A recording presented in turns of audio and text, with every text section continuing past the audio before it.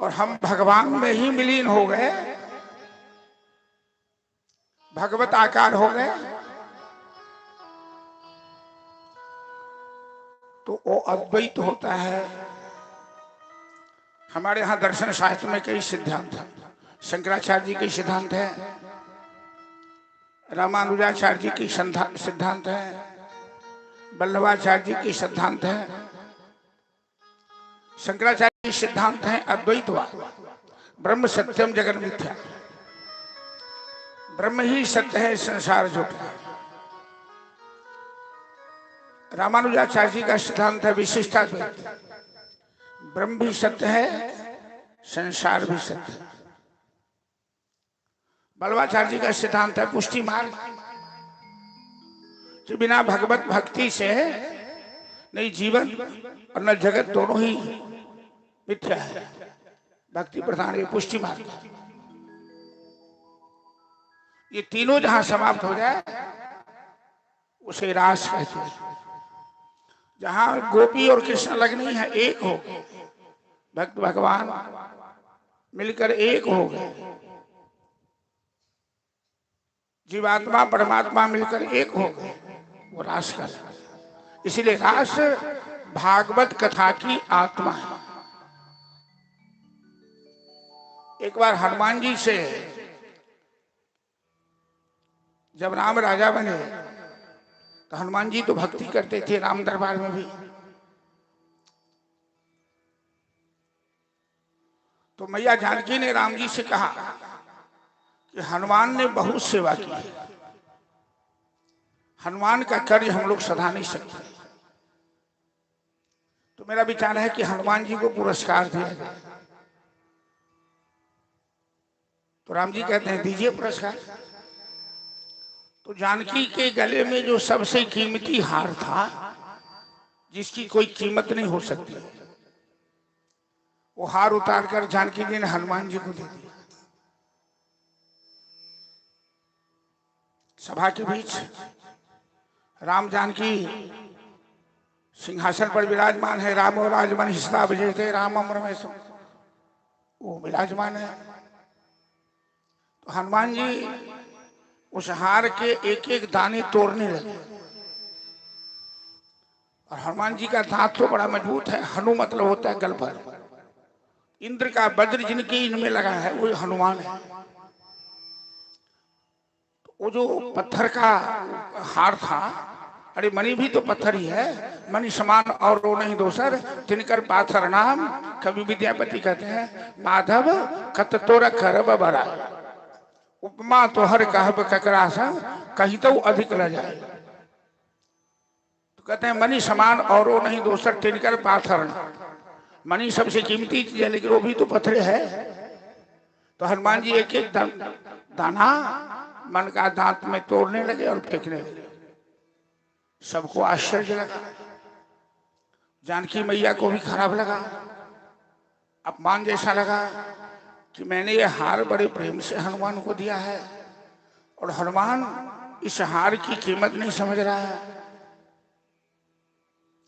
अयोध्या वासी सब कहने लगे बंदर क्या जाने अदरक का स्वाद, आखिर हनुमान जी तो बंदर है ना, इस हार की कीमत क्या समझेंगे।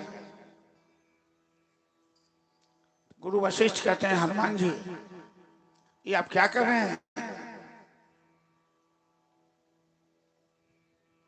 आप जानकी ने आपको ये हार बड़े प्रेम से दिया है, आप इसका अपमान कर रहे हैं, इसे तोड़ तोड़ कर फेंक रहे हैं। तो हनुमान जी कहते हैं गुरुदेव मैं इस हार में अपने राम जी को ढूंढ रहा हूं, इस हार में मेरे राम जी हैं कि नहीं है। तो वशिष्ठ जी कहते हैं इस हार में राम जी कहां से आएंगे, तो पत्थर है। तो हनुमान जी हार को फेंक दिए, कहा जब राम जी नहीं तो मेरे किसी काम की नहीं है। जानकी को और बुरा लगा, सबके सामने सभा में हार फेंक दिया हनुमान जी। गुरु वशिष्ठ बड़े ज्ञानी हैं, वो जानते हैं कि हनुमान साक्षात महादेव के अवतार है और हनुमान जी का यश बढ़ाना चाहते हैं। तो गुरु वशिष्ठ कहते हैं हनुमान, हनुमान जी आपने हार फेंक दिया क्योंकि हार में राम जी नहीं है, तो आपका शरीर भी तो बेकार है, शरीर में भी तो राम जी नहीं बैठे हैं। हनुमान जी कहते हैं गुरुदेव ऐसी बातें दोबारा मत कीजिए कि मेरे अंदर राम जी नहीं है, ये दोबारा मत कहिएगा। और हनुमान जी वहीं मंच पर बैठ खड़े होकर चीर चीर के छाती बता दिया, पवन पुत्र हनुमान मेरे तन में बसे हैं राम, मेरे मन में बसे। हनुमान जी ने अपने नाखून से छाती फाड़ा। तो जैसे राम जानकी सिंहासन पर हैं वैसे राम जानकी उनके अंदर बैठे। सभा के सभी लोग हनुमान जी के सामने हाजिर होकर खड़े। ये हनुमान जी की महिमा है। राम जी ने हनुमान जी से पूछा कि हनुमान तुम्हारे हमारे बीच कैसा संबंध है। हनुमान जी केवल बलवान नहीं है, हनुमान जी केवल शक्तिमान नहीं है, केवल ज्ञानी ही परम भक्त हैं और परम ज्ञानी है। 14 शास्त्र की ज्ञाता है हनुमान जी और सूर्य देव से विद्या प्राप्त किया है। तो हनुमान जी से पूछा कि तुम्हारे हमारे बीच कैसा संबंध है। तो हनुमान जी कहते हैं प्रभु हमारे आपके बीच 3 प्रकार का संबंध है। देह बुद्ध्या तुदासोहम, देह की बुद्धि से मैं आपका दास हूं, आप मेरे स्वामी हैं। जीव बुद्ध्या त्वदंशकः, जीव बुद्धि से मैं अंश हूं, आप अंशी हैं। अंशी मतलब पूर्ण, अंश मतलब अपूर्ण। तरंग और सागर, सागर अंशी है और तरंग अंश है। जीवात्मा अंश है, ईश्वर अंशी है, ईश्वर अंश जीव अविनाशी। तो देह बुद्ध्या तुदासो, जीव बुद्ध्या तुदंशकः और आत्म बुद्ध्या तवैवाहम इति में निश्चिता। और आत्म बुद्धि से, परमार्थ बुद्धि से, तत्व बुद्धि से मैं वही हूं जो आप हैं। आप में हमें कोई फर्क नहीं है। बड़ी ज्ञान की बात हनुमान जी ने कही। तो संसार में परमात्मा के साथ हम लोग का भी यही समझ है। हम उनके अंश हैं, वो हमारे मालिक हैं। और जब ज्ञान हो जाएगा तो रासलीला महाराज में आकर हम भी वही हैं, गोपी भी वही है जो कृष्ण है, भक्त भी वही है जो भगवान है। रास उसे कहते हैं जहां द्वैत अद्वैत हो गया। भगवान की लीला अपने निर्धारित समय से होती है।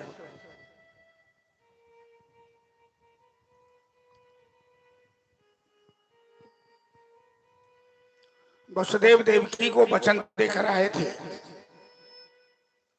कि 12वें साल में मथुरा में रहूंगा, कंस का वध कर आपको कारागार से मुक्त करूंगा। गोकुल वृंदावन में रहते हुए भगवान कृष्ण के 11 साल 3 महीने बीते। 125 वर्ष भगवान कृष्ण इस धरती पर रहकर लीला किया। 11 वर्ष 3 महीने वृंदावन में, 14 वर्ष 7 महीने मथुरा में और 100 साल द्वारिका में द्वारिकाधीश बनकर लीला किया। 125 साल में भगवान कृष्ण के न एक बाल पके थे, न एक दांत टूटे थे, न उनके चेहरे पे कहीं कोई शिकन आया था। भोलेनाथ जोगेश्वर हैं, और कन्हैया योगीश्वर है। 16,108 रानी रहते हुए भी श्री कृष्ण अखंड बाल ब्रह्मचारी। ये अद्भुत लीला है। एक बार रासमंडल में भगवान विलंब से, तो गोपियां कहती है आप आने में विलंब क्यों हुआ आपको? तो कहते हैं कि हमारे गुरुदेव आ गए थे, उनके स्वागत में समय लग गया। आपके गुरुदेव कौन है? अरे दुर्वासा जी मेरे ब्रह्म विद्या की गुरु हैं। कहाँ है वो? तो यमुना के उस पार हैं। तो गोपियां कहती है अपने गुरुदेव से हमें नहीं मिलेंगे, तो चली जाओ दर्शन कराओ। सभी गोपियां थाल में व्यंजन पकवान लेकर चली दुर्वासा जी का दर्शन करने।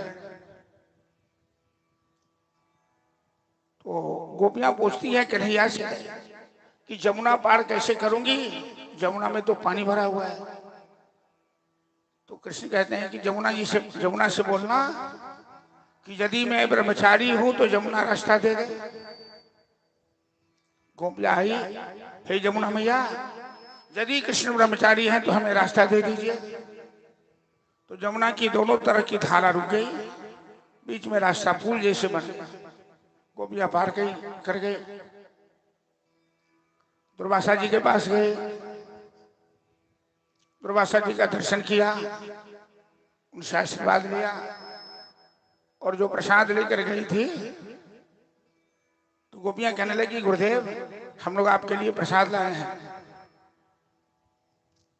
तो दुर्वासा जी कहते हैं इतने सब तुम लोग अलग अलग लाई हो, मैं कहां तक खाता रहूंगा, तो मैं मुंह फैला देता हूं, इसमें डाल दो सब। तो जैसे बखारी में हम लोग अन्न डालते हैं या ड्राम में डालते हैं, दुर्वासा जी ने मुंह फैला दिया, सभी गोपियां वो थाल की थाल उनके मुंह में डाल दी। दुर्वासा जी ने सबका स्वाद बता दिया कि इसका ऐसा स्वाद था, इसका ऐसा। दुर्वासा जी साक्षात महादेव हैं। अब गोपियां जाने लगी तो कहते गुरुदेव हम लोग जाएंगे कैसे, यमुना में पानी भरा है। तो दुर्वासा जी पूछते हैं कि तुम लोग आई थी कैसे? तो कृष्ण के नाम पर पार हो गए कि कृष्ण यदि ब्रह्मचारी है तो यमुना मैया रास्ता दे दे।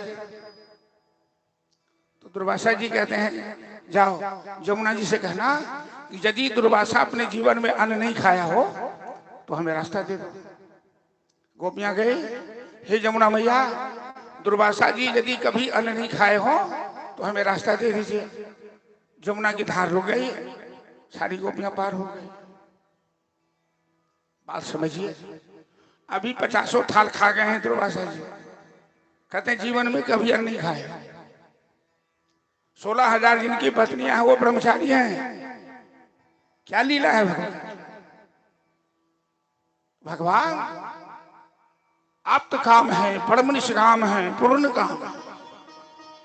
स्त्री पुरुष का भेद उनमें कहां है? वो तो कामदेव को लगाम कसते हैं रासलीला में। दुर्वासा जी को अन्न में कहीं आसक्ति नहीं है, वो तो दूब का रस पीते हैं। नाम दुर्वासा क्यों है? संस्कृत में दूब को दुर्वा बोलते हैं, दुर्वाधन। तो दूब का रस पीते हैं दुर्वासा जी। अब भक्तों का भाव देखा तो बस 50 थाल खा गए, लेकिन उनमें उनको कोई आसक्ति नहीं है। निरासक्त भाव से जो जीता है वो योगेश्वर का, भगवान कृष्ण योगेश्वर है, दुर्वासा जी योगेश्वर है। 125 वर्ष के बाद भी कृष्ण के चेहरे पे कहीं शिकन नहीं थी। आज अब वृंदावन छोड़कर मथुरा जाना चाहेंगे, नारद जी को भेजा कंस के पास। अरे कौन लग गया पीछे चला।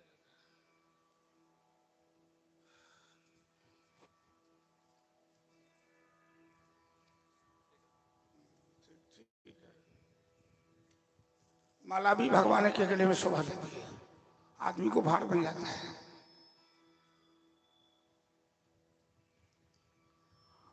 तो नारद जी नारद जी आए कंस के पास। कंस सर पे हाथ रख के सोच रहा था, चिंतित मुद्रा में था। नारद जी कहते नारायण नारायण, अरे भोजराज, तू इतने बड़े बलवान हो, तू चिंता क्यों करता है? कंस कहता है नारद जी, मैं नंद के बेटा के विषय में सोच रहा था। उसमें कौन सा चमत्कार है कि मैंने उसे मारने के लिए जिस राक्षस को भेजा, एक भी जिंदा नहीं आया। और ताजुब की बात है, जो अस्त्र शस्त्र भी नहीं पकड़ता है। पुतना को मारा, बकासुर को, अघासुर को, तृणावर्त को, शक्तासुर को, सबको मार दिया। नारद जी कहते हैं नारायण नारायण, ये मूर्ख, वो नंद का बेटा कोई और नहीं, वो देवकी का ही 8वां पुत्र है। वसुदेव जी ने तेरे साथ छल किया, अपना लल्ला गोकुल में छिपा दिया, नंद महल में। हेलो हाँ सुते तो बोझू सुत रहे जगह बड़ा कथा सुनू ने सुते किया हाँ के एक बंद दो काज भरला बजो के देखे कथो सुने। दरभंगा में सबसे बड़े साउंड पार्टी श्याम साउंड का नाम सुने हो? श्यामा मंदिर का सारा कार्यक्रम वो मेरी कथा में बराबर है। तो श्याम जी कहते हैं कि यहाँ की कथा में हम पाई नहीं देखे, हम कथा सुन ले चलिए। वो एक बार बाजा सेट कर दिया, फिर बीच में छूता नहीं है और कथा सुनता रहा, पूरी कथा सुनता है। तो वसुदेव जी ने तुम्हारे साथ छल किया है। कंस बड़ा उत्तेजित हो गया, ये मजाल वसुदेव की, मेरे साथ विश्वासघात, मैं उसे जिंदा नहीं छोड़ूंगा। नारद जी आग भी लगाते हैं, पानी भी डालते हैं। अरे मूर्ख, अरे वसुदेव तेरा दुश्मन नहीं है जो वसुदेव को मारने जा रहे हो, तेरा दुश्मन वसुदेव का पुत्र है और अभी बच्चा है, 12 साल का नहीं हुआ है। बड़ा हो जाएगा तो तुझे मार डालेगा। कोई बहाना बनाकर बुला ले उसे मथुरा में। तेरे पास तो अभी और बलवान राक्षस हैं, मुष्टिक हैं, चांदूर हैं, अरिष्टासुर हैं, कुंवरिया वीर हैं। कि नारद जी चुन चुन करके एक एक राक्षस को मरवाना चाह रहे हैं भगवान से। तो तुम बुलवा ले, कृष्ण बलराम अभी बच्चा है, यहाँ मरवा देना। तुम एक यज्ञ का आयोजन कर और इसी बहाने कृष्ण बलराम को बुलवा ले, नंद जी को निमंत्रण भेज। नारद जी ऐसे बुद्धिमान हैं कि राक्षस के भी विश्वासपात और देवताओं के भी विश्वासपात। अपना सबके मैथिली में कहे मुदुसी के ई बड़ों के मैं कनियों के ने दोनों तरफ की पानी मारा वाला। तो नारद जी दोनों हैं, लेकिन नारद जी की लीला, नारद जी तो भगवान के मन है, भगवान की आत्मा है। तो नारद जी वहां से चले गए। कंस ने एक जगह आयोजन किया और तुरंत अक्रूर जी को बुलाकर वृंदावन भेजा। कंस ने अक्रूर जी से कहा कि आप नंद जी को मेरा निमंत्रण जाकर दीजिए और मैंने उन्हें कृष्ण बलराम के साथ यहाँ बुलाया है। इस यज्ञ में धनुष यज्ञ का आयोजन किया। अक्रूर जी रथ लेकर गए, लेकिन मन में बड़ा पश्चाताप हो रहा है अक्रूर जी। अक्रूर जी जानते हैं कि कंस की नियत में खोट है, खराब है। कृष्ण बलराम को बुलाकर मार डालेगा और मैं ही बुलाने जा रहा हूं तो हमें भी तो पाप लगेगा। भगवान का ध्यान कर अक्रूर जी वृंदावन प्रस्थान किए। इधर उधर समय बिताते हुए शाम के समय पहुंचे वृंदावन। कृष्ण बलराम गाय चरा के आए थे, अक्रूर जी को देखा, तुरंत चरण छू के प्रणाम किया। चाचा चाचा। कृष्ण बलराम को देखने से अक्रूर जी की आंख में आंसू आ गए। ये दोनों दुगल जोड़ी कितने सुंदर हैं, लेकिन दुख की बात है कि कंस इन्हें कल मार डालेगा। कंस तो बड़ा बलवान है, कंस से कोई जीतता नहीं है। भगवान अंतर्यामी है। अक्रूर जी के मन का भाव भगवान समझ गए। इन्हें लगता है कि कंस हमें मार डालेगा। तो कृष्ण कहते हैं, चाचा अरे आपका ध्यान कहाँ है, आपकी आंख में आंसू क्यों? अक्रूर जी बात बदल देते, नहीं नहीं, तुम्हें देखकर मेरी आंख में आंसू आया है। तुम दोनों भाई कितने सुंदर हो। कन्हैया कहते, चाचा हमसे झूठ मत बोलो, हम सबकी बात जानते हैं, आप चिंता मत करो। कहते कहते कन्हैया ने अक्रूर जी के माथे पर हाथ रख दिया। एक तो बच्चा का स्वभाव है, बच्चा बड़े बुजुर्ग को भी आशीर्वाद देता है, पिता को आशीर्वाद देगा, गुरु को आशीर्वाद दे देगा, बाल स्वभाव है। तो कन्हैया ने माथे पर हाथ दिया और तात्पर्य था कि अक्रूर जी को आशीर्वाद दिया कि चिंता मत कीजिए, आप सब ठीक हो। नंद बाबा निमंत्रण लेकर अंदर गए यशोदा के पास। नंद बाबा को बड़ी प्रसन्नता हुई कि कंस ने हमें यज्ञ में बुलाया है। तो खुशी खुशी यशोदा को कहने गए कि कल प्रातः काल कृष्ण बलराम के साथ हम मथुरा जाएंगे, यज्ञ में कंस ने हमें बुलाया है। अक्रूर नंद जी को पता नहीं कि यशोदा ये समाचार बर्दाश्त नहीं कर पाएगी। आज तक यशोदा ने कभी क्रोध नहीं किया। यशोदा का स्वभाव एक बड़ा भोला भाला स्वभाव था। आज पहली बार यशोदा क्रोध कर रही है, नंद बाबा से झगड़ने लगे।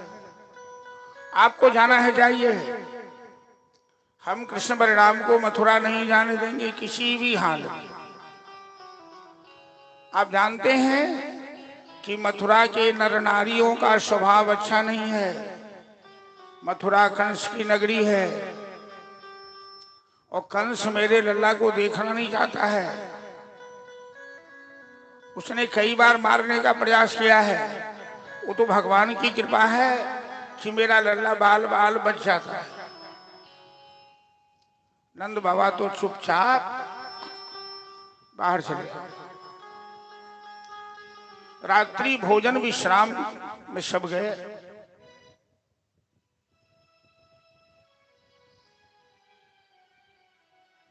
कन्हैया मैया यशोदा के साथ सोते थे बिस्तर। 12 बजे रात में नींद खुली तो बिस्तर टटोल के देखा मैया यशोदा बिस्तर पर नहीं है। ढूंढने निकले तो देखते हैं आंगन में बैठकर यशोदा की आंख डबडबाए हैं, आंसू बह रहे हैं, अकेले में बैठ कर रो रहे हैं। कन्हैया माँ की गोद में बैठ गए, माँ के गले से लिपट गए, आंचल लेकर माँ का आंसू पोंछा। मैया क्या हो गया तुम्हें, तुम क्यों इतनी उदास हो, क्यों आंसू बहा रही हो? इस सुनसान रात में अकेले में बैठकर यशोदा कहती है, लल्ला जब से अक्रूर आया है वृंदावन, मेरे चैन छिन गए, मेरे होश गायब हो गए। तेरे बाबा ने कहा कि तू कल वृंदावन से मथुरा चला जाएगा। लल्ला इस बुढ़ापे में हमारे जीने का कोई और मकसद नहीं है, हम तो तेरे लिए ही। हेलो, आवाज बढ़ाओ ना थोड़ी, हो खोल के रखो ना आवाज। हम तो तुम्हारे लिए ही जी रहे हैं और तेरे बिना तो मैं एक भी दिन नहीं रह सकती। कन्हैया कहते मैया, अरे मैं वृंदावन मथुरा जाऊंगा तो सब दिन के लिए थोड़े जाऊंगा, अरे कुछ काम है निपटाने के बाद मैं आ जाऊंगा फिर। यशोदा कहती है, लल्ला आज तक मैंने तुमसे एक भेद छिपा कर रखा है, डर के मारे बताई नहीं। कौन सा भेद? तू मेरा अपना बेटा नहीं है, मैंने तुम्हें जन्म नहीं दिया है, मैंने तो केवल तुम्हारा लालन पालन किया है, तुम्हारी सेवा की। तू देवकी का पुत्र है और हमें इसी बात का डर है कि तू जाएगा तो वापस नहीं आएगा, और तू वापस नहीं आएगा तो मैं जिंदा नहीं रहूंगा।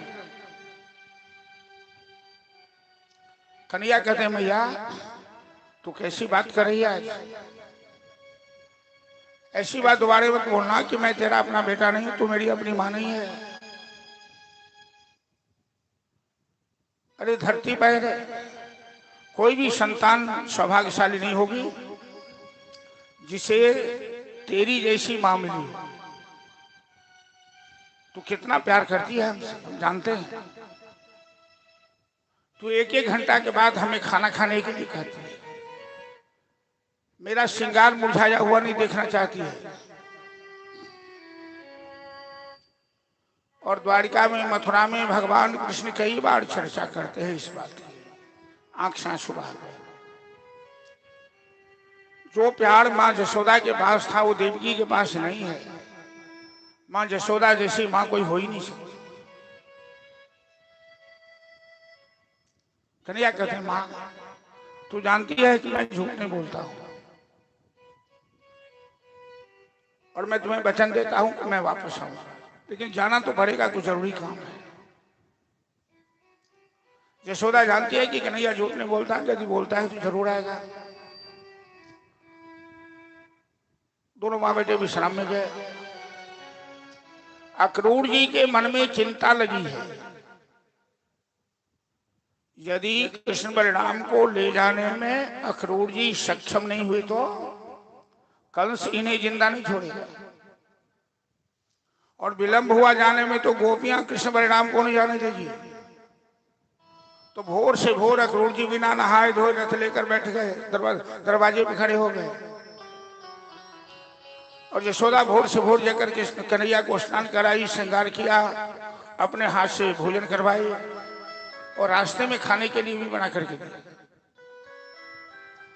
तब तक में झुंड की झुंड गोपियां सब आ गई, अक्रूर जी के रथ को चारों तरफ से घेर,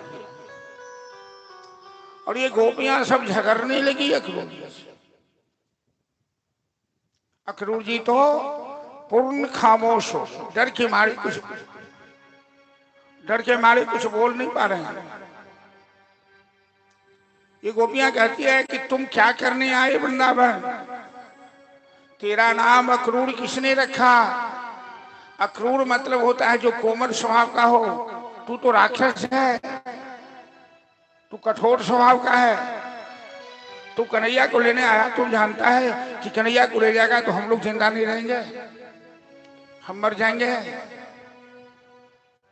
और तुमने सोच कैसे लिया कि ले जाएगा? अक्रूर जी कहते हैं कि नंद यशोदा ने कहा है। अरे नंद यशोदा को छोड़ो, नंद यशोदा कौन होते हैं कहने वाले? देखिए कन्हैया कितने प्यारे हैं, और कन्हैया पर सबका अधिकार कैसा है। एक गोपियां कहती है कि नंद यशोदा के कहने से कन्हैया चला जाएगा, कन्हैया पर केवल नंद यशोदा का अधिकार है। अरे हम सबका बड़ा बड़ा अधिकार है। हमने कात्यायनी भगवती की उपासना की, हमने एकादशी व्रत किया, हमारे पुण्य से ही तो कन्हैया का आगमन हुआ है। हम किसी हाल में नहीं जाने। ब्रजमंडल का ही सितारा नहीं, जगती तल का उजियारा है वो, मनमोहक था इतनी उसमें, सबके मन का अति प्यार है वो। चही भांति विषारु बता मोहन, मनमोहन प्राण हमारा है तो, मत छोड़ चलो वृंदावन को, नहीं तेरे बिना गवारा है कुछ। सुखदेव जी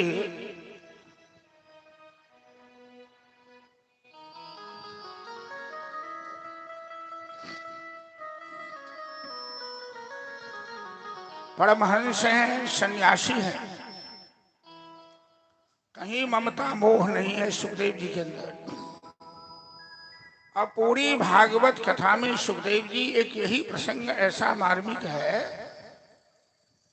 जहां उनकी वाणी अवरुद्ध हो जाती है,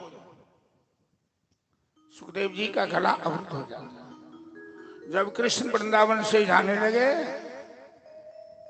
इन गोपियों के ऊपर क्या बीता, जर चेतर सब रो पड़े,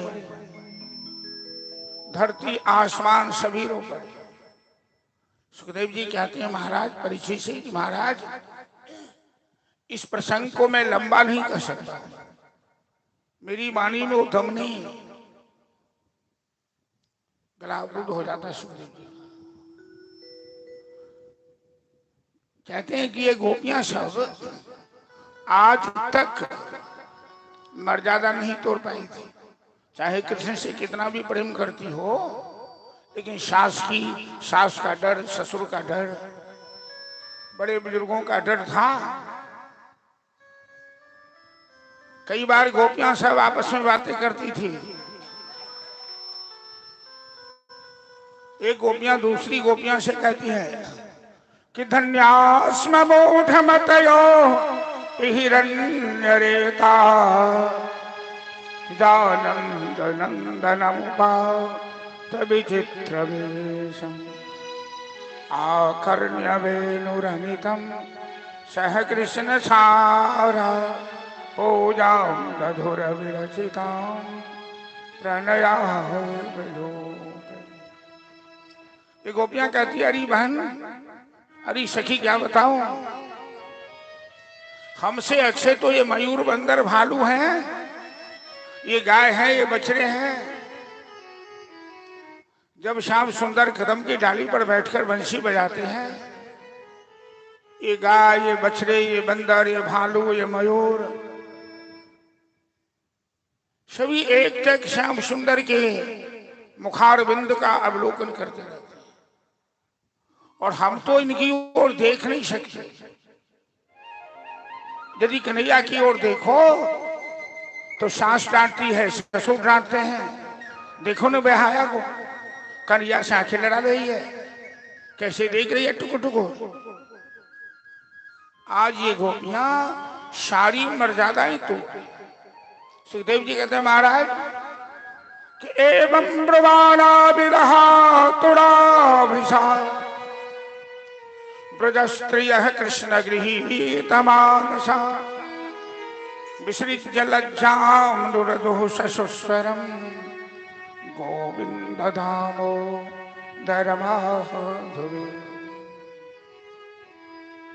गोपियां सब कहती है, कहते कहते कन्हैया मत जा, कन्हैया गोकुल छोड़कर मत जा, वृंदावन छोड़कर मत जा, हम तेरे बिना नहीं जी सकते, नहीं रह सकते। सारी गोपियां चिल्लाने लगी, अक्रूर जी तो खामोश खड़े हैं। नंद बाबा बैलगाड़ी पर तैयार होके, ग्वाल बार सब तैयार होके आ गए। मैया यशोदा भी रो पड़ी, सब रो पड़े।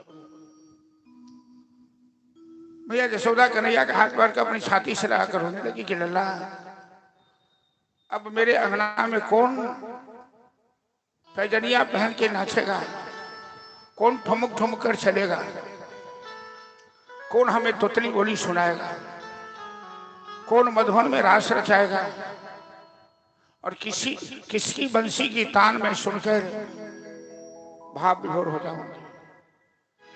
इस तरह से मैया यशोदा रोने लगी, सभी रोने लगे।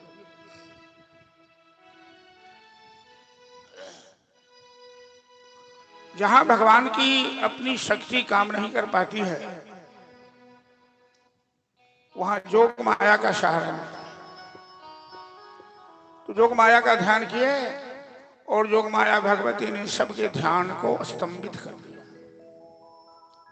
जैसे डॉक्टर किसी का ऑपरेशन करता है तो उसे इत्थर सुंघा देता है ना, वो बेहोश हो, इत्थर के नशा से बेहोश हो जाता है।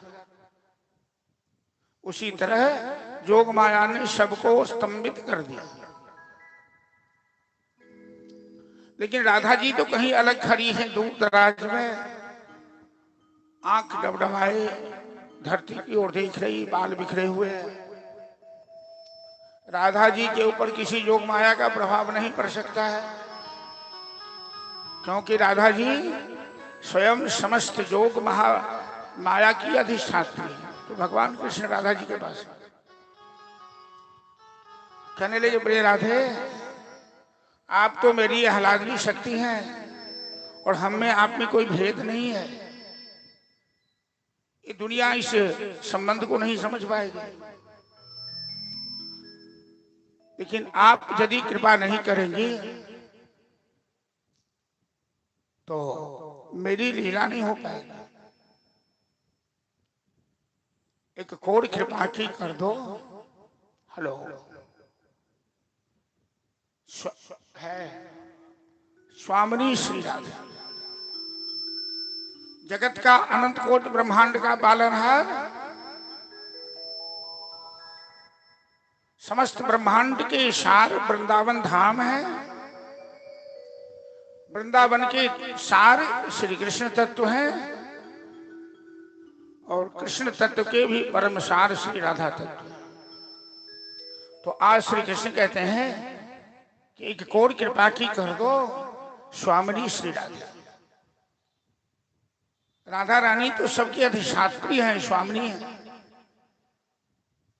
कान्हा की झोली भर दो। यदि तुम नहीं कृपा करोगी, तुम नहीं सहायता करोगी, तो आगे जो धरती का भार अभी हल्का करना है, कंस जिंदा है, जरासंध जिंदा है, मुष्टिक चाणूर जिंदा है, बड़े बड़े और आतंकवादी सब जिंदा है, सबका संहार करना है। तो आप कृपा कीजिए। चलिए एक भजन हम लोग श्रवण करते हैं। तो श्याम सुंदर राधा जी से प्रार्थना करें। बोले कृष्ण कन्हैया लाल की जय, राधा रानी की जय।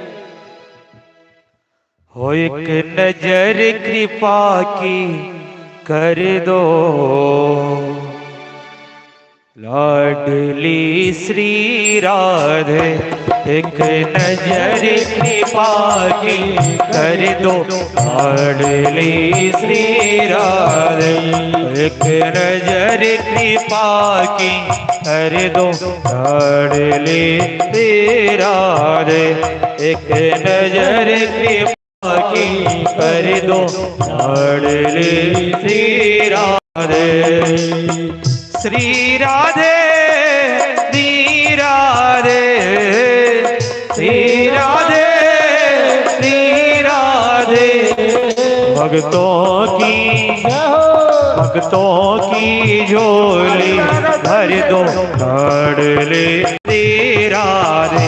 ओ भक्तों की झोली भर दो, लाडली श्री राधे। ओ एक नजर कृपा की कर दो, लाडली श्री राधे।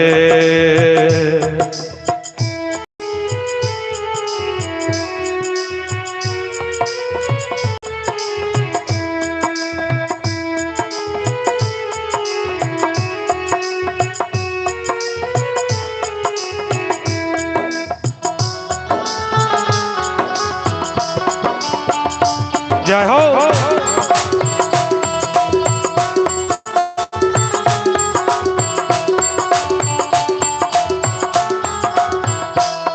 ओ माना की मैं पतित बहुत हूँ, माना की मैं पतित बहुत हूँ, माना की मैं पतित बहुत हूँ, माना की मैं पतित बहुत हूँ। तेरो पतित पावन है लाडली श्री राधे। तेरो पतित पावन है लाडली श्री राधे। एक नजर कृपा की कर दो, लाडली श्री राधे।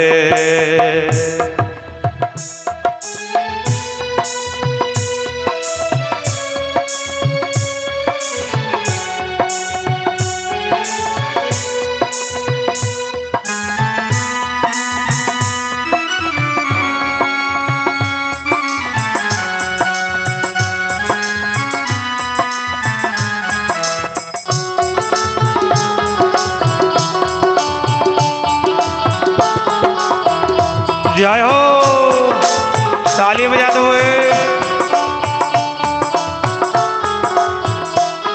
ओ जो तुम मेरे अवगुण देखो, जो तुम मेरे अवगुण देखो, जो तुम मेरे अवगुण देखो, जो तुम मेरे अवगुण देखो। मत रखना, मत रखना कोई हिसाब, ले श्री राधे। ओ मत रखना कोई हिसाब, लाडली श्री राधे। एक नजर कृपा की कर दो, लाडली श्री राधे।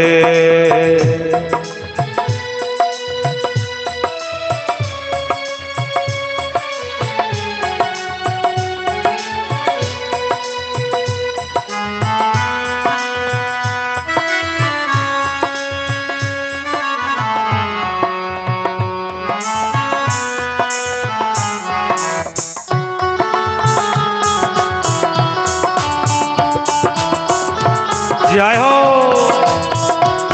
हरि बोल।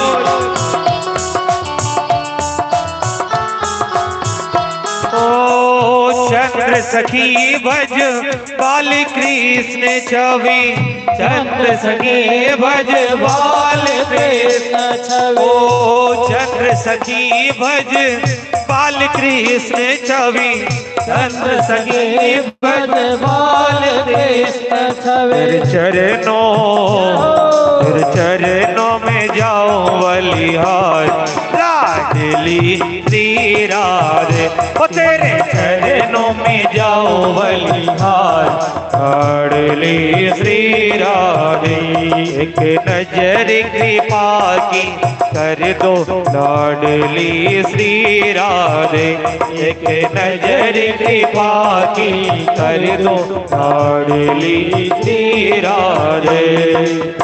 श्री राधे, श्री राधे, श्री राधे, श्री राधे। भक्तों की झोली भर दो, लाडली श्री राधे। ओ भक्तों की झोली भर दो, लाडली श्री राधे। ओ एक नजर कृपा की कर दो, लाडली श्री राधे। एक नजर कृपा की कर दो, लाडली श्री राधे। जय जय श्री राधे।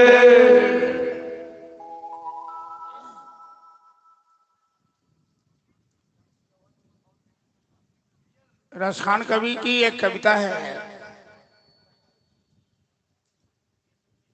कि वेद में ढूंढो पुराणन कानन, भगवान को कहाँ कहाँ ढूंढा, वेद में, उपनिषद में, पुराण में, तीर्थों में। किसी ने कहीं नहीं बताया कि कहाँ है भगवान। तो कहाँ देखा उनको? वृंदावन की कुंज गली में राधा जी को पलोटत पाए। कन्हैया वृंदावन की कुंज गली में राधा जी के चरण दबा रहे हैं। ये है राधा शक्ति। राधा जी कहती हैं कि श्याम सुंदर, आप तो मथुरा जाकर जनवंशों के राजा बनेंगे, राजनीति में लग जाएंगे, और मैं क्या करूंगी? मेरा समय कैसे बीतेगा? मैं आपके इंतजार में जिंदगी कैसे बिताऊं? तो कन्हैया कहते हैं कि राधे, आप जानती हैं कि इस बंसी से हमें कितना प्यार है। बंसी के बिना मैं नहीं रह सकता। आज ये प्यारी बंसी मैं आपको सौंप रहा हूं, और ये अपनी पीताम्बरी में मैं आपको दे रहा हूं। आप जब जब बंसी बजाकर हमें याद करेंगे मैं आपके पास आ जाऊंगा। वृंदावन जाने से पहले मथुरा जाने से पहले श्याम सुंदर ने अपनी प्यारी बंसी श्री राधा जी को सौंप दी। परीक्षित पूछते हैं कि गुरुदेव, श्याम सुंदर को बंसी से बड़ा ही प्रेम था, वो बंसी के बिना तो चैन नहीं रहते थे, तो बंसी कैसे दे दिया? सुखदेव जी कहते हैं हाँ, इसके पीछे कारण है कि जा रहे हैं मथुरा, बंसी प्रेम की प्रतीक है, वृंदावन प्रेम की भूमि है और मथुरा कंस की नगरी है, जहां प्रेम का कोई महत्व नहीं, वहां अस्त्र शस्त्रों का महत्व। इसलिए श्याम सुंदर ने प्रेम की प्रतीक बंसी श्री राधा जी को सौंपी। अब मथुरा में बंसी का क्या काम है? वहां बंसी की कदर करने वाला कहाँ है?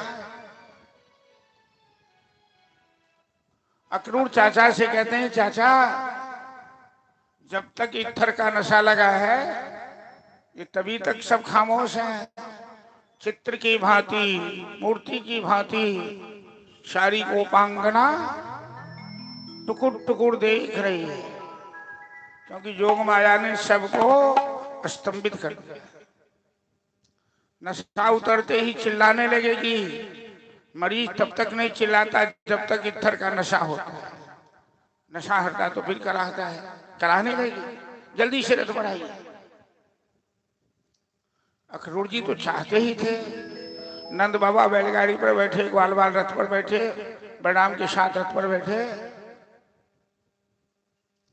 और वृंदावन की पावन भूमि को, वृंदावन धाम है, ये भगवान का स्वरूप है, जहां नित्य लक्ष्मी निवास करती है। वृंदावन की अधिष्ठात्री शक्ति स्वामिनी श्री राधा रानी जी हैं। तो इस धरती को प्रणाम कर कथा को हम लोग आगे बढ़ाते हैं।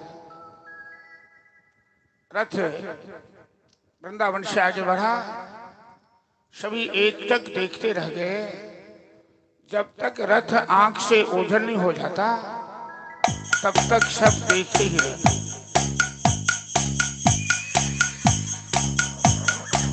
रथ जब आंख से ओझल हो गया, अक्रूर जी स्नान नहीं किए थे, तो रथ को रोका जमुना के किनारे और जमुना स्नान करने गए।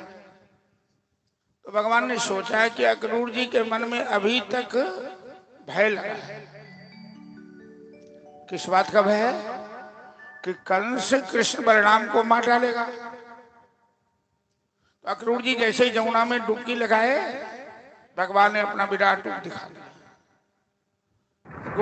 गोता लगाते हुए अक्रूर जी भगवान की स्तुति करने लगे और अक्रूर जी ने उसे विराट पुरुष का दर्शन किया। वो समझ गए इनका बाल बाका कौन कर सकता है, ये तो काल के भी काल स्वयं महाकाल हैं। तो अक्रूर जी आश्वस्त हो गए, कृष्ण बलराम को प्रणाम किया, अब निश्चिंत होकर रथ को आगे बढ़े।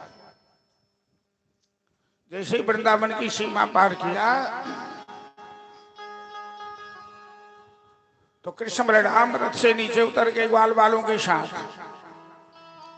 और नंद बाबा से कहने लगे, बाबा हम पहले बार वृंदावन की सीमा पार किए हैं, तो पैदल यात्रा करेंगे, आप गाड़ी पर बैठकर यज्ञशाला में चलिए, क्योंकि मथुरा की सारे नर नारियां कृष्ण बलराम के दर्शन के लिए सड़क के किनारे भीड़ लगाए, कोई झरोखे पर है, कोई सड़क के किनारे। तो भगवान ने सोचा कि रथ पर बैठकर जाऊंगा तो ये लोग दर्शन नहीं कर पाएंगे, तो पैदल यात्रा शुरू किया। इस बीच में ग्वाल वालों ने कहा, कन्हैया अरे हम तो चरवाहे हैं, जा रहे हैं शहर में पहली बार राज दरबार में, तो कपड़ा थोड़ा अच्छा होता ना, चरवाहों का कपड़ा पहन के जाएंगे, जैसा देश वैसा भेष होना चाहिए। इसी बीच में कंस के भय से तो दुकान बाजार सब बंद है, लेकिन एक धोबी कपड़े का बंडल लेके जा रहा था कंस के दरबार की ओर। कन्हैया कहते रे मामा जी जरा सुनना तो। धोबी ने मुड़ के देखा है, हमें मामा का क्या चिढ़ा रहा है, क्या है तुम कौन है, हमें मामा क्यों कह रहा है। कन्हैया कहते मामा जी, अरे मथुरा के राजा कंस मेरे मामा हैं, और तू मथुरा की प्रजा है तो तुम भी मेरे मामा लगोगे, बुरा मत मानना। क्या बात है, अरे थोड़ा कपड़ा मेरे मित्रों को दे दो, ग्वाल बाल को दे दो, ये पहले बार शहर में जा रहे हैं, इनके पास अच्छे कपड़े नहीं। धोबी स्वभाव का बहुत रहा है, बेशर्म कहीं का, कपड़ा मांगता है, शर्म नहीं आ रही है। कन्हैया कहते मैं तो बिल्कुल बेशर्म हूं, हमें शर्म का आती है, लेकिन तुम बेशर्म की तरह क्यों बात कर रहा है। बलराम जी कहते कन्हैया, अरे इसका स्वभाव तो बड़ा टेढ़ा है, ये आंख से काना भी है। कहते काना है इसी के स्वभाव का टेढ़ा है, चलो इसका हिसाब किताब पुराना बाकी है। सीता राम राज में जनक नंदिनी के ऊपर धोबी ने अंगुली उठाया था कि सीता कलंकनी है, और मैंने इसकी बात मानकर सीता का त्याग किया था, इसका हिसाब पुराना चुकाना है। बस ऐसा झापड़ लगाया कि धोबी ने दम तोड़ दिया, कपड़े सारे ग्वाल बाल धारण कर लिए। अब ग्वाल बाल कहने लगे कन्हैया कपड़े तो अच्छे हो गए, कीमती कपड़े, राज दरबार का कपड़ा है। भगवान की माया, ऐसा लगा कि सबके नाम से सिलाएगा, फीटम फीट है, लेकिन चंदन के बिना ये कपार सोना लग रहा है। ब्रजवासी चंदन के बड़े प्रेमी, आज भी जाइए वृंदावन में तो ब्रजवासी सब पूरे कपार में क्या गाल में पूरे चंदन लगा। कहते कन्हैया अरे थोड़ा चंदन का इंतजाम कर दो ना, अच्छा नहीं लगता। और हमारी मिथिला में तो चंदन की भी आलोचना करते हैं लोग, मछली खाने वाले सब चंदन वाले को देखना नहीं चाहते। जैसे चोर को चांदनी रात अच्छी नहीं लगती, इसी तरह जिसके अंदर खुद खोट है उससे वो अच्छा नहीं लगता है। तो एक कुबरी चंदन लेके जा रही थी कंस के दरबार की दासी, सेंद्री नाम है, त्रिबकरा। तो श्री कृष्ण कहते हैं अरे सुंदरी जरा सुनना, कुबड़ आदमी को कोई सुंदर कहता है क्या? कुबड़ को तो चिढ़ाता है लोग, देखो इस कुबड़ा को, देखो इस कुबड़ी को। लेकिन कन्हैया का दिल बड़ा ही सुंदर है, और जिसका अपना दिल सुंदर होता है ना वो सबको सुंदर कहता है। और जिसका दिल खुद बुरा हो, बुरा जो देखन में चला, बुरा न मिलिया कोई, जो दिल देखा अपना मुझसे बुरा न। जब अपने दिल को टटोलोगे तो पता लगेगा कि हम में कितनी खोट है। इसीलिए भागवत कहता है कि अन्नस्य गुण दोष चिंतनमासु मुक्त्वा, दूसरे के गुण दोष की आलोचना मत करो। धर्मम भजस्व सततम तजलोक धर्म, धर्म का त्याग मत करो और सेवा सत्कार में लगो। अमुक व्यक्ति खराब है, अमुक व्यक्ति के घर में नून है कि चीनी है कि तेल है, अरे दूसरे घर में तेल मिर्ची है कि नहीं, तुमको क्या लगा है, तू अपना काम तो कर। कुबरी ने देखा ये आदमी तो स्वयं तीनों लोक में सबसे सुंदर लगता है, हमें कैसी सुंदरी कहा। कहती है श्याम सुंदर, अरे मेरे काम तो जिंदगी में पहले बार सुन रहे हैं कि हमें भी कोई सुंदरी कहता है, मैं क्या सेवा करूं। कन्हैया कहते हैं कि थोड़ा सा चंदन मेरे मित्रों को दे दो, ये दरबार में जा रहे हैं और ब्रजवासी चंदन के बड़े प्रेमी होते हैं। चंदन बंदते नित्यम पवित्रम पापनाशनम, चंदन की वंदना नित्य कीजिए, ये पवित्र होता है, ये पाप नाशक होता है, लक्ष्मी का वास होता है।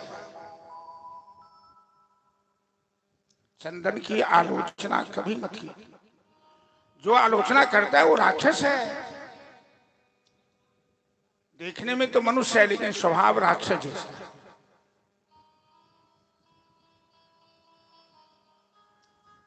हमें याद है कि जब पहले बार मैं ये चंदन शुरू किया तो एक बाराती गया था और लाला परिवार से ही एक आदमी, वो प्रतिष्ठित आदमी था, खौड़ा परसोल गांव है मुजफ्फरपुर। वो मेरे पीछे पड़ गया हाथ में। वो लाला जी राम राम राम राम इकी केनो मैथिल भक्त चंदन को ले लो। मैंने मुंह घुमा लिया, इधर घुमाया तो उधर चला गया। इकी को ले लो। जब बर्दाश्त नहीं हुआ तो मैं उसको ऐसा जवाब दिया। फिर जब तक बाराती रही, अब तो एक टाइम बाराती रहती है, उस समय दोनों सांझ बाराती रहती थी, बहुत पहले की बात है। वो फिर वो बूढ़ा के दरवाजे पर टपा नहीं, कसम खा के गया। मैं कहा कि चंदन देखकर तो आपका दिमाग खराब हो रहा है, और जब मेरे गले में कंठी देखेगा तो क्या होगा। लेकिन मैं वहां भाषा दूसरी बोला था जो व्यास मन से नहीं बोली। यहां चंदन की आलोचना कर तो कुबरी कहती है श्याम सुंदर, मैं कंस के दरबार की दासी हूं और मेरे हाथ का चंदन कंस को बहुत पसंद आता है। लेकिन क्या बताऊं कि जब जब कंस चंदन लगाता है तो हमको अच्छा नहीं लगता है, क्योंकि ये चंदन तो तुम्हारे योग्य है। इस चंदन के सही अधिकारी तुम हो। मेरे भगवान पर जो शोभा देता है कोई भी चीज, वो किसी पर नहीं दे सकता। नहीं, भगवान के सब कुछ सुंदर है। अतरम मधुरम चलितम मधुरम बलितम मधुरम हस्तम मधुरम गुंजा मधुरा गावा मधुरा जमुना मधुरा बीची मधुरा तिलकम मधुरम। उनके सब कुछ अच्छे हैं, क्योंकि भगवान का स्वरूप तो सांसारिक स्वरूप है नहीं, वो तो दिव्य स्वरूप है। उनमें विकार है ही नहीं, वो चिन्मय स्वरूप है। तो दासी कहती है, मैं जानती हूं कि यदि मैंने आपको चंदन दिया तो कंस आपको देखना नहीं चाहता है, कुबरी को मालूम है, और कंस हमें फांसी पर चढ़ा देगा। लेकिन मुझे फांसी का कोई गम नहीं है, मैं मर जाऊं। आज आपके शरीर में अपने हाथ से चंदन लगा, ये है प्रेम। अपने प्राण की परवाह किए बिना कुबरी ने श्याम सुंदर के शरीर में चंदन का लेप किया। चंदन कोई बहुत कीमती चीज नहीं थी। भगवान के लिए चीज का महत्व नहीं होता है। युधिष्ठिर की राजसूय सभा में जब शिशुपाल ने भगवान को गालियां देना शुरू किया तो उनकी मां को वचन दिया था कि 100 अपराध हम क्षमा करेंगे इसकी, क्योंकि ज्योतिषियों ने बताया था कि शिशुपाल का वध कृष्ण के हाथ है। ये तो सनकाद ऋषि के शाप से जय विजय बन शिशुपाल बन गया। जब कृष्ण की प्रथम पूजा हुई तो शिशुपाल गालियां देना शुरू किया। जब गालियां देना शुरू किया, 75-80 गालियां दिया तो भगवान खड़े हो गए सभा में। कहते हैं शिशुपाल अब सोच समझ के गालियां दे, 100 गालियां तक मैं तुझे क्षमा करूंगा। जैसे ही 100 पार किया, भगवान ने सुदर्शन नचाया और शिशुपाल का शिरच्छेद किया। तो इतने आवेश में सुदर्शन का संघर्षण लगा भगवान की अंगुली में।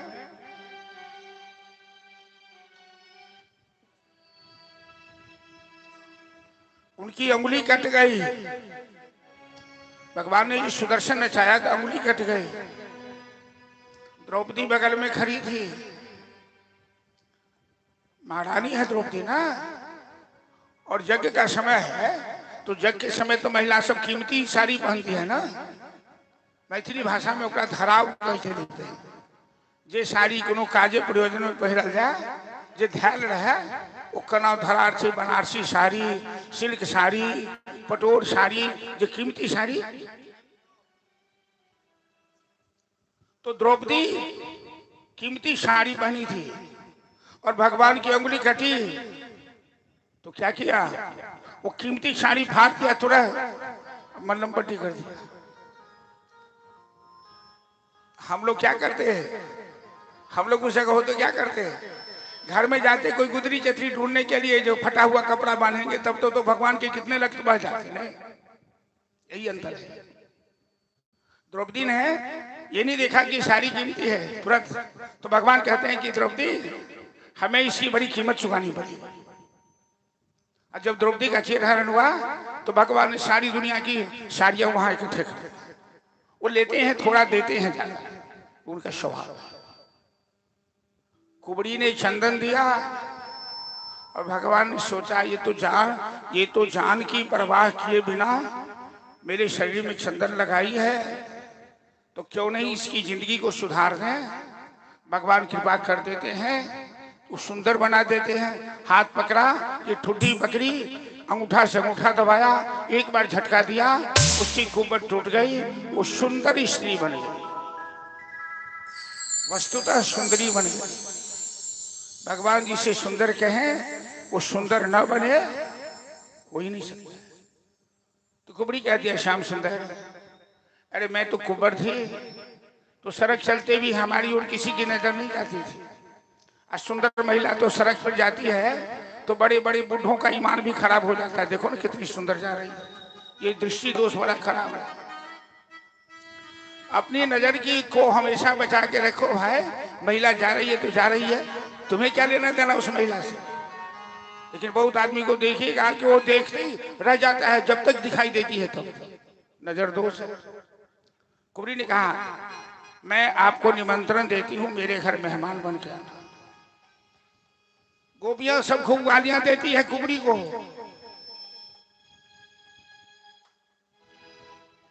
लोक भाषा में सोहर समदाउन लोग आते हैं तो समदाउन में कि कुबड़ी सौतनिया, कुबड़ी सौतनिया कन्हैया के लुभाए ले। कुबड़ी ने, गोपियां कहते कि मेरे कन्हैया को फुसला लिया, मेरे कन्हैया को लुभा लिया। भगवान कहते ठीक है, माए कंस को मारने के बाद आएंगे तुम्हारे। अब जैसे यज्ञशाला में प्रवेश करने गए, एक और भी चुटकुला है बीच में। भगवान की इच्छा हुई पान खाने की, तो कटखरा पे दुकानदार बैठा था, तो कहते हैं कि हमें पान खिलाओगे? हाँ हाँ, आपको नहीं खिलाऊंगा तो किसको खिलाऊंगा। वो पान लगाने लगा, तब तक एक पैसा वाला ग्राहक आ गया। भगवान तो पैसा देते नहीं, भगवान कभी पैसा देकर किसी से नहीं लेते हैं, वो तो अमोल है, वो तो इतना दे देते हैं। तो पान वाले ने कन्हैया को छोड़कर उस पैसे वाले को पान खिलाया। कन्हैया कहते तेरा पान नहीं खाएंगे, तू मुझे छोड़कर दूसरे को खिला, क्योंकि बनिया है ना, तो बनिया बुद्धि देखता है ना। ये तो मंगनी में खाएगा तो इसको बाद में खिला देंगे, पहले पैसे वाले को। आगे बढ़े, कुबड़िया भी हाथी को खड़ा रखा था मुख द्वार पर। 10,000 हाथी के बराबर बल है इस हाथी में। और कंस को विवाह के समय दहेज में हाथी मिला था, जरासंध ने दिया था, मगध का राजा जरासंध। एक बार शिकार करते हाथी और कंस दोनों की कुश्ती हो। कंस जवानी में था और कंस ने इस हाथी को पछाड़ा, तो जरासंध खुश होकर अपनी बेटी से कंस का विवाह। आज वही हाथी को इशारा किया महावत ने, और कृष्ण को हाथी ने सूर से पकड़ लिया। कुश्ती शुरू हुई, आगे पीछे फिर हाथी का सूंड पकड़ के ऐसा झटका दिया और एक ही मुष्टिक प्रहार से हाथी का प्राण लिया भगवान ने। दोनों भाई हाथी के दोनों दांत उखाड़ लिए, यज्ञशाला में गए। कंस के पास एक धनुष था, जो धनुष तोड़ेगा वही कंस को मारेगा। इसलिए कंस ने उस धनुष की रक्षा में बड़े बड़े पहलवान को लगा रखा। कृष्ण बलराम ने हाथी के दांत से ही उन पहलवानों को मारकर भगाया और धनुष को तोड़कर फेंक दिया। मथुरा में शोर मच गया, क्या ये बालक कंस को मारेगा? कन्हैया की उम्र तो अभी 12 साल पूरी नहीं हुई है। दर्शक दीघा में नंद बाबा बैठे थे, कंस सिंहासन पर बैठा है। कुश्ती का बड़ा शौकीन है ये कंस। और 2 पहलवान हैं कंस के पास, मुष्टिक और चाणूर, जो मल्ल युद्ध में आज तक किसी से हारा नहीं। बाल बाल के साथ कन्हैयानंद बाबा के पास बैठे। मुष्टिक ने बलराम का, चाणूर ने कृष्ण का हाथ पकड़ा, अखाड़े में खींचा।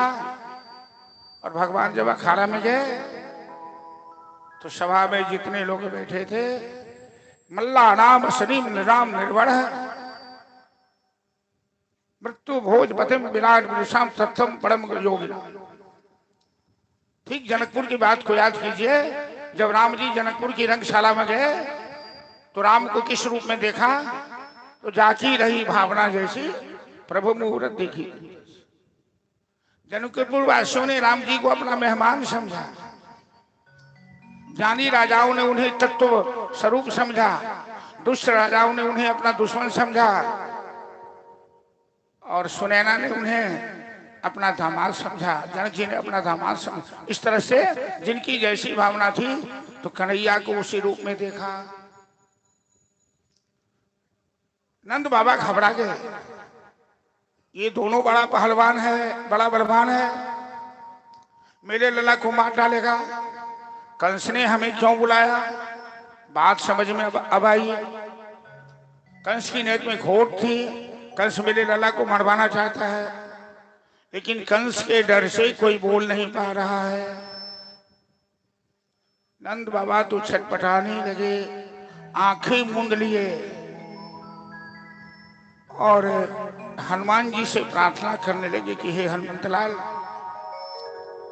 हे बजरंगबली, मेरे लल्ला की रक्षा करना। तो महावीर हो। हम 11 मन मोती चूर के लड्डू चढ़ाएंगे यदि मेरे लल्ला इस पहलवान से बच गया। मुष्टि के साथ बलराम जी, चाणूर के साथ कृष्ण की कुश्ती शुरू हुई। कंस सिंहासन पर बैठकर तमाशा देख रहा है। नंद बाबा बजरंगबली से प्रार्थना करने लगे, प्रतिपाला रखवाला ओ है लाल लंगोटी वाला। प्रतिपाला रखवाला ओ है लाल लंगोटी वाला। प्रतिपाला रखवाला ओ है लाल लंगोटी वाला। ओ प्रतिपाला रखवाला ओ है लाल लंगोटी वाला। सकल जगत के स्वामी हो तुम, सकल जगत के स्वामी हो तुम। घर घर करत उजाला। प्रतिपाला रखवाला ओ है लाल लंगोटी वाला। ओ प्रतिपाला रखवाला ओ है लाल लंगोटी वाला।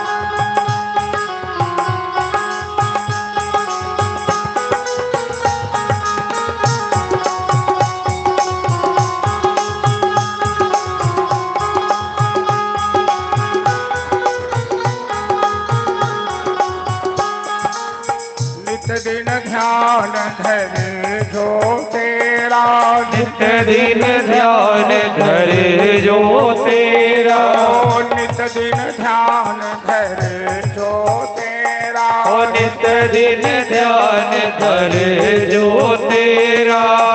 जपे राम की माला हो, जपे राम की माला हो, धूप दीप नैवेद्य चढ़ावे, धूप दीप नैवेद्य चढ़ावे, अरे न जम से पाला बाला हो रखवाला रखवाला, ओ है लाल लगोटी वाला, ओ रखवाला रखवाला, ओ है लाल लगोटी वाला।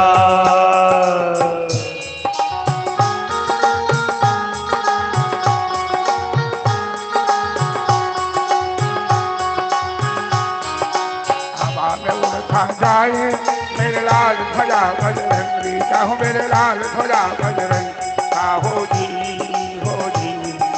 हवा में उड़ता जाए मेरे लाल ध्वजा बजरंगी का, हो मेरे लाल ध्वजा बजरंगी का, हो री लाल जघिया लाल लगाता, लाल गदा बड़ भारी हो, लाल गदा बड़ भारी, ओ लाल दहिया लाल लगोटा, लाल गदा बड़ भारी हो, लाल गदा बड़ भारी। हवा में उड़ता जाए मेरे लाल ध्वजा बजरंगी, हो जी हो जी।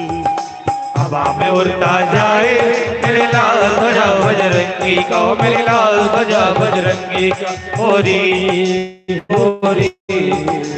एक सजीवन मुखी के कारण लाल पहाड़ उठाई हो, लाल पहाड़ उठाई, एक सजीवन बूटी के कारण लाय पहाड़ उठाई हो, लाय पहाड़ उठाए।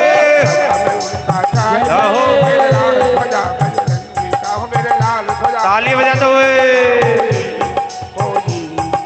हवा में उड़ता जाए मेरे लाल ध्वजा बजरंगी का, हो मेरे लाल ध्वजा बजरंगी का, हो रे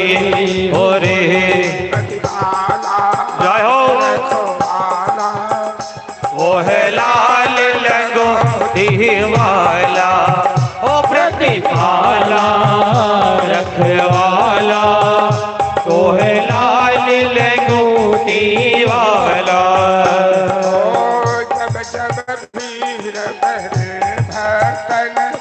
जब जब भीड़ परे भक्तन पे, जब भीड़ परे संतन पे, ओ जब जब भीड़ परे संतन पे, तूने दिया सहारा हनुमान जी, तूने दिया सहारा हनुमान जी, हे दुख भंजन अंजनी नंदन, हे दुख भंजन अंजनी नंदन, तूने गजब कर डाला डाला हो रखवाला, ओ है लाल लगोटी वाला, ओ प्रतिपाला रखवाला, ओ है लाल लगोटी वाला। बजरंगबली की जय। मुष्टि को बलराम जी ने पछाड़ा, शानूर को कृष्ण ने। कंस जोर से चिल्लाने लगा, क्योंकि कंस के समर्थक नगाड़े पे चोट दे रहे थे। कृष्ण बलराम अखाड़े से एक बार छलांग लगाए, मामा कंस के पास चले, और कंस जब तक सावधान होता, श्री कृष्ण ने मामा कंस का केस पकड़ा। दूसरी जगह तो आपका सब कुछ चल जाता है, लेकिन भगवान के सामने सिटिर पिटिर सब बंद हो जाता है। इतना बलवान कंस और ये 11.5 साल का बालक ऐसा केस पकड़ा, पछाड़ा सिंहासन से छाती पर बैठा। मामा कंस, तूने हमें मारने के लिए कोई कसर छोड़ा नहीं। बड़े बड़े बलवान राक्षस को भेजा हमें मारने के लिए। मेरे शरीर में तो कहीं खरोंच तक नहीं आई और मैंने कोई अस्त्र शस्त्र नहीं पकड़ा, और तुम्हें भी मारूंगा बिना अस्त्र शस्त्र के। अब तुम मरने के लिए तैयार हो। कंस की छाती पर भगवान बैठे हैं, 3 लोग का भार है। कंस तो छटपट करने लगा, ऐसा मुष्टिक लगाया, कंस की आंखें निकल गई, कंस ने दम तोड़ दिया। और जैसे कंस मरा, मथुरावासी प्रजा भी कंस के व्यवहार से त्रस्त थी। बुरा आदमी सबके लिए बुरा होता है और अच्छा सबके लिए अच्छा होता है। कंस के व्यवहार से कोई खुश नहीं था। जब लगा सबको कि सही में कंस मर गया, तो सभी मथुरावासी बोल कृष्ण बलराम की जय। अब तो कन्हैया की जयकारा लगने लगी। कंस की 2 पत्नियां हैं, अस्ति प्राप्ति जरासंध की पुत्रियां। दोनों रोने लगी क्योंकि विधवा हो गई, उसके पति मारे गए। तो भगवान की माया देखिए, भगवान कैसा नाटक करते हैं। मामा को मार भी दिया, दोनों भाई मामी की गोद में जाकर बैठ गए। अब मामी रो रही है तो दोनों रोने लगे बच्चे जैसे। मामी ये मामी, मामा यो मामा। ए मामी, मैंने मामा को नहीं मारा, मैंने तो मामा से मजाक किया। एक थप्पड़ लगाया, एक थप्पड़ में गोविंदाय नमो नमः। भगवान का थप्पड़ कोई साधारण थोड़े होता है। तो मामी कहती है, तुम क्यों रोते हो, तू थोड़े ही मारा है उनको। किसने मारा? उनके पाप ने उनको मारा। बताइए, काल दंड गही काहू न मारा। भगवान अपने हाथ में दंड पकड़ के नहीं मारते, बल बुद्धि विचार हरण कर लेते हैं।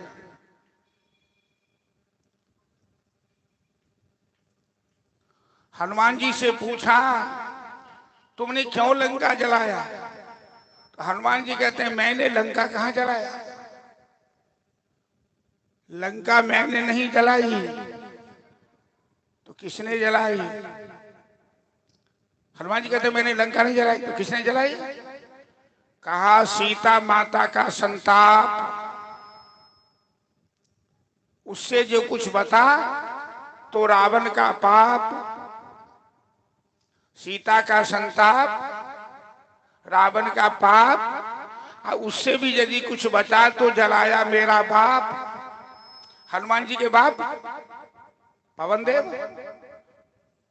हरि प्रेरित ही अवसर चलो मरुत 49।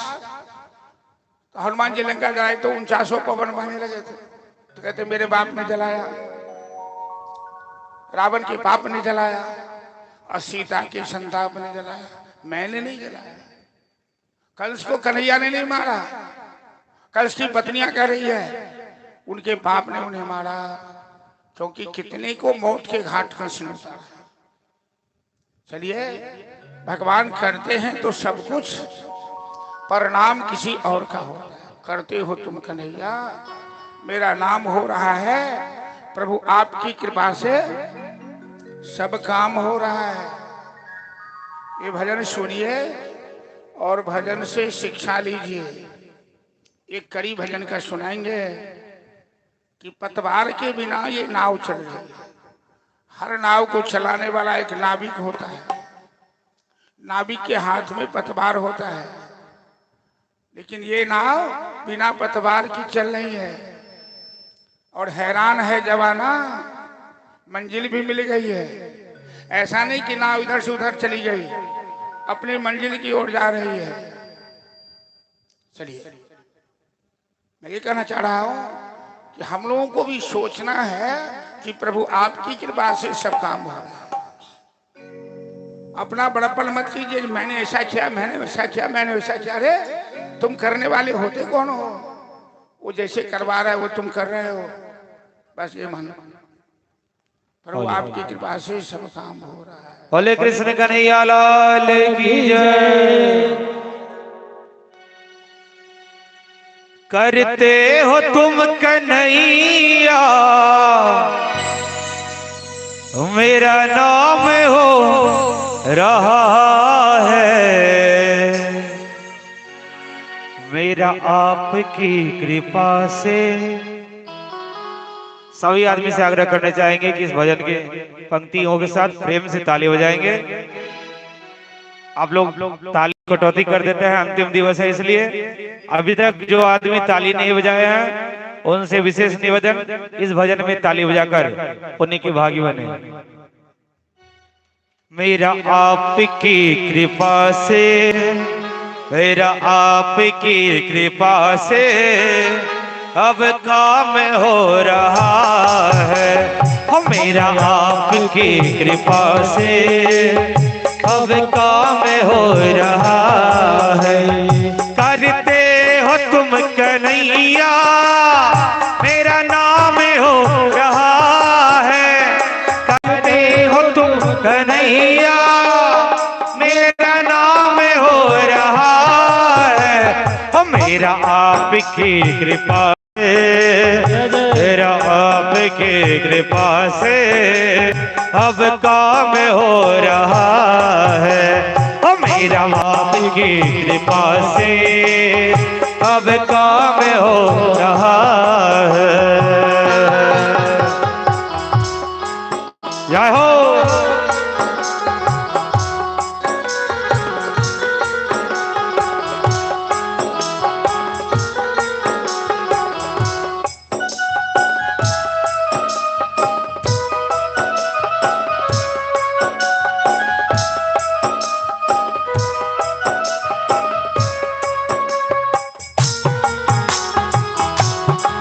हरि बोल।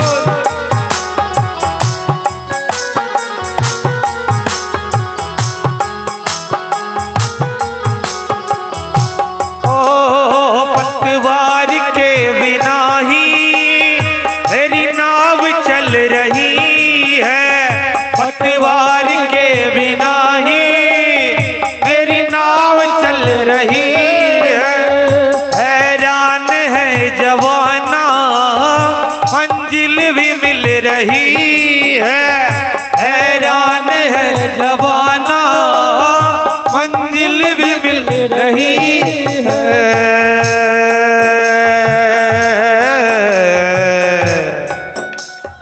करता नहीं मैं कुछ भी, करता नहीं मैं कुछ भी, सब काम हो रहा है। करता नहीं मैं कुछ भी, अब काम हो रहा है। करते हो तुम कन्हैया, मेरा नाम हो रहा है। करते हो तुम कन्हैया, मेरा नाम हो रहा है। मेरा आपकी कृपा से, मेरा आपकी कृपा से सब काम हो रहा है। मेरा आपकी कृपा से सब काम हो रहा है।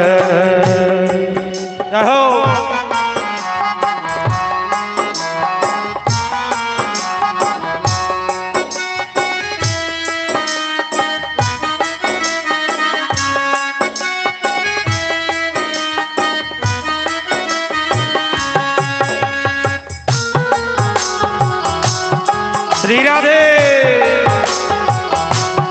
जय हो।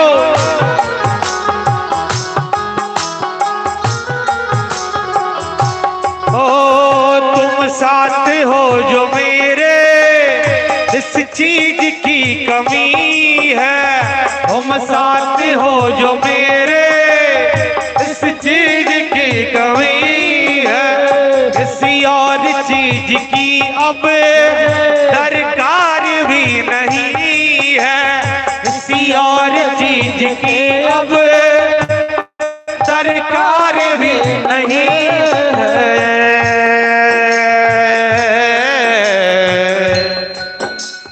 तेरी दया सदा सब हो, तेरी दया सदा सब माला माल हो रहा है। तेरी दया सदा सब माला माल हो रहा है। वो करते हो तुम कन्हैया मेरा नाम हो रहा है।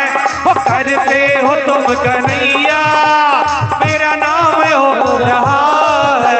ओ मेरा आपकी कृपा से, मेरा आपकी कृपा से सब काम हो रहा है। मेरा आपकी कृपा से सब काम हो रहा है।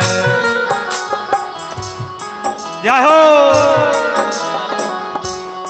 हरि बोल।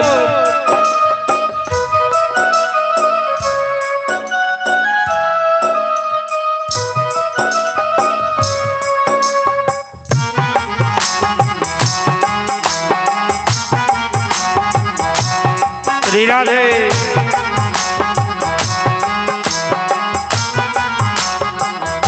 ओ मैं तो नहीं हूँ काबिल तेरा नाम कैसे गाऊं।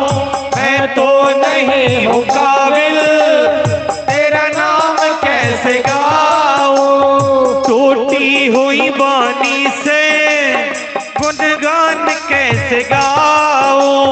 टूटी हुई बानी से गुणगान कैसे गाऊं।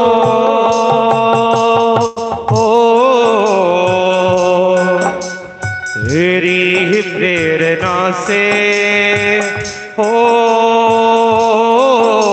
तेरी ही प्रेरणा से ये तमाम हो रहा है। तेरी ही प्रेरणा से ये तमाम हो रहा है। करते हो तुम कन्हैया मेरा नाम हो रहा है।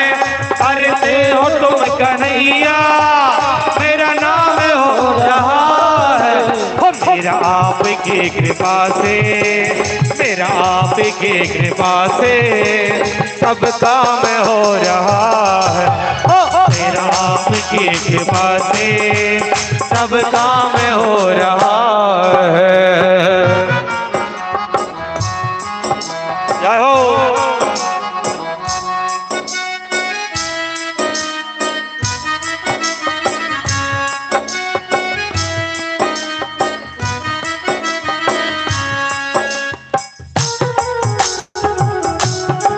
हरि बोल।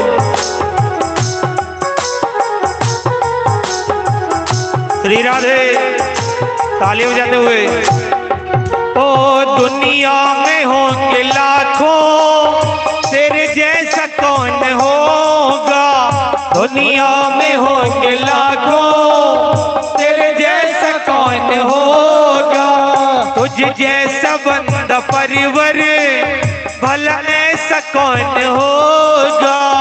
तुझ जैसा बंदा परिवर भला ऐसा कौन होगा।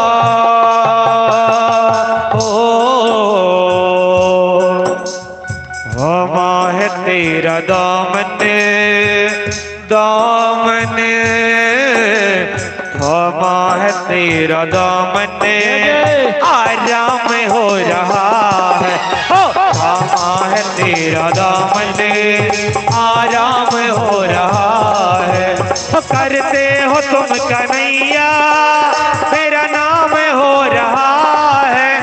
करते हो तुम कन्हैया मेरा नाम हो रहा है। मेरा आपकी कृपा से, मेरा आपकी कृपा से सब काम हो रहा है। मेरा आपकी कृपा से सब काम हो रहा है।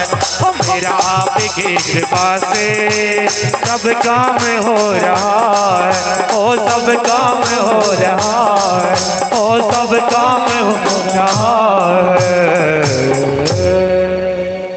बोल कृष्ण बलराम की जय। जीवन में हमेशा ऐसा मानिए कि उनकी कृपा से ही शुभ काम हो रहा है। एक फूल भी खिले नहीं, एक पत्ता भी हिले नहीं, यहाँ का एक एक कण उसी का ही गुलाम है। दुनिया को बनाना, बनाकर चलाना उसी का काम है। बड़ा जबरदस्त उसका इंतजाम है। कंस को मारा, कंस अपने पिता उग्रसेन को बंदी बना के रखा। कंस के पिता उग्रसेन बड़े कष्ट में थे, तो अपने माता पिता से पहले कृष्ण बलराम ने पहले चाचा उग्रसेन को कारागार से मुक्त। उग्रसेन की आंख में आंसू आ गए, कहने लगे लल्ला, अपना ही बेटा हमें हथकड़ी बेड़ी डालकर बंदी बना लिया। अब ये जदवंशी का राज हमसे चलने वाला नहीं है, मैं बुढ़ापा में आ गया, तू इसे संभाल। एक योग्य और बलवान शासक की जरूरत है जदवंशियों को चलाने के लिए। श्री कृष्ण कहते हैं चाचा, अरे अभी तो मैं ग्वाला वंश से आया हूं, न पढ़ा लिखा हूं, न मेरा कोई संस्कार हुआ है, तो शासक तो योग्य चाहिए ना, शिक्षित चाहिए, योग्य चाहिए। ये कोई बिहार और हिंदुस्तान का परिवारवाद वाला शासन थोड़े है कि लालू यादव पकड़ा गया तो पत्नी को बना दिया चीफ मिनिस्टर, गोबर बिछने वाली को, जिसे शपथ भी लेने नहीं आया, किताब भी देकर पढ़ने नहीं आता, अंधेरे नगरी झूमट राजा।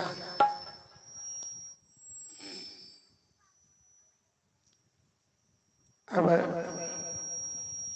चलिए तो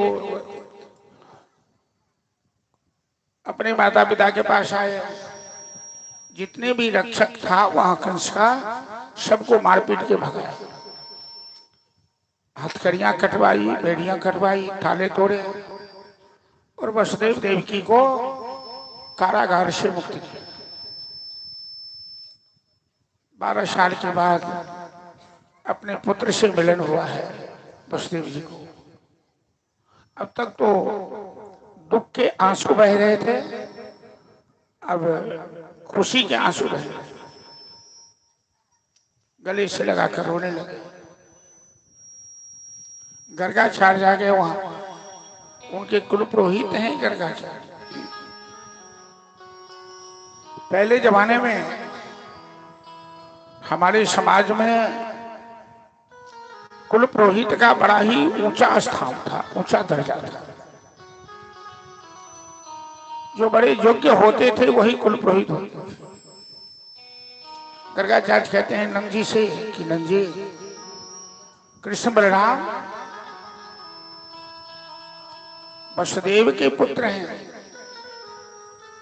आपका आपके नहीं, इसलिए इन्हें कुछ दिन यहीं रहने दीजिए। नंद बाबा भोले भाले हैं, कृष्ण बलराम को गोद में बैठाकर यशोदा ने जो कुछ भोजन बना के दिया था, अपने हाथ से भोजन करवाया।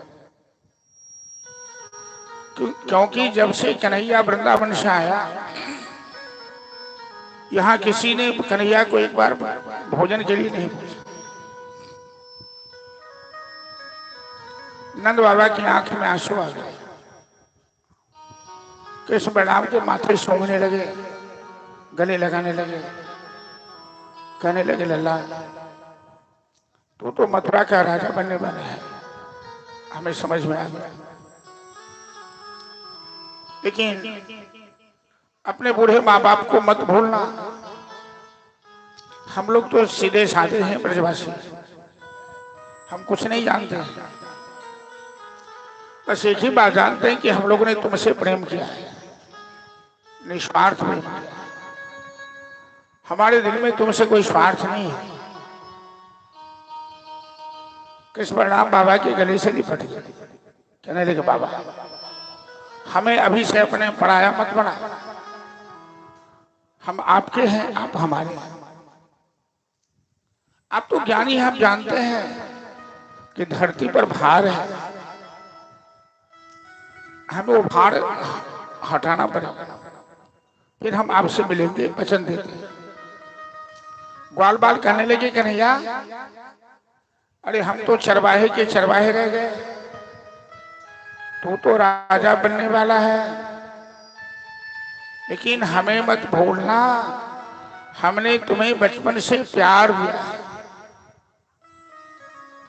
कन्हैया को जो आनंद वृंदावन में आया, जो प्रेम ब्रजवासियों ने दिया, वो कहीं नहीं मिला। वृंदावन का कन्हैया बहुत सरल था, सबका था, सबका प्यारा था। जदवंशी के राजा बनेंगे तो महान बन जाएंगे, सब उनसे मिल नहीं सकते, सब उनसे गले नहीं लग सकते, लेकिन वृंदावन का कन्हैया तो सबका प्यारा था। वसुदेव देवकी ने उनका संस्कार किया, मुंडन संस्कार, यज्ञोपवीत संस्कार, और संस्कार संपन्न किए। तो जीवन में सबसे बड़ा संस्कार होता है शिक्षा संस्कार। जब तक मनुष्य शिक्षित नहीं होता है, शिक्षा का मतलब क्या है? शिक्षा के द्वारा मनुष्य एक कुशल नागरिक बनता है। पहले शिक्षक जो गार्जियन से संपर्क करते थे तो कहते थे गार्जियनों से कि आप हमें बच्चे दीजिए और हम आपको कुशल नागरिक देंगे, संस्कार देंगे इसमें। तो कृष्ण बलराम को शिक्षा प्राप्ति हेतु कुलगुरु में गुरुकुल भेजा। गोदावरी नदी के किनारे संदीपन मुनि का आश्रम था। संदीपन मुनि ब्रह्मज्ञानी है, दोनों भाई वहां शिक्षा प्राप्त करने लगे। एक साल में शिक्षा प्राप्त। भगवान की सांस से वेद निकलता है। सरस्वती भी भगवान की दासी है, लेकिन मानव रूप में आए हैं तो मानवोचित सभी लीलाएं करते हैं। उसी गुरुकुल में उन्हें एक मित्र मिला जिनका नाम श्रीमद् भागवत में तो नहीं है। सुदामा जी का नाम भागवत में नहीं, नाम प्रतीकात्मक है। कृष्ण शासित सखा कश्चित ब्राह्मणों ब्रह्मवित्तम। कृष्ण के कोई सखा थे जो जात से ब्राह्मण थे, ब्रह्मवेत्ता थे, ब्रह्मज्ञानी थे, जितेंद्रिय थे, बड़े संतोषी थे। शिक्षा प्राप्त कर गुरुजी से पूछा कि दक्षिणा क्या दे। संदीपन मुनि ने कहा कि तुमने शिक्षा प्राप्त की, यही गुरु दक्षिणा है। गुरु माता ने कहा कि मेरा पुत्र 12 साल पहले समुद्र में डूबकर मर गया, एक ही पुत्र था। तुम तो सामर्थ्यवान हो, मेरे पुत्र वापस ला करके। भगवान ने जमराज के ऊपर चढ़ाई की। 12 साल पहले मरे हुए गुरुपुत्र को पुनर्जीवन दान दिया। मृत्येन जो गुरुसुतम यवलोकनीतम तत्चानयत शरणतः परमास्तदत्त। परीक्षित को कथा सुनाते हुए सुखदेव जी कहते हैं कि माँ के घर में जो भगवान ने तुम्हारी रक्षा की थी, उसी भगवान ने गुरु पुत्र को दक्षिणा के रूप में जीवन दान देकर वापस लिया। गुरु गुरु माता ने बहुत बहुत आशीर्वाद दिया। शिक्षा प्राप्त कर लौटे मथुरा तो उग्रसेन ने कहा, अब ये जदवंशियों की सत्ता तुम संभालो। हमें पता लगा है कि जरासंध आक्रमण करने वाला है, मगध का राजा है जरासंध, और कंस जरासंध का दामाद था। कृष्ण अब जदवंशियों के महाराज बने, कवच कुंडल पहने, अस्त्र शस्त्र पकड़े, अब राजा बने, प्रजाओं की सेवा करते हैं, स्वराज साम्राज्य का संचालन करते हैं दिन में, और रात में अकेले में झरोखे पर बैठकर रोते हैं, रोज आंसू बहाते। उनके एक मंत्री और मित्र थे उद्धव जी महाराज,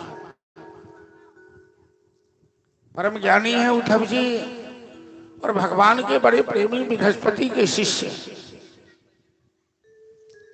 उद्धव जी चले गए भगवान को खोजते छत के ऊपर, देखा रोते हुए, कहते हैं प्रभु अब तो जदवंशियों के सम्राट हैं आप, फिर आप रोते क्यों हैं?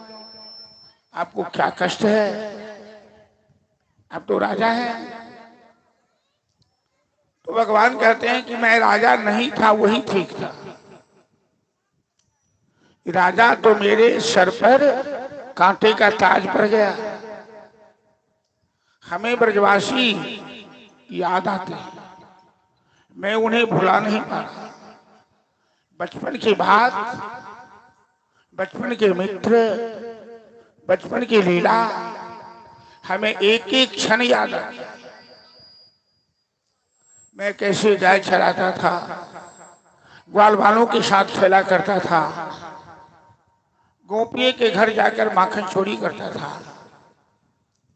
भैया यशोदा अपने हाथ से हमें मक्खन मिश्री खिलाती, क्या प्रेम था। यहां तो मैं राजा बन गया हूं, कोई मेरे पास आने से भी डरता है, और वृंदावन में हमसे कोई डरता नहीं था। मैं तो एकदम सहज था, सरल था, जिसकी मर्जी हो मेरे पास आता था, मेरा हाथ पकड़ता था, मेरे कंधे पे बैठता था। भगवान बड़े बनने में आनंद का अनुभव नहीं करते, वो कभी बड़ा बन के नहीं रहना चाहता। वो है तो समस्त ब्रह्मांड से के मालिक हैं, लेकिन एकदम साधारण बन के रहते हैं। अनो अनियान महतो मही,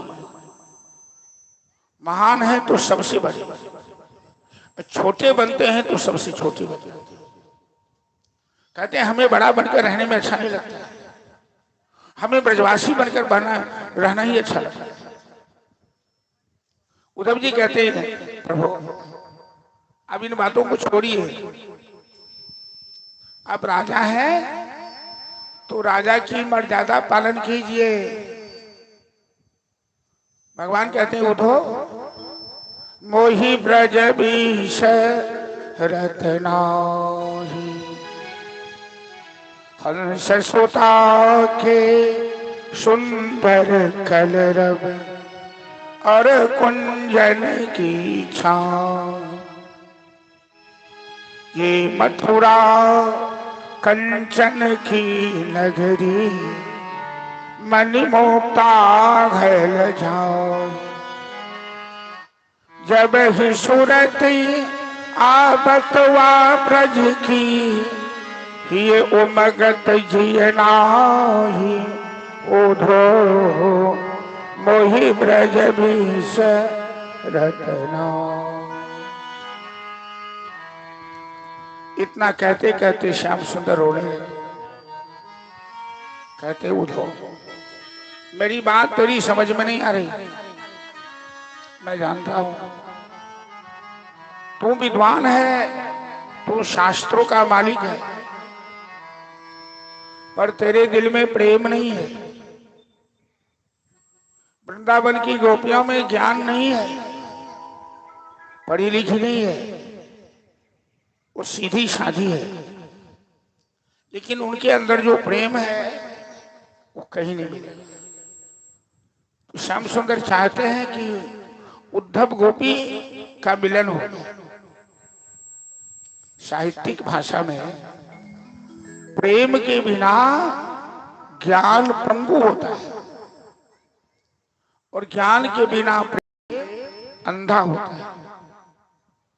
गोपियों को ज्ञान चाहिए, उद्धव जी को प्रेम चाहिए। ये दोनों तभी संभव होगा जब उद्धव गोपी का मिलन हो जाए, उद्धव जी वृंदावन जाए। श्याम सुंदर ने सोचा ये तो प्रेम की बात है उद्धव, तू प्रेमी तो है नहीं, तो तेरी समझ में कैसे आएगा। चलिए एक भजन यहाँ बड़ा सुंदर भजन है। ये तो प्रेम की बात है उद्धव, बंदगी तेरे बस की नहीं है। बोले कृष्ण कन्हैया लाल की जय। साउंड बॉक्स के सामने सेट जाए, आवाज डिस्टर्ब होती है। ये तो प्रेम की बात है ओ दो, ये तो प्रेम की बात है ओ दो, बंदगी तेरे बस की नहीं है। ओ ये तो प्रेम की बात है ओ दो, बंदगी तेरे बस की नहीं है। यहाँ सरद के होते हैं पौधे, यहाँ सरद की होते हैं पौधे, आशिकी इतनी सस्ती नहीं है। और ये तो प्रेम की बात है ओ दो।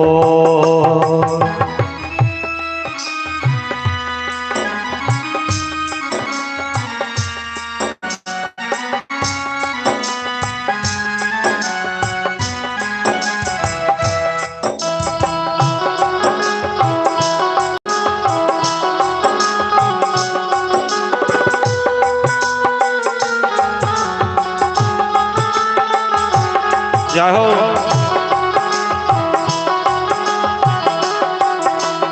ओ प्रेम वालों ने कब वक्त पूछा, उनकी पूजा में सुन लो है ऊधो।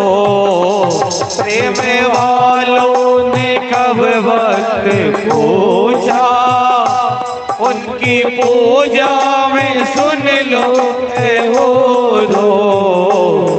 यह दम दम यह दम दम होती पूजा, यह दम दम होती है पूजा। सर झुकाने की फुर्सत नहीं है। और ये तो प्रेम की बात हो दो, बंदगी तेरे बस की नहीं है। ये तो प्रेम की बात हो दो।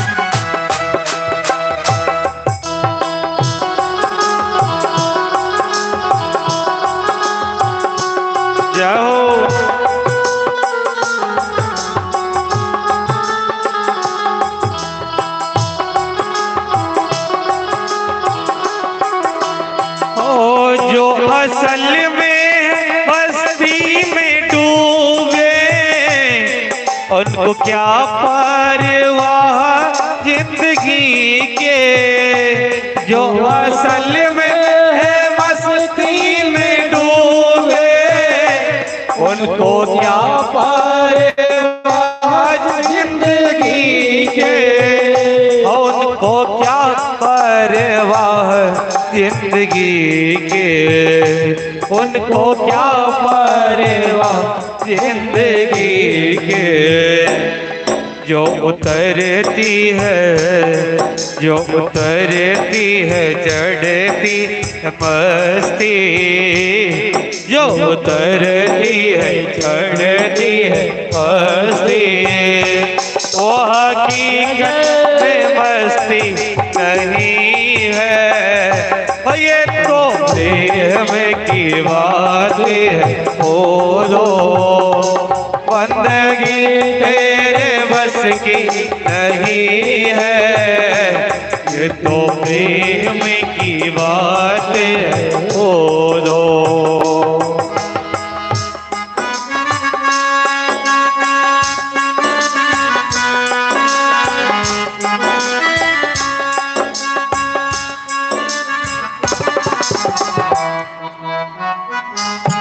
जहो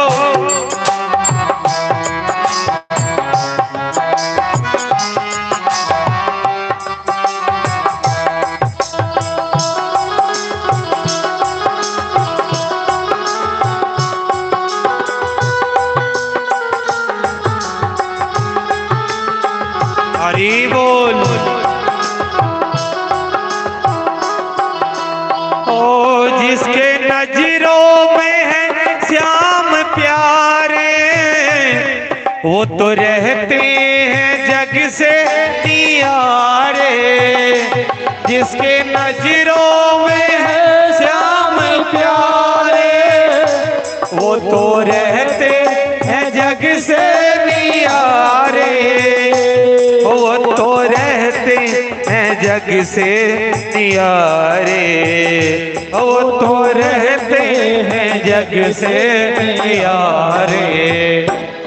जिसकी नजरों में, जिसकी नजरों में मोहन हमारे, जिसकी नजरों में मोहन हमारे, वो नजर फिर तरसती नहीं है, और ये तो प्रेम की बात है। ओ बंदगी तेरे बस की नहीं है, और ये तो प्रेम की बात है। ओ दो ये तो प्रेम की बात है। ओ दो ये तो प्रेम की बात है। ओ दो जय जय श्री राम।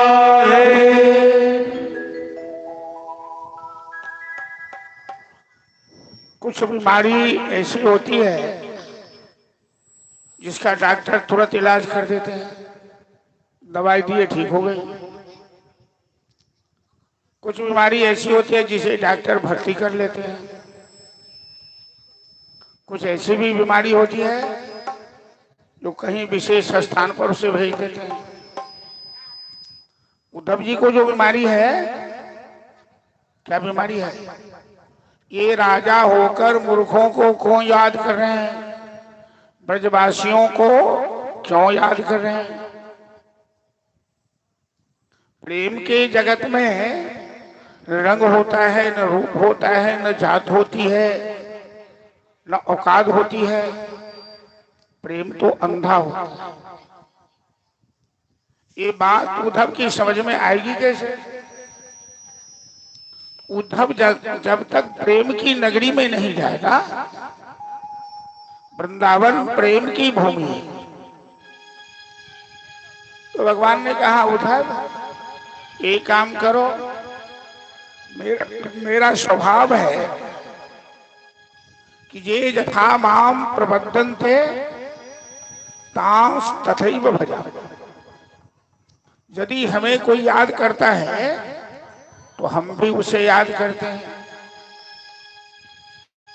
तुम तो ज्ञानी हो, वृंदावन की गोपियां सब मूर्खा है। तुम जाओ वृंदावन, उन्हें समझा देना, ज्ञानोपदेश दे देना, वो हमें याद करना छोड़ दे तो हम भी उन्हें भूल जाएंगे। उद्धव जी को लगा ये बात आसान है। उद्धव जी कहते मैं कल ही चला जाता हूं, देखिए कोई एक पत्र तो दीजिए, हमें तो कोई पहचानती नहीं है। दोनों मित्र रात भर जगकर पत्र लिख रहे हैं। श्याम सुंदर लिखवाते हैं, उद्धव जी लिख रहे हैं। पूरी रात बीत गई, एक भी पंक्ति पत्र तैयार नहीं हुआ, कोरा कागज कोरा ही रह गया। जो लिखवाते हैं वो फड़वा देते हैं। परीक्षित ने पूछा कि पत्र क्यों नहीं तैयार हो पाया?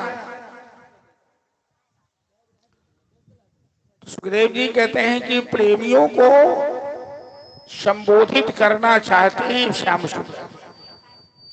ये ब्रजवासी प्रेमी है, नंद बाबा, मैया यशोदा, ये सखियां, ये ग्वाल बाल, और शब्दकोश में प्रेम को संबोधित करने का, प्रेम को परिभाषित करने का कोई शब्द ही नहीं। अनिर्वचनीयम प्रेम स्वरूपम मूका स्वाद। आज तक प्रेम को कोई परिभाषित नहीं कर सकता कि वो लंबा है कि चौड़ा है, काला है कि गोरा है, दुबला है कि पतला है, अमीर है कि गरीब है, रूप है कि करूप है। अरे लैला मजनू में, लैला मजनू का प्रेम है ना अमर, तो लैला तो कुरूपा थी, मजनू राजकुमार था। इन दोनों का प्रेम अमर है ना।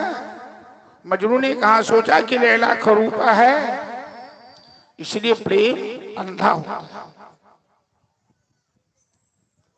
तो सादा कागज लेकर ही उद्धव जी को भेज दिया, कहा जा मौखिक जो लगे समझा दे। प्रेम नदिया की सदा उल्टी बहे धार, कोई पावे नहीं पार। देखिए लोगों को सत्संग करने की आदत तो है नहीं। खाना पीना बनाकर आराम से बैठती देना अल्लाह रुदर के नाच में लोग जाए। तो कथा एते इंतजार थोड़े करे छे। अब पाछा एनु तो जगह नहीं भेटल तो हनुमान हो लगा। कथा के सामने कथा के टाइम के महत्व से यहाँ भोजन बादों में बना ले, खनी लेटे में बना ले, से नहीं छूट के चाहिए। कथा छूट गई तो छूट गए, तन तो पाछा आवे तो पाछा जाके बैसो। बहुत आदमी धाबा से कहे मागवे बैसो, आप पाछो आ बैसो आगो। तो सत्संग की आदत है लोग के। उद्धव जी वो सादा कागज लेकर ही वृंदावन, और जैसे ही ग्वाल बालों ने देखा उद्धव जी को आते हुए, तम वृक्ष कृष्णानुचर प्रलंब बाहुम नवगंचलो। ग्वाल बाल उछलने लगा दूर से कि उद्धव जी के शरीर पर पीताम्बरी है, रंग भी श्यामला है, कन्हैया से मिलता जुलता। और जिस रथ से कन्हैया वृंदावन से आए थे उसी रथ से उद्धव जी जा रहे। कन्हैया आ गया, कन्हैया आ गया। कुछ ग्वाल बाल कहते ये कन्हैया नहीं हो सकता है, कन्हैया इतना घमंडी नहीं है, वो तो वृंदावन में पैदल चलता है, ये रथ पर बैठकर आ रहा है लाट साहब की तरह, ये अपना कन्हैया नहीं है। तब तक रथ आ गया नजदीक तो देखा कोई और है। उद्धव जी कहते हैं बच्चे हमें नंद महल में जाना है, रास्ता बताइए। ग्वाल बाल कहते हैं आपका परिचय श्रीमान? अरे हम मथुरा से आए हैं, हम कृष्ण के सखा हैं, मेरा नाम उद्धव है।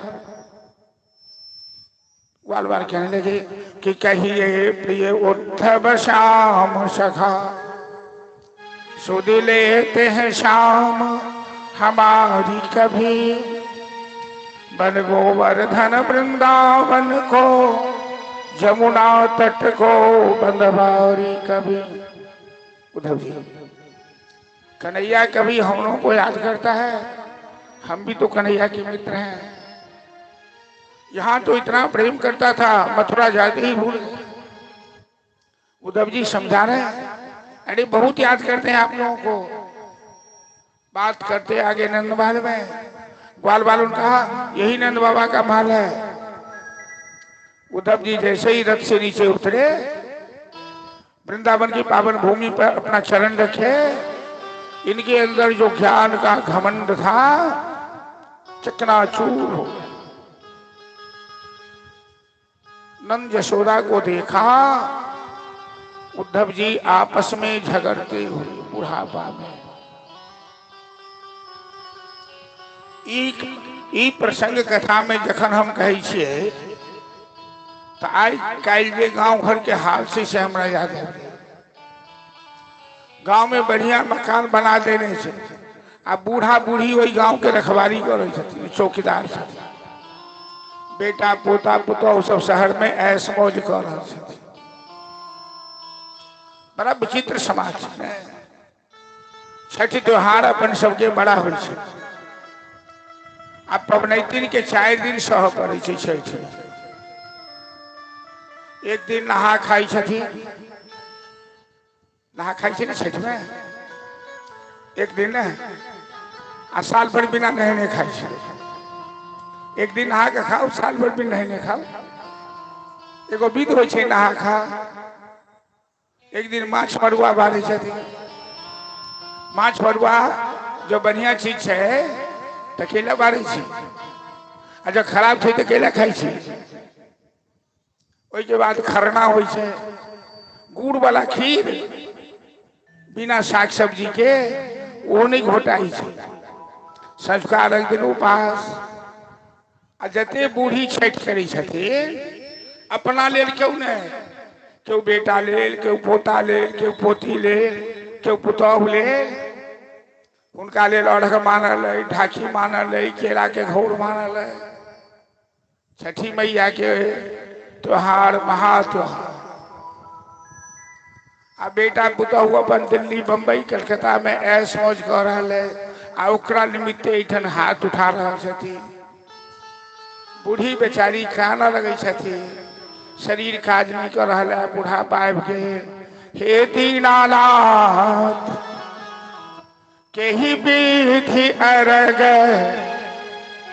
आई तो बहुत बात हमर आवाज ना गड़बड़ा गया, बड़ा मुश्किल से बाजि रहे। हमरा नहीं बुझाया कि लोग के नीक लगे छै कि नहीं, लेकिन हम अपन बजने जाए छी। आवाज भारी भ गेल। अब बजाऊ तो सपोर्टो नहीं छी, काज चलो बड़ा छै। ठीक हे दीनानाथ पबनैतिन कहे छै के ही विधि अरग। अहाँ सब अहाँ खाली संग दिया, अहाँ सब शांति से के ही विधि अरग देखाए बैरेगी। वो पबनैतिन बूढ़ी गलब गलब कहे छथिन कि बेटा कमौआ भेलई परदेश बसी गेलै। हे दीनानाथ बिन रे पुतहुआ के ओरियायत रे की। बेटा पुता रही तो टहल कदी तो ओरियान करी। आ जकरा लेल पाबनि करी छी दिल्ली बम्बई घूम रहा है, आ बूढ़ी एठन मर रहा है। तो बूढ़ा बूढ़ी घर के चौकीदार नंद बाबा और यशोदा के आपस में झगड़ा हो रहा है। नंद बाबा कहते हैं यशोदा के कि तेरे कारण कन्हैया चला गया। यशोदा मैया कहती है कि आपके कारण कन्हैया चला गया। आपने तो कन्हैया को गाय चराने के लिए बोला। नंद बाबा कहते मैंने कभी नहीं गाय चराने के लिए, मैं तो मना करता था। जब जब मैं रोकता था कि बेटा गाय चराने मत जाओ, हमारे पास आदमी हैं, चरवाहे हैं, तो कन्हैया कहता था बाबा मेरा नाम तो गोपाल है, मैं तो गाय का सेवक हूं, गाय की सेवा करने ही आया हूं। कभी जूते चप्पल नहीं पहना, क्योंकि गाय जूता चप्पल नहीं पहनती। नंद बाबा कहते हैं तूने कन्हैया को उखड़ से बांध दिया, अपना बेटा समझती तो कभी बांधती क्या? यशोदा भोली भाली है, यशोदा को लगा कि सही में मैंने गलती किया, कन्हैया को क्यों बांध दिया था दामोदर लीला में। यशोदा को मूर्छा आ जाती है। वसुदेव जब उद्धव जी ने देखा नंद यशोदा के आपस का प्रेम, उद्धव जी का दिमाग ठिकाने लगा। उद्धव जी प्रणाम किए, अपना परिचय दिया। नंद बाबा आंख से आंसू बहाते कहते हैं कि अपि स्मरति नः कृष्ण मातरम सुहृदः सखी गोपान भजन्त्यात्मानाथं गावो वृंदावनं गिरिं। उद्धव जी, कन्हैया कभी अपने बूढ़े माँ बाप को याद करता है? उद्धव जी कहते हैं बहुत बहुत याद करते हैं आप लोगों को। अरे इतनी याद करते हैं कि कभी वो पेट भर भोजन नहीं करते। यशोदा को तो एक बात की बड़ी चिंता रहती है, मेरा लल्ला भोजन नहीं करता है। और एक बात याद रखिएगा, यहाँ जो पुरुष वर्ग है, आजकल तो लोग पत्नी को ज्यादा मां की उपेक्षा करता है और पत्नी को देवी कहता है। मेरी घरवाली देवी है, देवी तो है लेकिन मां तो महादेवी है, इसको मत भूलो। बच्चों को खिलाने के प्रति जो मां की ममता होती है वो पत्नी नहीं कर सकती, कोई नहीं कर सकता संसार। मां की ममता, मां का आंचल, मां का प्रेम संतान के लिए समर्पित होता है। कन्हैया बराबर चर्चा करता है कि मैया यशोदा की याद बहुत आती है। आज यशोदा को लगा कि मेरा लला भोजन नहीं करता है, मूर्छा। रात्रि विश्राम में सब गए। प्रातःकाल वृंदावन में एक स्थान है जहां उद्धव गोपी का संवाद हुआ था। उस स्थान को अभी ज्ञान गुदरी बोलते हैं, जहां उद्धव जी जैसे ज्ञानियों का ज्ञान वस्त्र गुदरी बन गया। उनका ज्ञान कहां चला गया पता नहीं। ये मूर्ख गोपियों के सामने, ये अंगूठा छाप गोपियां सब है। बड़ा लंबा संवाद होता है और श्रीमद् भागवत में इसे भ्रमर गीत कहते हैं। साहित्य जगत में भ्रमर गीत का बड़ा ही ऊंचा स्थान है। उद्धव जी को गोपियां भौरा कहती है, कन्हैया को भौरा कहते हैं। भौरा का काम क्या है? एक फूल पर बैठा, रसपान किया, छोड़ दिया, फिर दूसरे पर बैठा। कन्हैया ने ऐसा ही किया। उद्धव जी वृंदावन में था तो इतना प्रेम करता था और मथुरा जाकर भूल गया, वो कुबड़ी के साथ रहने लगा, हमें भूल गया। ये भौरा का भौरा जैसे स्वभाव। मधु कितब बंधो मास में संगीत सपत्न्या कुछ बिलुलित माला कुंकुम समस्व है। जैसे भौरे का स्वभाव है कि एक फूल का रस पिया, दूसरे फूल हो गया। इसे कन्हैया ने किया। उद्धव तुम भी वही हो, उसी सखा हो, तुम चले जाए यहां से। वृंदावन में तेरी जरूरत नहीं है, तुम जैसे स्वार्थियों की जरूरत नहीं है। गोपियों ने आंसू बहा उड़ाहना दिया, उपालंब दिया। उद्धव जी जो आए थे समझाने के लिए, उद्धव जी का ज्ञान खो गया। उद्धव जी बाबरे बन गए, पागल बन गए। गोपियों की बात सुनकर, गोपियों का प्रेम देखकर उद्धव जी दोनों हाथ उठाकर प्रणाम करने लगे गोपियों को। वंदे नंद ब्रज स्त्री राम पाद रेणु भक्षण सह जासाम हरि कथोदीतम पुनाति हो। मैं इन गोपांगनाओं को, मैं इन ब्रजांगनाओं को प्रणाम करता हूं और भगवान से मनाता हूं कि आशा महो चरण रेणु जुषाम अहम शाम वृंदावने किमपि गुल्मलतौ सधीना या दुष्टजन स्वजन मार्ज पथम चहित्वा भेजुर मुकुंद भगवन् श्रुतिभिर्ब्रह्मेभ्यां।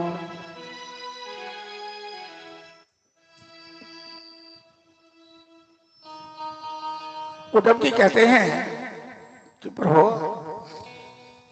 मैं तो आया था इन्हें ज्ञान उपदेश देने, लेकिन आपकी लीला अद्भुत है। ये गोपियां तो आपकी परम मित्र हैं और इनकी जहां पहुंच है यहां ब्रह्मादि सुख सनकादि की भी पहुंच नहीं है। ये गोपी प्रेम की ध्वजा है, ये गोपी जगत की गुरु हैं। हम इन्हें प्रणाम करते हैं और प्रभु कृपा करके अगला जन्म मेरा वृंदावन में देना। बछड़ा बनाना, गाय बनाना, मयूर बनाना, पशु पक्षी जो भी मन हो बनाना, कि धूल भरे अति सुंदर श्याम सुत सी बनी सिर सुंदर चोटी खेलत खात फिरे अंगना पग पैजनि बाजति पीरी कछौटी। रसखान कवि मुसलमान कितना बड़ा भक्त था कि काग को भाग कहाँ ल कहो हरि हाथ सो ले गए माखन रोटी या छवि को रस खान बिलो भारत काम कला निधि कोटि। इन मनुष्य से वो कौवा अच्छा है, वो कागा अच्छा है कि पदुखंडन मंजु बनी पनही धनुही सर पंकज पान लिए ललिका संग खेलत डोलत है सरजुग तट चौखट हाट ही। तुलसी असबालक सौ नहीं ने कहा जप जोग समाधि किए नरते खर सोकर स्वान समा कहो जग में फल को निधि। जो कागा कन्हैया के हाथ से मक्खन रोटी लेके उड़ गया, इस मनुष्य से अच्छा हुआ है कि कन्हैया की जूठा तो खाया। ये अभागे माना अहंकार में चूर्ण है। हम विद्वान हैं, हम ब्राह्मण हैं, हम बड़े खानदान के हैं, हम क्यों राम राम करें, हम क्यों कृष्ण कृष्ण करें। रे ये शरीर तो एक पैसे का नहीं है। जब तक भगवान की कृपा है तब तक तू मनुष्य बना है। वो गधा बना देगा, कुत्ता बना देगा, बिल्ली बना देगा, कीड़ा मकोड़ा बना देगा, तो फिर 84 लाख में चक्कर मारता रहना। अभी भगवान ने अवसर दिया, मौका दिया, अवसर से लाभ उठाओ, भजन करो, उन्हें याद करो, अहंकार छोड़ो। जैसे उद्धव जी जैसे ज्ञानी कहते हैं आशा महो चरण रे रुजुसाम। उद्धव जी जैसे ज्ञानियों का ज्ञान गुजर गया तो हम आप क्या हैं। अहंकार छोड़कर भजन कीजिए, प्रभु के सामने नतमस्तक होइए। नाम संकीर्तनम जस्य सर्व पाप प्रणाश। उनके नाम संकीर्तन से जन्म जन्मांतर के पाप नष्ट होते हैं। लेकिन यदि माथे में अहंकार भरा है, जो माथा झुकना नहीं जानता, फिर तो उसे ठोकर खाना ही पड़ेगा। गोपियां कहते उद्धव जी हम कन्हैया से कुछ मांगते नहीं है, अखिया हर दर्शन को प्यास है, हम केवल दर्शन चाहते हैं। देखन चाहता हूं कमल नयन को निष्दिन रहते उदास। हम एक झलक दर्शन चाहते हैं उनके भोग में। वृंदावन में देखिए इन गोपियों का क्या हाल है। आंख में काजल नहीं लगते, इनकी कंचुकी नहीं सूखती, बाढ़ा बंसी बजाकर सबके दिल को चुराया, सबके चित्त को चुराया। ब्रजे बसंतम रमणीत चौर, माखन तो चुराया ही, हमारी वस्त्र को चुराया। ब्रजांगना नाम तुकून चौर, और हमारी चित्त को चुराया, मन को चुराया। और मथुरा जाकर बैठ गया। उद्धव जी, कन्हैया का स्वभाव ऐसा नहीं था, हम जानते हैं। मेरा कान्हा तो बड़ा सीधा साधा था, लेकिन ये मथुरा कंस की नगरी है ना, ये मथुरा काजर की कोठरी, जित आबत तित काजर। काजर की कोठरी में जो प्रवेश करे बेदाग नहीं निकल सकता है। गोपियां आंसू बहाकर कहती है कि बंसी बजाओ कि मोहना। चलिए भजन। गोपियां आंसू बहाकर अपने श्याम सुंदर के प्रति संदेश भेज रही है। प्रेम नदिया की सदा उल्टी बहे था, कोई पावे नहीं पा। उद्धव जी क्या लेके आए थे ध्यान में है? कोरा कागज, चिट्ठी तो कोरा कागज लाए, और गोपियों ने उद्धव जी के हाथ से छीन लिया। टुकड़े टुकड़े हो गए उस कागज के, सबने लूट लिया। इतना बड़ा हेमोपैथी की पुड़िया की। और ये कोरा कागज इन गोपियों को न जाने क्या क्या संदेश दे रहा है। ये गोपियां वो कागज का टुकड़ा लेके छाती से लगाती है, चूमती है, रात में उसे छाती पर रख के सोती है। मेरे श्याम सुंदर का संदेश है। जरा विचारिए, पढ़े लिखे लोग यहाँ बैठे हैं, सादा कागज क्या पढ़ने, सादा कागज में क्या पढ़िएगा? कभी कभी सादा कागज बोलता है। क्या बोलता है? इतना बड़ा प्रेम है कि लिख नहीं पाया, ये बोलता है। गोपियां कहती है कि श्याम सुंदर हमसे इतना प्रेम करते हैं कि चिट्ठी नहीं लिख पाए, ये सादा कागज कर रहा है। सादा कागज भेज दिया ना, वो संदेश दे रहा है। ये प्रेम जगत की पहचान। चलिए बंसी बजाते हैं।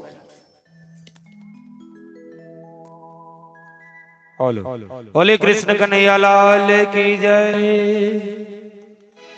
बंसी बजा के मोहना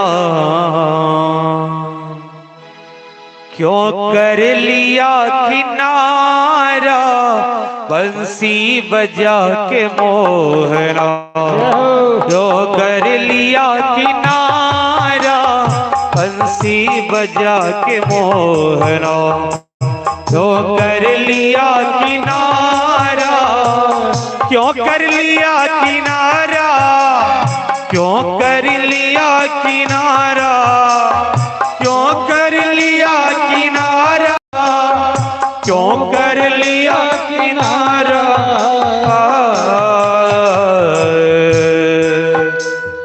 अपनों से हाय कैसा, अपनों से हाय कैसा व्यवहार है तुम्हारा, अपनों से हाय कैसा व्यवहार है तुम्हारा, बंसी बजा के मोहरा।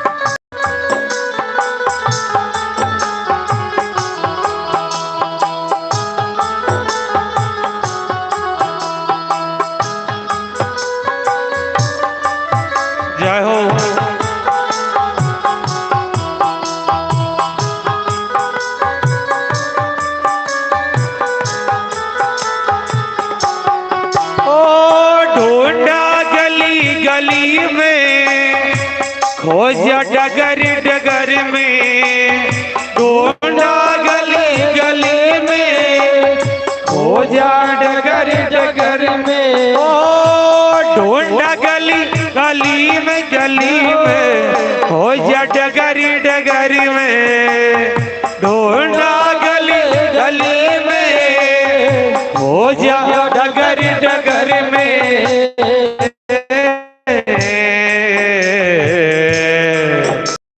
मन में यही लगन है, मन में यही लगन है, दर्शन मिले दोबारा, मन में यही लगन है, दर्शन मिले दोबारा, बंसी बजा के मोहरा।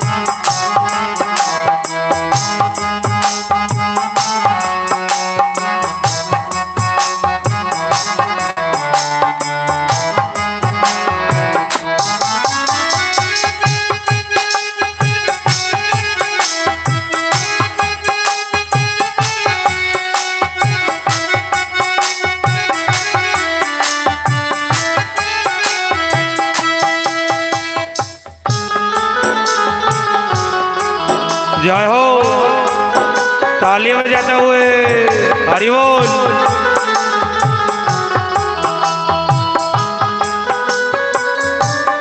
ओ मधुवन तुम्ही बताओ, मोहन कहाँ गया है, मधुवन तुम्ही बताओ, मोहन कहाँ गया है, ओ मधुवन तुम्ही बताओ, मोहन कहाँ गया है, मधुवन तुम्ही बताओ, मोहन कहाँ गया है।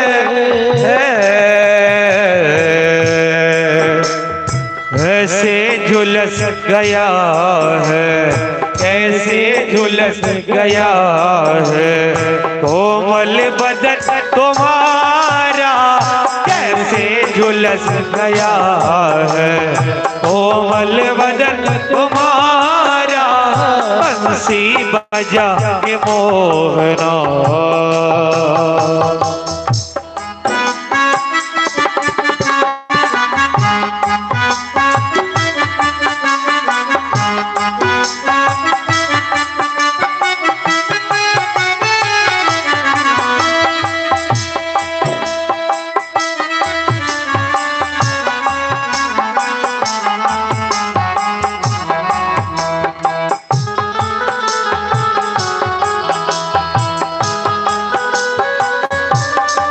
जय हो, हरि बोल।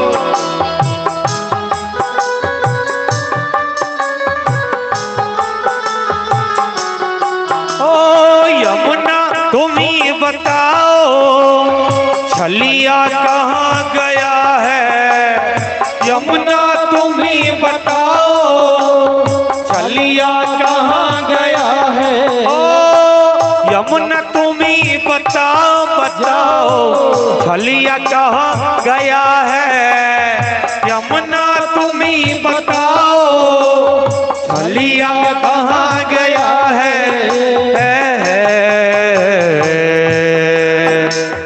तो भी चली गई है, तो भी चली गई है, कहती है नील धारा, तो भी चली गई है, कहती है नील धारा, बंसी बजा के मोहरा, तो कर लिया किनारा, बंसी बजा के मोहरा, तो कर लिया किनारा, अपनों से हाय ऐसा व्यवहार है तुम्हारा, अपनों से हाय कैसा व्यवहार है तुम्हारा। बंसी बजा के मोहना, ओ बंसी बजा के मोहना, ओ बंसी बजा के मोहना। जय जय श्री राधे।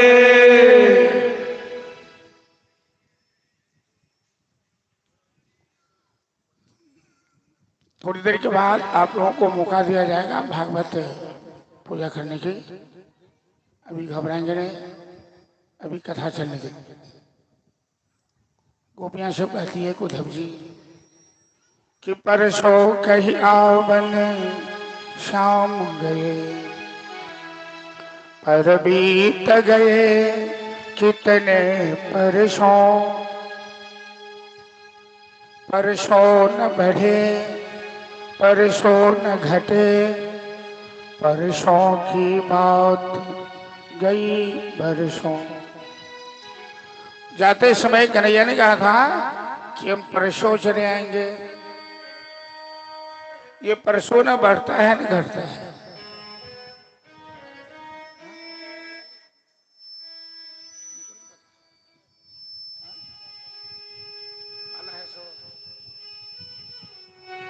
तो परसों बोले थे और वर्षों बीत गए।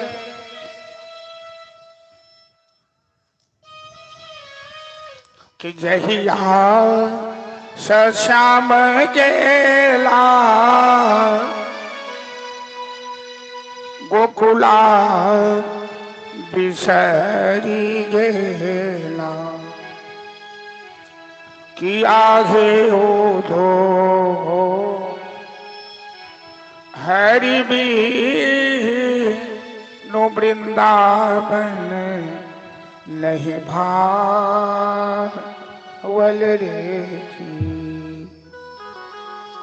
किया है उधो हरि बीनु वृंदावन भावल रे किया है उधो हरि बीनु वृंदावन नहीं भावल रे।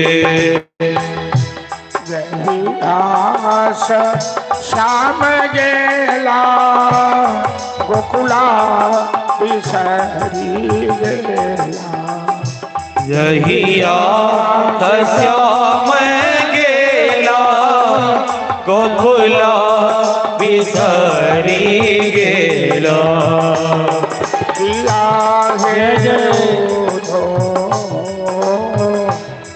हरि बीनु वृंदावन नहीं भावल रे। किया है उधो हरि बीनु वृंदावन नहीं भावल रे।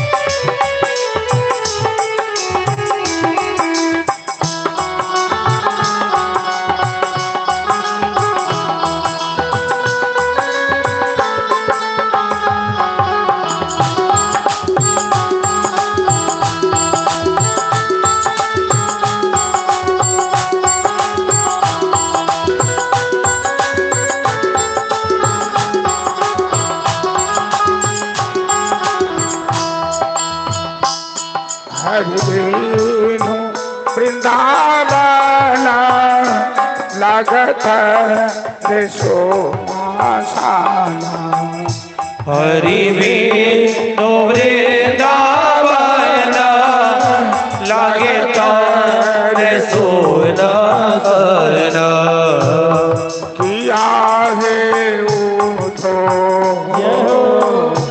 गैया बछरुआरी बहारी, किया है उधो गैया बछरुआ नीर बहार रे।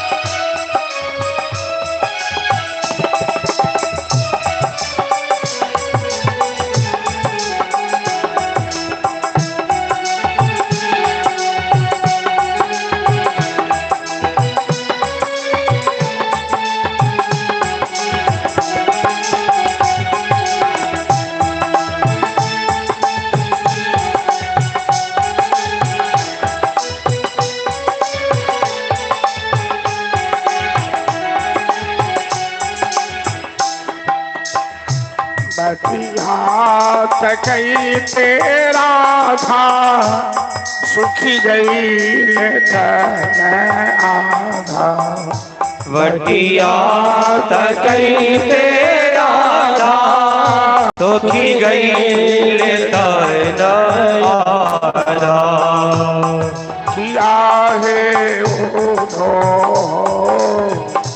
बटिया जो है ते अखिया हाथल रे किया है बोलो बटिया जो खई ते अखिया हाथल रे किया है उधो हरि बीनो वृंदावन नहीं आवल रे जय जय श्री राधे। उद्धव जी रोने लगे इन गोपियों का प्रेम देख। वहां से संदेशा लेकर वापस आए मथुरा। जाने से पहले झगड़ रहे थे कि क्यों याद करते हैं इन ब्रजवासियों को, इन मूर्खों को, इन गंवारों को। आने के बाद झगड़ने लगे, क्यों नहीं वृंदावन जाते हैं, आप तो कठोर हैं, आपके दिल में दया नहीं है, जो आपके प्रेम में दीवानी बनी हुई है, आप उन्हें इस तरह कैसे छोड़ सकते हैं। इस तरह से उद्धव जी अपने मित्र भगवान कृष्ण से झगड़ने लगे। दोनों ही हाल में भगवान ने एक ही जवाब दिया, ये तो प्रेम की बात है उद्धव, बंदगी तेरे बस की। अब तक जो हम लोग भागवत कथा में बैठे हैं, इसका संबंध वृंदावन से, प्रेम जगत से है। भागवत में 12 स्कंद में 10वें स्कंद सबसे प्रधान, 90 अध्याय है। 10वें स्कंद के 2 भाग है, पूर्वार्ध और उत्तरार्ध। यहां तक की कथा पूर्वार्ध में है, जब भगवान कृष्ण का संबंध प्रेम से। अब वो राजा बनकर लड़ाई लड़ेंगे तो उत्तरार्ध जीवन चला जाएगा। अब कृष्ण एक नेता बनेंगे, एक राजनीतिज्ञ बनेंगे, गृहस्थी का विस्तार करेंगे।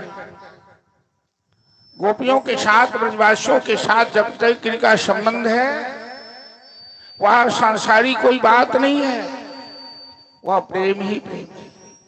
अब तो गृहस्थी का विस्तार है, राजनीति का विस्तार है। 17 बार जरासंध ने यदुवंशियों पर चढ़ाई की, आक्रमण किया। कृष्ण से तो लड़ता नहीं था जरासंध, कृष्ण को बच्चा समझता था, बलराम जी से लड़ता था और 17 बार हारा। बलराम जी तो शेषावतार है। 18वें बार में जरासंध ने काल यवन से साठगांठ करके इन यदुवंशियों को चारों तरफ से घेरने की योजना बनाई। तो भगवान ने राजनीति का सहारा लिया, रातों रात सारे यदुवंशियों को मथुरा से हटाकर गुजरात में भी, पश्चिम गुजरात जो काठियावाड़ पड़ता है, समुद्र में एक नगर बसाया विश्वकर्मा के द्वारा। उस नगर का नाम रखा द्वारावती, वर्तमान में जिसे द्वारिका कहते हैं। और रातों रात यदुवंशियों को वहां स्थापित कर दिया। बलराम जी जरासंध से लड़ने चले गए और श्री कृष्ण काल यवन से लड़ने चले। ये काल यवन दक्षिण अफ्रीका का रहने वाला था। प्राचीन काल में हमारे देश का विस्तार बहुत लंबा था। चाणक्य के समय का इतिहास देखिए, चंद्रगुप्त के समय का इतिहास देखिए, काबुल, कंधार, अफगानिस्तान, ये सभी हमारे देश के अंदर थे। काल यवन को महादेव से वरदान था कि अस्त्र शस्त्र से नहीं मरेगा। तो कन्हैया बिना अस्त्र शस्त्र लिए काल यवन के पास चले गए। उसे लगा ये छलिया हमें पहचानता नहीं है कि मैं कितना बड़ा ताकतवर हूं। मैं इसका काल हूं, मेरे सामने खाली हाथ आके खड़ा हो गया। एक वालिया, तुझे डर नहीं लगता है क्या? भगवान कहते हैं हमें तो डर नहीं लगता है, तू खाली हाथ आया। तो भगवान कहते हैं तुझे मारने के लिए हथियार की जरूरत कहाँ है? और गुस्सा आया उसे, तुम हमें इतना कमजोर समझते हो? अभी पकड़ के तेरी गर्दन तोड़ दूंगा। तो कन्हैया कहते हैं पकड़ तो लो, पहले हमें पकड़ पाओगे तब तो। अरे भगवान सबकी पकड़ में नहीं आते हैं, प्रेम से जो पकड़ना चाहे पकड़ ले, बाकी उन्हें कौन पकड़ सकता। काल यवन ने पीछा किया, कन्हैया ने हाथ छुड़ाकर भागा। यहीं पर भगवान का एक और नामकरण हुआ है, रणछोड़ भगवान। गुजरात में जाइए तो गुजराती सब रणछोड़ भगवान की पूजा करते हैं। बोल रणछोड़ भगवान की जय। ले गए चकमा देकर उस काल यवन को हिमालय की गुफा, जहां सूर्यवंशीय राजा मानधाता के पुत्र मुचकुंद महाराज देवासुर संग्राम में देवताओं को मदद किया था। वरदान लेकर 10,000 वर्ष से सो रहे। थक गए तो कहते हैं मैं सोऊंगा। भगवान ने अपनी पीताम्बरी से मुचकुंद को ढक दिया, बगल में छिप गए। काल यवन आया, पीछे से लगा, वही छलिया सो रहा है। पहले तो उसने आवाज लगाई, फिर जोर से लात मारा। मुचकुंद महाराज की निद्रा भंग हो। उन्हें देवताओं का वरदान था, भगवान छोड़कर मेरे सामने जो मिलेगा वो भस्म हो जाएगा। जैसे काल यवन को देखा, मुचकुंद की आंख से अग्नि की ज्वाला निकली, काल यवन वही भस्म हो गया। फिर भगवान सामने खड़े हो गए। मुचकुंद महाराज कहते हैं आपका परिचय? तो भगवान कहते हैं कि मेरा नाम वासुदेव कृष्ण है, जदुवंश में मेरा अवतार हुआ है। ये द्वापर युग का अंत चल रहा है। मुचकुंद महाराज भगवान के चरण पे लूट गए, उनकी प्रार्थना करने लगे कि व्यवहितोऽयं जन ईशमायया त्वदीयया त्वां न भजन्ति अनर्थदृक् सुखाय दुःख प्रभवेषु सज्जते गृहेषु योषित पुरुषस्य वन्दे। प्रभु, आपकी माया से बुद्धि मोहित होने के कारण मैंने आपको पहचाना नहीं। और ये संसार को देखिए, मनुष्य अपने जीवन में जितना सुख जुटाने में लगा है, उसके जीवन में उतना ही दुख बढ़ता जा रहा है। मानव के जीवन में दुख कैसे बढ़ रहा है मालूम है? जैसे आपके सर का बाल छोटा हो तो न तेल लगेगा न कंघी लगेगी, और जैसे बड़ा होता जाएगा बस उसको साफ करने के लिए कितनी कंघी टूट जाती है। महिलाओं के बाल लंबे होते हैं तो कभी कभी बाल साफ करती है, झाड़ती है, उलझ जाती है। ऐसे ही जीवन उलझता जा रहा है। मुचकुंद का उद्धार किए भगवान आए द्वारिका। विदर्भ देश के राजा भीष्मक हैं। भीष्मक की कन्या है साक्षात लक्ष्मी रुक्मिणी। राजा विदर्भ के भीष्मक के 5 पुत्र हैं। बड़े पुत्र का नाम है रुक्म, जो कृष्ण से बड़ा द्वेष करता है। रुक्म अपनी बहन रुक्मिणी का विवाह शिशुपाल के साथ करना चाहता। रुक्मिणी भगवान कृष्ण से प्रेम करती है। जब शिशुपाल बाराती लेके आने वाला है तो रुक्मिणी ने एक पत्र लिखा, प्रेम पत्र, और अपने प्रियतम द्वारिकाधीश को भेजा। एक ब्राह्मण का, सुदेव नाम का ब्राह्मण। रुक्मिणी ने पत्र में लिखा कि सत्वा गुणान भवन सुंदर सन्वतान्ते निर्विश्य कर्ण विवरे हरतों तथा रूपम दृशा दुष्मृता मखिलार्थ लाभम कोई अच्युता दशम पत्र प्रभु। मैंने लोगों के मुंह से आपकी तारीफ सुनी, प्रशंसा। मेरे पिता के पास राजे महाराजे से बात है तो आपकी प्रशंसा करता है, लेकिन मेरा भाई आपको अपना शत्रु मानता है, आपसे द्वेष करता है। जबरदस्ती मेरा ब्याह शिशुपाल के साथ करना चाहता है। कात्वा मुकुंद महती गुणशील रूप विद्या वयो धर्म धाम विराट तुल्य। अरे आपसे अच्छा कौन दूल्हा हो सकता है। मैंने आपको अपना जीवन साथी चुन लिया है। आप समय से आकर हमें गिरजा मंदिर से अपहरण कर लीजिए। हम राजघरानों में गिरजा पूजा करने की परंपरा है। यदि आपने समय से आकर हमें नहीं ले गया, हमारा अपहरण नहीं किया, तो मैं आत्महत्या कर लूंगी। श्री कृष्ण सीधे रथ पे सवार होकर ब्राह्मण देवता को लेकर विदर्भ देश की यात्रा। बलराम जी को लगा कन्हैया जरूर कोई खुराफात करने जा रहा है, तो पीछे से सेना लेके चल दी। उधर राजा भीष्मक के यहाँ शिशुपाल, दंत वक्र, जरासंध, बड़े बड़े बलवान राजा सब जनवासा में आए हुए हैं। शिशुपाल का विवाह होने वाला है रुक्मिणी से। गिरिजा मंदिर में जाकर बैठे और ब्राह्मण देवता से कहा कि राजकुमारी से जाके कहिए कि मैं प्रतीक्षा कर रहा हूं गिरिजा मंदिर। ब्राह्मण देवता रुक्मिणी के पास गए कि तेरे प्रियतम गिरिजा मंदिर में आ गए हैं, तू अपना सौभाग्य मना ले, अपने प्रियतम से मिलकर, मौका नहीं मिलेगा फिर। रुक्मिणी की प्रसन्नता की सीमा नहीं। अपनी सभी सहेलियों को बुला ली।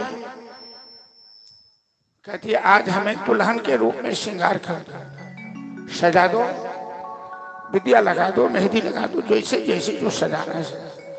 क्योंकि मैं अपने श्याम सुंदर की दुल्हन बनने वाली। रुक्मिणी का भाई ने हजारों सेना पीछे लगा दिया। उसे आशंका है वो छलिया कहीं मेरी बहन का हरण न करे। भगवान जो करना चाहते हैं उसे कोई रोक नहीं सकता है। आगे आगे रुक्मिणी का रथ है, पीछे पीछे हजारों सेनाएं हैं।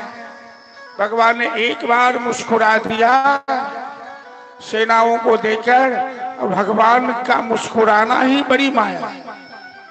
जैसे मुस्कुराए इन सेनाओं ने हथियार डाल दिया सर, और कहने लगा वाह जोड़ी कितनी सुंदर है रुक्मिणी की और इसकी। कन्हैया की तारीफ करने लगे। इसकी चाल तो देखो, इसके बाल तो देखो, इसके फेंटा तो देखो, इसकी कमर तो देखो, इसकी चितवन तो देखो। श्यामली सूरत में मोहन दिल दीवाना हो। चलिए मीरा बाई का बड़ा सुंदर पद है, आगे तैयारी कीजिए। हाँ तो ले आइए। आओ मेरी सखिया। और रुक्मिणी की झांकी भी सुंदर बनी है, तो हम लोग चलते हैं भजन के साथ साथ झांकी का दर्शन करते हैं। और समय भी अपने रफ्तार से भगता जा रहा है। अब मैं भी अपनी रफ्तार से थकता जा रहा हूं। पता नहीं कब आवाज बैठ जाए, बोलना बंद हो जाए, तो भगवान से प्रार्थना करता हूँ किसी तरह आज पार लगा दीजिए। चलिए भजन श्रवण कीजिए, झांकी का दर्शन। बोले कृष्ण कन्हैया लाल की जय। ऐसे बर को क्या बरो जो जन्मे और मर जाए। हर ये गिरधर लाल को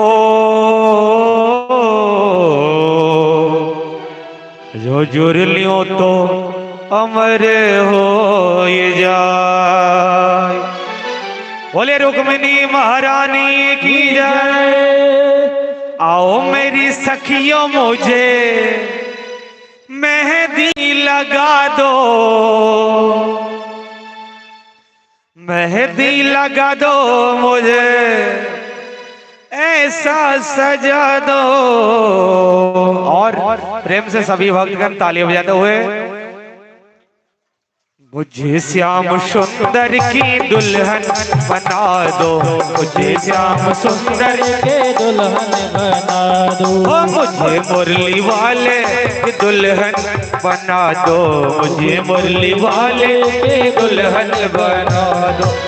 आओ मेरी सखियां मुझे मेहंदी लगा दो, आओ मेरी सखियां मुझे मेहंदी लगा दो, मेहंदी लगा दो मुझे ऐसा सजा दो। मुझे श्याम सुंदर की दुल्हन बना दो, मुझे श्याम सुंदर की दुल्हन बना दो। मुझे मुरली वाले की दुल्हन बना दो, मुझे मुरली वाले की दुल्हन बना दो।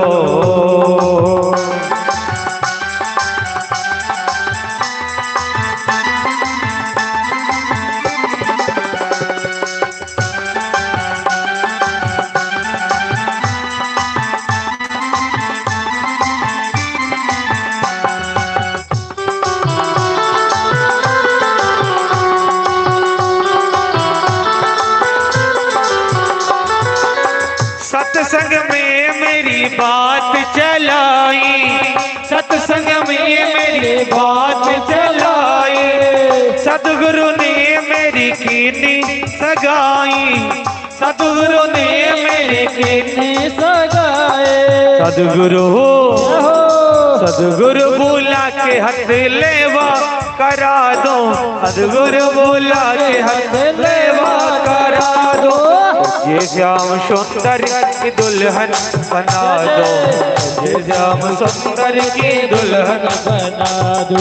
मुझे मुरली वाले की दुल्हन बना दो, मुझे मुरली वाले की दुल्हन बना दो।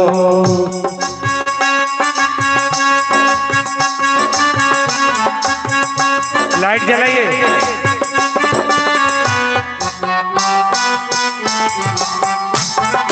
जय हो।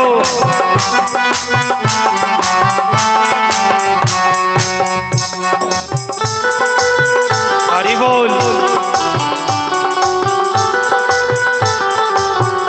ओ ऐसी पहनो चोरी जो कबहू न टूटे, ऐसी पहनो चोरी जो कबहू न टूटे।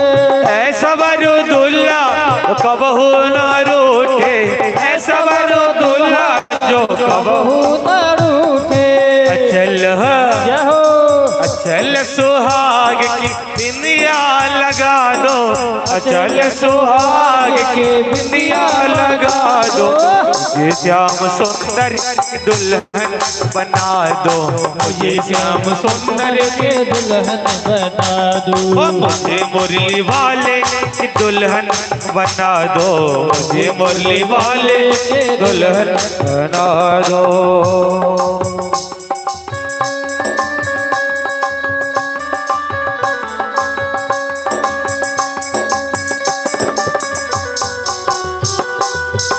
जय हो।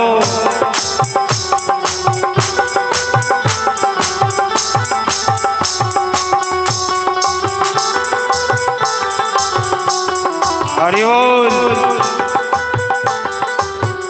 ओ बांध के घुंघरू में उन्हीं कोरी जाऊंगी, बांध के घुंघरू में कोरी जाओगे। लेके एक तारा श्याम श्याम गाऊंगी एक एक तारा मैं श्याम श्याम गाऊंगे। सदगुरु सदगुरु बोला के मेरी डोली सजा दो, सदगुरु बोला के मेरी डोली सजा दो, मुझे श्याम सुंदर की दुल्हन बना दो, मुझे श्याम सुंदर के दुल्हन बना दो। मुझे मुरली वाले की दुल्हन बना दो, मुझे मुरली वाले की दुल्हन बना दो। आओ मेरी सखिया मुझे मेहंदी लगा दो, आओ मेरे सखिया मुझे मेहंदी लगा दो, मेहंदी लगा दो, मुझे ऐसा सजा दो, मुझे श्याम सुंदर की दुल्हन बना दो, मुझे श्याम सुंदर के दुल्हन बना दो। मुझे मुरली वाले की दुल्हन बना दो, मुझे मुरली वाले की दुल्हन बना दो, मुझे श्याम सुंदर की दुल्हन बना दो, मुझे श्याम सुंदर की दुल्हन बना दो। और रुक्मिणी महारानी की जय। आप लोग बैठ जाए, सबसे पहले सभी आदमी खड़े हो गए, बैठ जाए, जो जहां बैठे थे वहीं बैठ जाए, फिर से खड़े होइएगा तो कार्यक्रम आगे नहीं किया जाएगा। आप लोग बैठ जाए, आपने अपने स्थान पे बैठ जाए। साउंड बॉक्स के सामने खड़ी नहीं रहना है, साइड हो जाइए। आप ही को बोल रहे हैं, साइड हो जाइए। हेलो ए बच्चा नीचे उतरो।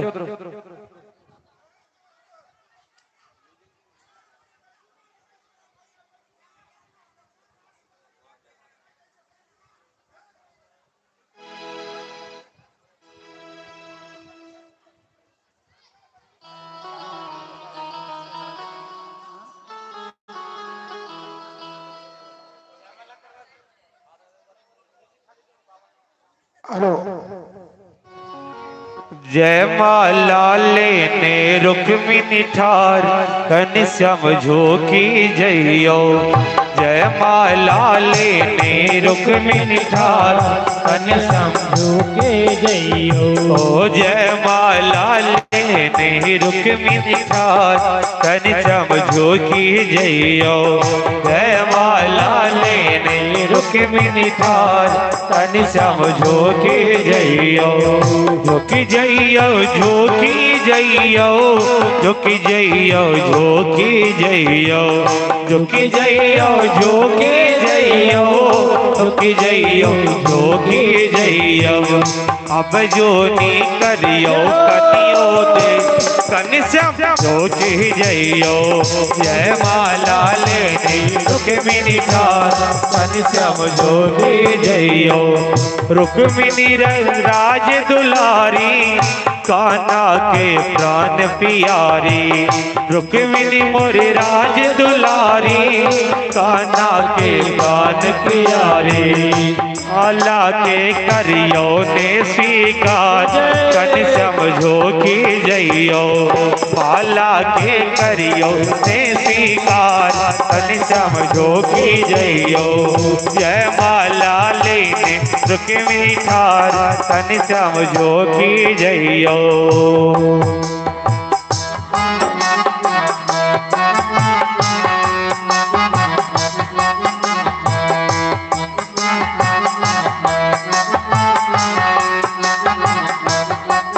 ओ सखी सब मंगल गीत गावई, देवता पुष्पन बरसावई, सखी सब मंगल गीत गावई, देवता पुष्पन बरसावई, सखी सब मंगल गीत गावई, देवता पुष्पन बरसावई। माला के करियो ने स्वीकार कन समझो की जइयो, माला के करियो ने स्वीकार कन समझो की जइयो, जय माला लेने रुक्मिणी ठार कन समझो की जइयो, जय माला लेने रुक्मिणी ठार कन समझो की जइयो। बोल रुक्मिणी महारानी की जय, कृष्ण कन्हैया लाल की जय।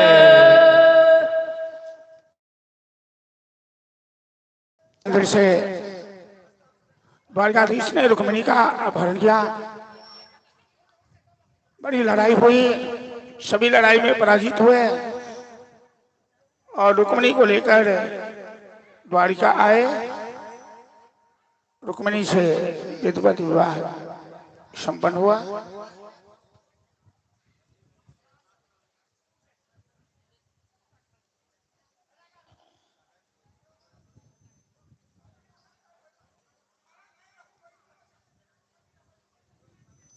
क्या हो रहा है?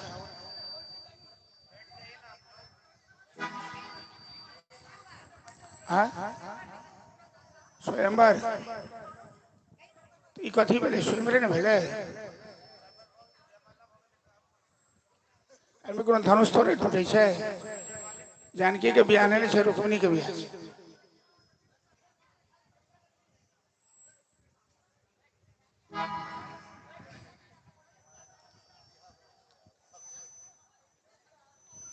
आप लोग शांत होंगे तो आगे कथा मैं बढ़ाऊंगा। जो जहां है बैठ जाइए।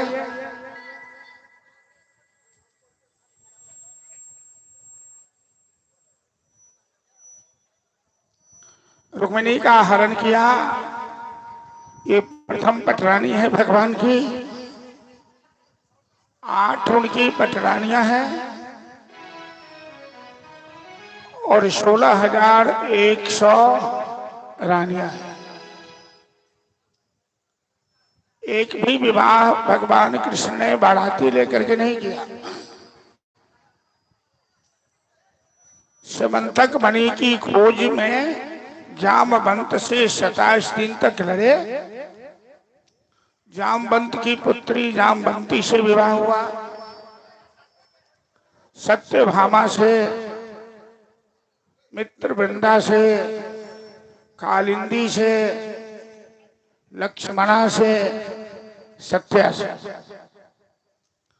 भगवान कृष्ण की ये 8 पटरानियां हैं। अब उन्होंने अपनी गृहस्थी का विस्तार किया। राक्षसों का विनाश करके अपनी गृहस्थी का विस्तार किया।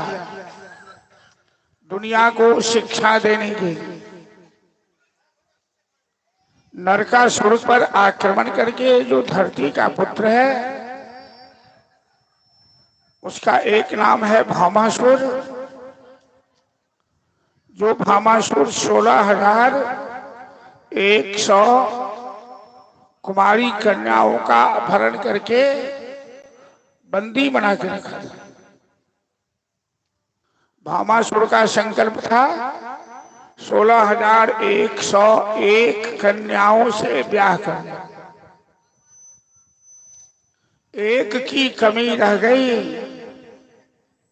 भगवान ने आक्रमण किया, भामासुर का वध किया और ये 16,100 कन्याएं उनसे प्रार्थना की, आप हमें स्वीकार कर लीजिए प्रभु, वरना हम लोग कुमारी रह जाएंगी। हम तो बदनाम हो चुके हैं, हमारी जिंदगी नरक बन जाएगी। भक्त वत्सल भगवान ने इन कन्याओं की प्रार्थना स्वीकार की। 16,100 कन्याओं से विवाह। कुल मिलाकर भगवान की 16,108 पटरानियां और रानियां मिलाकर संख्या हुई। प्रत्येक रानियां से 10-10 बच्चे हैं। 16,108 को 10 से गुना कीजिए, कितना लाख करोड़ हो जाता है। इतना बड़ा परिवार था भगवान। दुनिया वाले को शिक्षा दी उन्होंने कि बहुत बड़ा परिवार भी अभिशाप होता है। अंत में भगवान स्वयं यदुवंशियों का विनाश कर दिया। नारद जी ने भगवान से पूछा कि प्रभु, अरे 2-4 महिलाओं को संभालना तो मुश्किल होता है, आपकी इतनी संख्या है, आपकी पत्नियां आपसे खुश नहीं होगी। तो भगवान कहते हैं नारद जी से, तुम मेरे महलों में जाकर मेरी रानियों से मिलो, पूछो जाकर कि वो खुश हैं कि ना खुश हैं। 16,108 रानियों को रहने के लिए भगवान ने 16,108 महल बनवाया था। अनंत कोटि ब्रह्मांडाधिनायक हैं, उनके लिए असंभव क्या है। नारद जी 100-200 कोठरियों में घूमे, देखते हैं प्रत्येक महल में जोड़ा जोड़ी मिला हुआ है और सब में अलग अलग काम करते हुए, कहीं पत्नी के साथ झूला झूल रहे हैं, तो कहीं पासा खेल रहे हैं, तो कहीं पान खा रहे हैं, कहीं जलपान कर रहे हैं, कहीं हंसी मजाक चल रहा है, अलग अलग क्रियाएं करते हुए। नारद जी तो 100-200 में घूमे, थक गए और भगवान के चरण पे आकर गिर पड़े। तेरी लीला का न पाए कोई पार, वो लीलाधारी तू ही जान। तेरी लीला का पार पाना मुश्किल है, ये सर्वसमर्थ है, वो समस्त चराचर के साथ रमन करते हैं। 16,108 उनके लिए कौन सी बड़ी बात है। भगवान श्याम सुंदर मिथिला की यात्रा की, 6 महीना मिथिला में रहे, राजा बहुलाश्व के यहाँ 1 महीना एक गरीब ब्राह्मण के घर में रहे भगवान। उस ब्राह्मण का नाम था श्रुतदेव। जब अंतिम काल में भगवान ने उद्धव जी को शिक्षा दी, तो श्रुतदेव ब्राह्मण की चर्चा कि गृहस्थी जीवन कैसे जीना चाहिए, वो शिक्षा मैंने श्रुतदेव ब्राह्मण से। गृहस्थ आश्रम धन्य है, लेकिन जीने की कला चाहिए।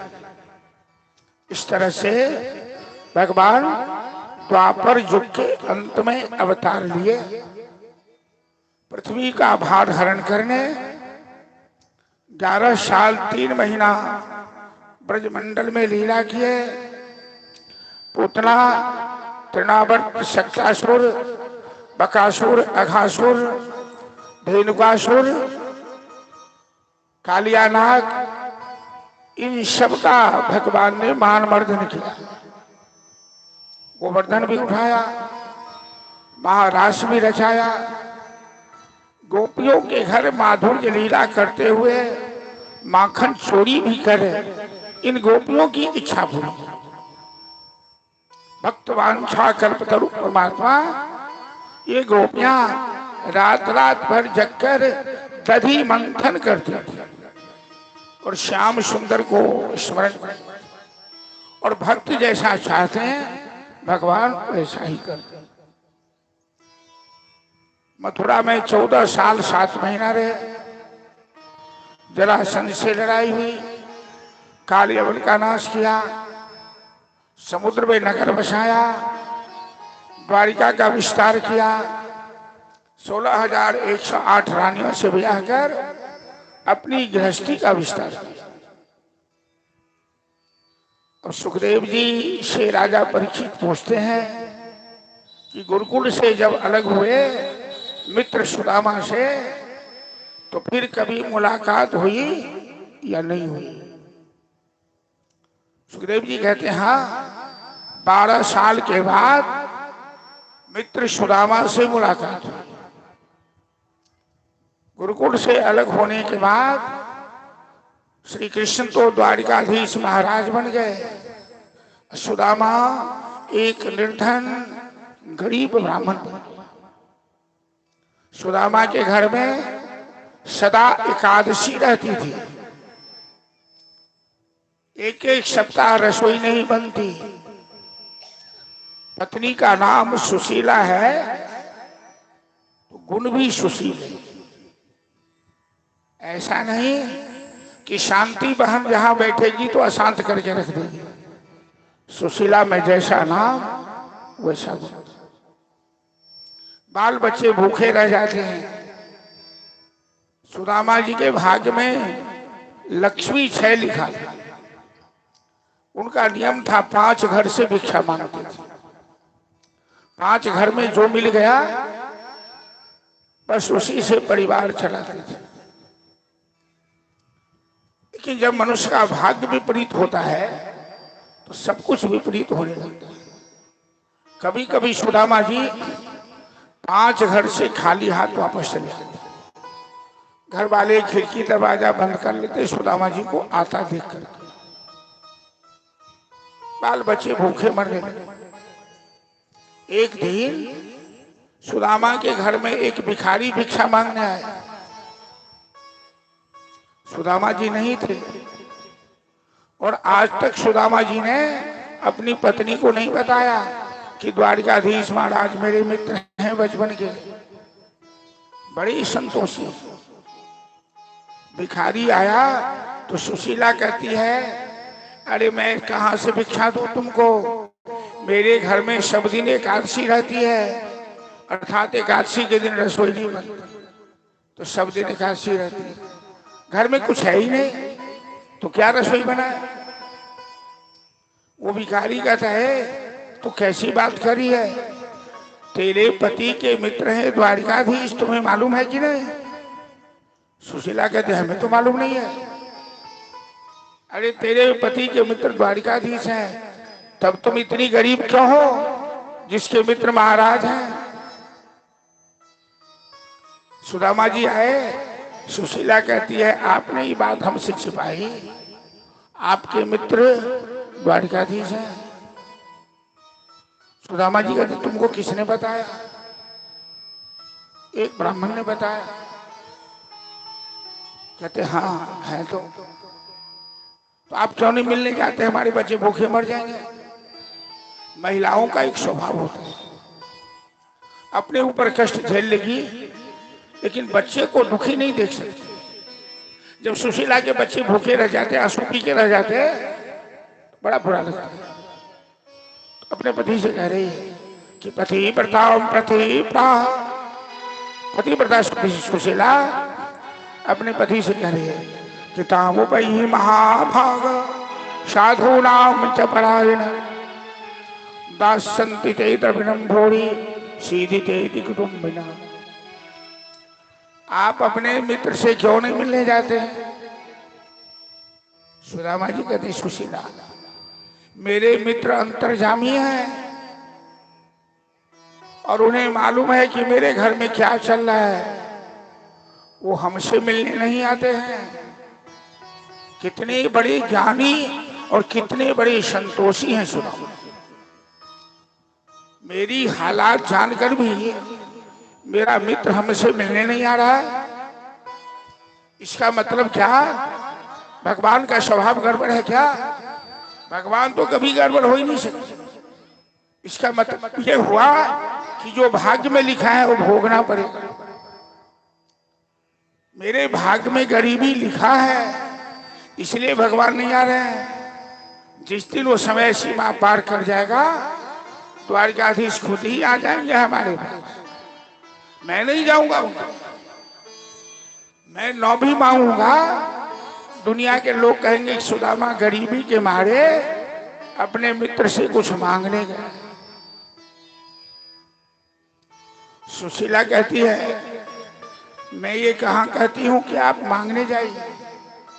अरे दर्शन कीजिएगा ना, तो भगवान के दर्शन का भी तो लाभ मिलता है।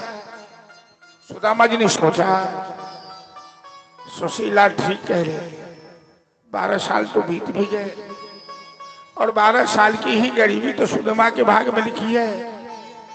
इनका एक अलग इतिहास है और मेरे मित्र से मिलने का भी तो लाभ होता है। मैं मांगूंगा नहीं, जाऊंगा जो। सुशीला की इच्छा है कि मैं जाऊं द्वारिका, तो कहते हैं सुशीला, अरे 12 साल के बाद अपने मित्र के पास खाली हाथ जाऊं क्या। तेरे घर में कुछ है संदेश देने के लिए। घर में तो 8 दिन से चूल्हे नहीं जले हैं, एक भी छदाम कुछ नहीं है। सुशीला कितनी महान है, जरा सोचिए। इतनी गरीबी झेल ली, आज तक अपनी पड़ोसियों से एक मुट्ठी उधार पैंच नहीं मांगा। ये शाख है सुशीला। आज कहती है आपके मित्र के लिए मैं मांग सकती हूं, अपने लिए नहीं मांग, भगवान के लिए मांग सकती हूं। या चित्वा चतुरान मुष्टिन तांडुलान पृथक पृथक। सुशीला ने 4 घर से 4 मुट्ठी चावल मांगा।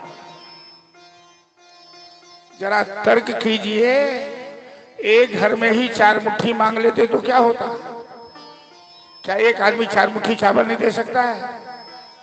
दे सकता है। वो मांग भी सकती थी लेकिन नहीं मांगा। यह सोचकर कि 4 घर के चावल 4 प्रकार के होंगे। सुदामा इतने संतोषी हैं, अपने मित्र से अपनी गरीबी नहीं बताएंगे, लेकिन चावल देकर उनके मित्र समझ लेंगे ये चावल भी सुदामा के अपने घर का नहीं है, वो दूसरों के घर से मांगता है। घर में कोई कपड़ा नहीं है पुटरी बांध कर देने के लिए, कोई मैले कुचैले फटे वस्त्र में बांध कर। प्राचीन काल के ब्राह्मण का स्वरूप होता था, शरीर में कुर्ता धोती चादर, सर पे पाग या पगड़ी, लोटा छड़ी।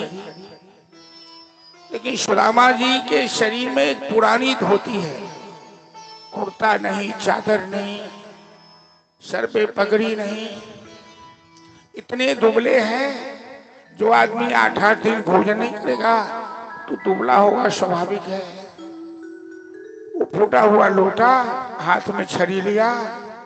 सुशीला ने सुदामा को विदा किया और भगवान से प्रार्थना की कि प्रभु मेरे पति तो बड़े दुर्बल हैं, वो द्वारिका नहीं पहुंच सकते, कई दिन के भूखे हैं, लेकिन आप तो बड़े दयालु हैं, आप मेरे पति को अपने पास बुला लेना, मैं आपके सहारे ही इन्हें भेज रही हूं। कुछ दूर जाने के बाद ही सुदामा जी को चक्कर आ जाता है। द्वारिका के लिए प्रस्थान किया और चक्कर खाकर सुदामा जी गिर जाते हैं और अपने मित्र द्वारिकाधीश भगवान से प्रार्थना करने लगे। हेलो, तेरे पास भगवान मेरी नैया, हेलो है। चलिए भगवान सुदामा जी कन्हैया की पुकार लगा रहे हैं, उनसे प्रार्थना कर रहे हैं। आप लोग भी ताली बजाकर भजन में साथ दीजिए। भगवान मेरी नैया उस पार लगा देना, अब तक तो निभाए हो, आगे भी निभा देना। भगवान मेरी नैया उस पार लगा देना, अब तक तो निभाए हो, आगे भी निभा देना। भगवान मेरी नैया उस पार लगा देना, अब तक तो निभाए हो, आगे भी निभा देना।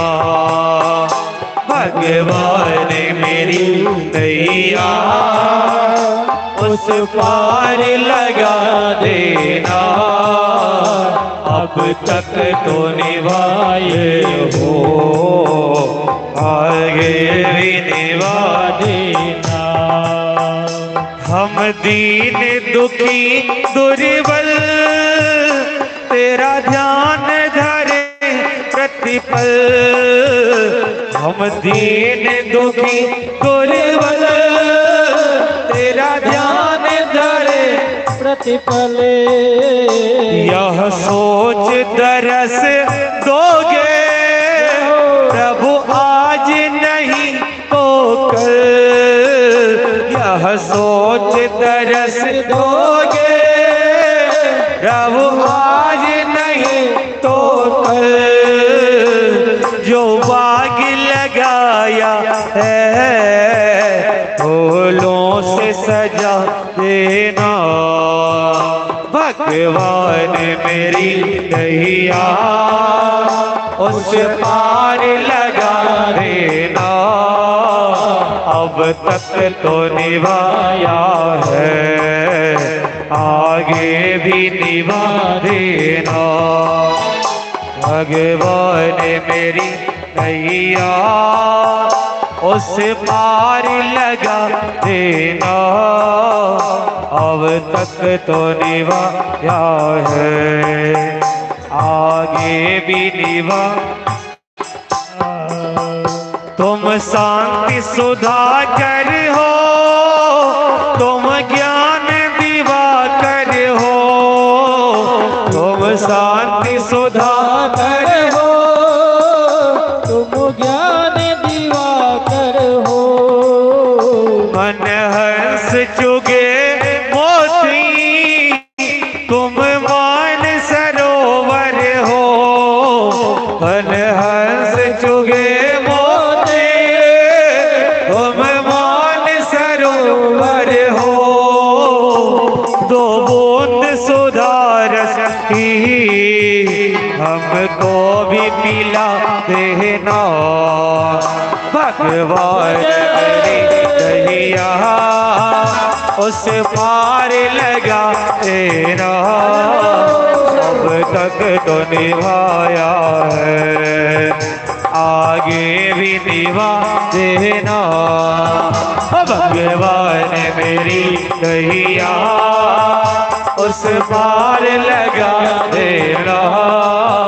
अब तक तो निभाया है आगे भी निभा देना। हरे कृष्ण कृष्ण कृष्ण हरे हरे। हरे राम राम राम हरे हरे। ओ हरे कृष्ण हरे ताली बजाते हुए कृष्ण कृष्ण हरे हरे। हरे राम राम राम हरे हरे। हरे कृष्ण कृष्ण कृष्ण हरे हरे। हरे कृष्ण कृष्ण कृष्ण हरे हरे। हरे राम राम राम हरे हरे। हरे राम राम हरे हरे। हरे कृष्ण कृष्ण कृष्ण हरे हरे। हरे कृष्ण कृष्ण कृष्ण हरे हरे। हरे राम राम हरे हरे। बोल सुदामा जी महाराज की जय। कोई भी आदमी खड़े नहीं होंगे अपने अपने स्थान पे बैठे रहेंगे। बैठकर झांकी के दर्शन करेंगे और भजन श्रवण करेंगे। सुदामा जी चक्कर खाके गिर तो पड़े थे लेकिन भगवान ने गरुड़ जी को भेजा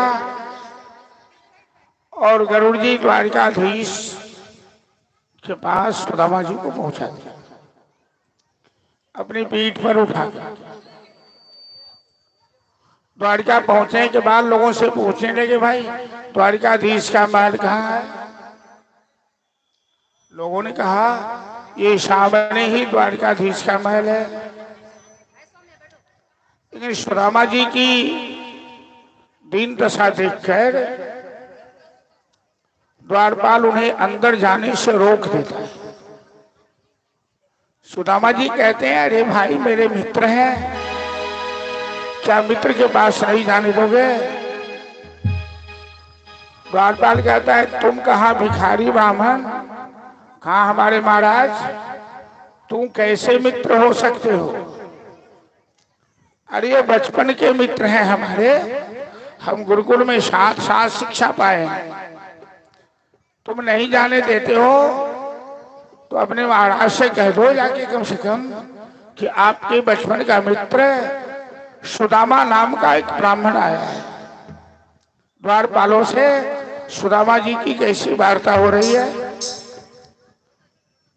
आप सब लोगों से आग्रह है कि जगह कम है, इसी में गुंजाइश कीजिए, सभी आदमी सहयोग कीजिए। जहां सुविधा मिलती हो वहां बैठ जाइए, यदि खड़े भी हैं तो शांति से खड़े होकर के चलिए भजन श्रवण कीजिए और झांकी का दर्शन कीजिए। हम लोग कथा के अंतिम चरण में पहुंचे हुए हैं, इसके बाद कुछ औपचारिकता भी होगी, तो पहले इस झांकी का दर्शन कीजिए, भजन श्रवण कीजिए कि द्वारपालों का व्यवहार सुदामा जी के साथ कैसा हो रहा है। देखो देखो ये गरीबी का हाल, कृष्ण के दर पे विश्वास लेके आया हूँ।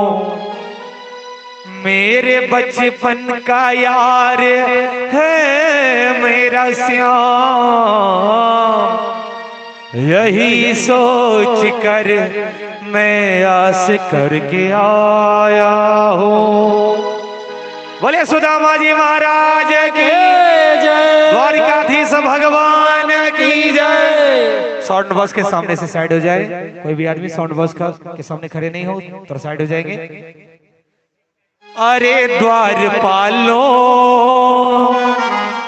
कन्हैया से कह दो, अरे द्वारपालों मेरे कन्हैया से कह दो, इधर पे सुदामा गरीब आ गया है, इधर पे सुदामा गरीब आ गया है।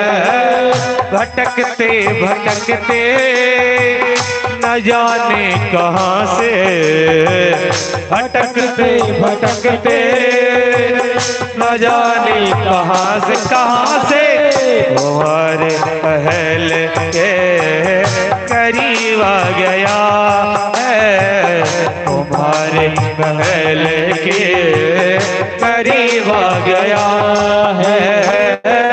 अरे द्वारपालों कन्हैया से कह दो, अरे द्वारपालों कन्हैया से कह दो इधर पे सुदामा गरीब आ गया है, इधर पे सुदामा गरीब आ गया है।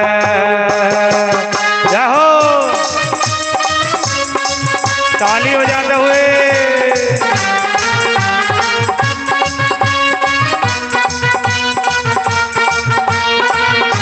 हरि बोल।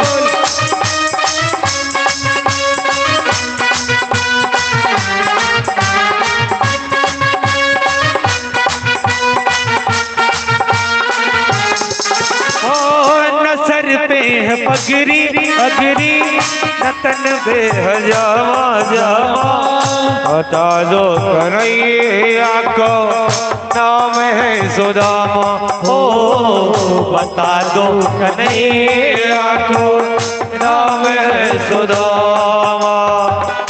न सर पे है पगड़ी न तन पे है जावा, बता दो कन्हैया को नाम है सुदामा, हो सर पे है पगड़ी तन पे है जामा, बता दो कन्हैया को नाम है सुदामा, हो बता दो कन्हैया को नाम है सुदामा।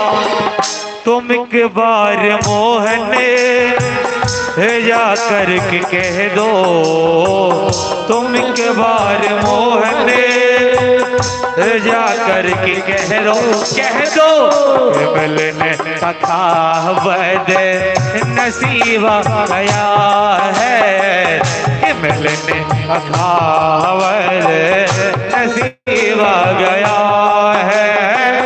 अरे द्वार पालो कन्हैया से कह दो, अरे द्वार पालो कन्हैया से कह दो कि दर पे सुदामा गरीबा गया है, कि दर पे सुदामा गरीबा गया है।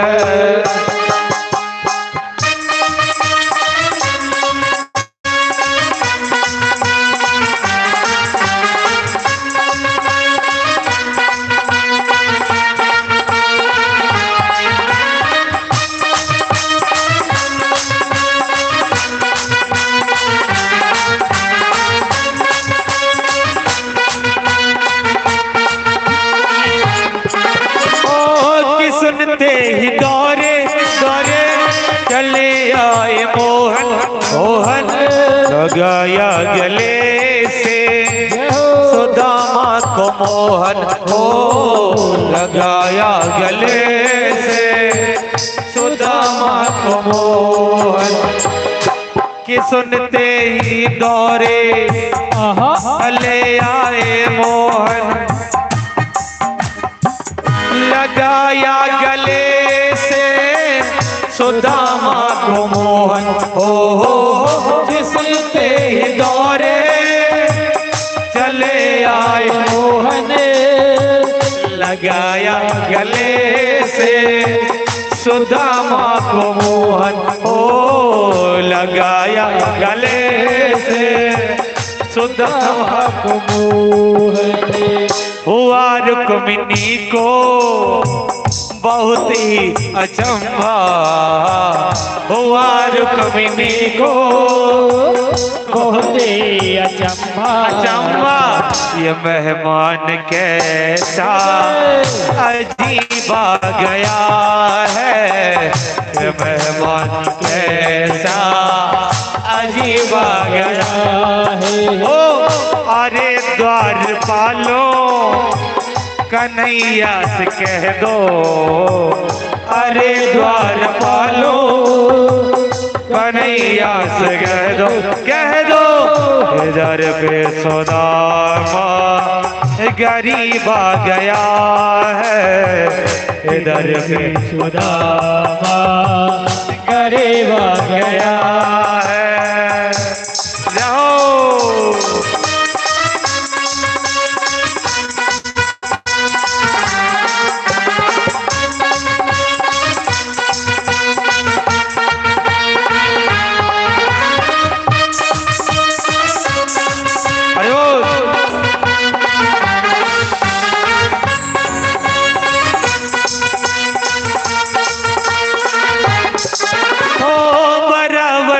अपने अपने सुदामा बिठाए हरन आंसुओं से श्याम ने धुलाए हो, चरण आंसुओं से प्रभु ने धुलाए। बराबर में अपने सुदामा बैठाए, चरण आंसुओं से श्याम ने धुलाए हो, बराबर में अपने सुदामा बिठाए, चरण आंसुओं से श्याम ने धुलाए हो, चरण आंसुओं से प्रभु ने धुलाए। न घबराओ प्यारे जरा तुम सुदामा, न घबराओ प्यारे जरा तुम सुदामा, सुदामा खुशी का समा तेरे करीब आ गया है, खुशी का समा तेरे करीब आ गया है। अरे द्वार पालो कन्हैया से कह दो, अरे द्वार पालो कन्हैया से कह दो इधर से सुधा गरीब आ गया, इधर से सुधा गरीब आ गया, इधर से सुधा गरीब आ गया है। बोल सुदामा जी महाराज की जय, द्वारकाधीश भगवान की जय। हेलो। सुदामा का नाम सुनते ही द्वारकाधीश भगवान दौड़ पड़े, उछल पड़े, मित्र को गले से लगाया। महारानी रुक्मिणी को बड़ा ही आश्चर्य लगा। आके ठहर से उठना,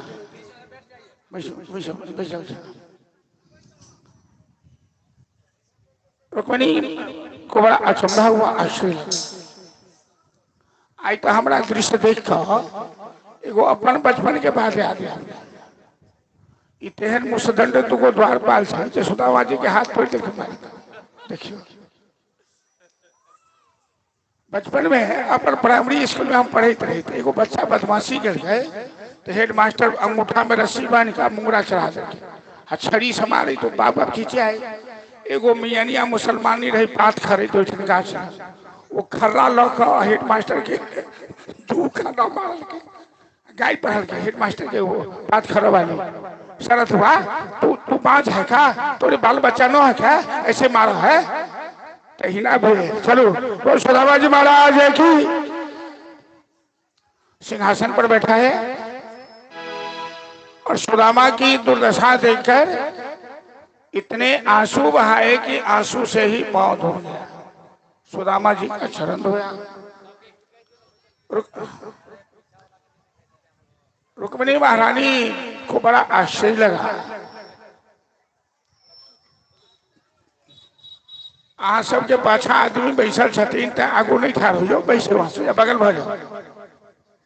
हेलो, आप पियर साड़ी जो पहनने से के कैसे, हाँ बगल भर जाओ या बैसो। अब नहीं पीछे छतीन तक की कही है। तो रुक्मिणी महारानी को आश्चर्य लगा इस बात का कि आज तक बड़े बड़े राजे महाराजा है द्वारकाधीश शासन छोड़ के खड़े नहीं हुए, और सुदामा का नाम सुनते ही हा मित्र दौड़ पड़े, गले से लगाया, पांव से जूते चले, जूते पांव से गिर गए, शरीर से पीतांबरी उड़ गई और चरण धोया। इतना स्वागत किया, कहा सुदामा बापरो कृष्ण मिताई। ये भगवान की विशेषता है। कहा ये गरीब मित्र जो भीख मांग के गुजर करता है। कहा महाराज, और कैसा स्वागत किया। भगवान दुनिया वाले को शिक्षा देना चाहते हैं कि मित्रता मत करो, और मित्रता में औकात नहीं होती है, मित्रता प्रेम की चीज। सुदामा का स्वागत महाराज होकर भी शरण धोया, पांव से कांटे निकाले और मित्र के साथ ऐसा व्यवहार किया कि सारी महारानियों को आश्चर्य लग रहा है। ये सुदामा में ऐसा कौन सा गुण है कि द्वारकाधीश ने ऐसा स्वागत किया है। वस्तुतः सुदामा महान है। इतनी गरीबी के बाद सुदामा आज तक कहीं किसी से के सामने हाथ नहीं फैला, अपने मित्र के बारे में ही सोचता है। बड़े संतोषी हैं, बड़े त्यागी हैं। और इसी प्रसंग में आकर सुखदेव जी परीक्षित से पूछते हैं, क्या पूछते हैं? जब द्वारकाधीश स्वयं चरण दबा रहे हैं, रुक्मिणी को बोले पंखा झेलो, गर्मी ज्यादा पड़ रही है ना तो पंखा झेलो। तो सुखदेव जी पूछते हैं कि दुनिया के लोग सुदामा को कंगाल कहते हैं, गरीब कहते हैं। स्वयं लक्ष्मी जिसे पंखा झेल रही है और नारायण जिनके चरण दबा रहे हैं, वो सुदामा गरीब हो सकता है क्या? वो शाहनशाह का शाहनशाह। अमीरी गरीबी की परिभाषा है, कौन गरीब है? तो जस्य विशाल तृष्णा, जिनके पास संतोष नहीं वो सबसे बड़ा कंगाल है, और जिसके पास संतोष है वो सबसे बड़ा धनवान है। मित्र ने पूछा द्वारिकाधीश ने, क्या भाभी सुशीला ने कुछ मेरे लिए दिया? चावल की पोटली सुदामा जी कांख में छिपा रखे। क्यों? महारानी सब है, ये चावल का भूजा कौन खाएगी?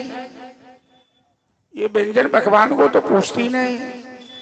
भगवान कहते हैं महारानी है तो रहने दो, मैं तो मित्र हूं ना, हमें तो सबरी का बैर भी अच्छा लगता है, हमें विदुर की शाख भी अच्छी लगती है। और सुदामा के तंडुल भी कांख से पुटरी खींच दिया और उसे खोला, एक पक्का लिए, भाई चावल जरा सा देखिएगा कठिन हो तो हल्का पक्का लीजिएगा, दूसरे पक्का भी लिए, तीसरा लेना ही चाहते कि रुक्मिणी हाथ पकड़ ली, बस बस बस, अरे कुछ हम लोगों के लिए प्रसाद रहने दीजिए। रुक्मिणी जानती है, दो मुट्ठी खाकर दो लोग दे दिया सुदामा को भगवान। भगवान के लेने और देने के तरीके अपने होते हैं, वो देते हैं तो कोई देखता नहीं और लेते हैं तो भी कोई देखता नहीं। दो मुट्ठी खाकर दो लोग दे दिए, तीसरी मुट्ठी यदि खा लिए तो तीनों लोग दे देंगे। रुक्मिणी सोचे कि हम तो फुटपाथ पर रह जाएंगे, तो तीसरी मुट्ठी खाते समय हाथ पकड़े, बस बस।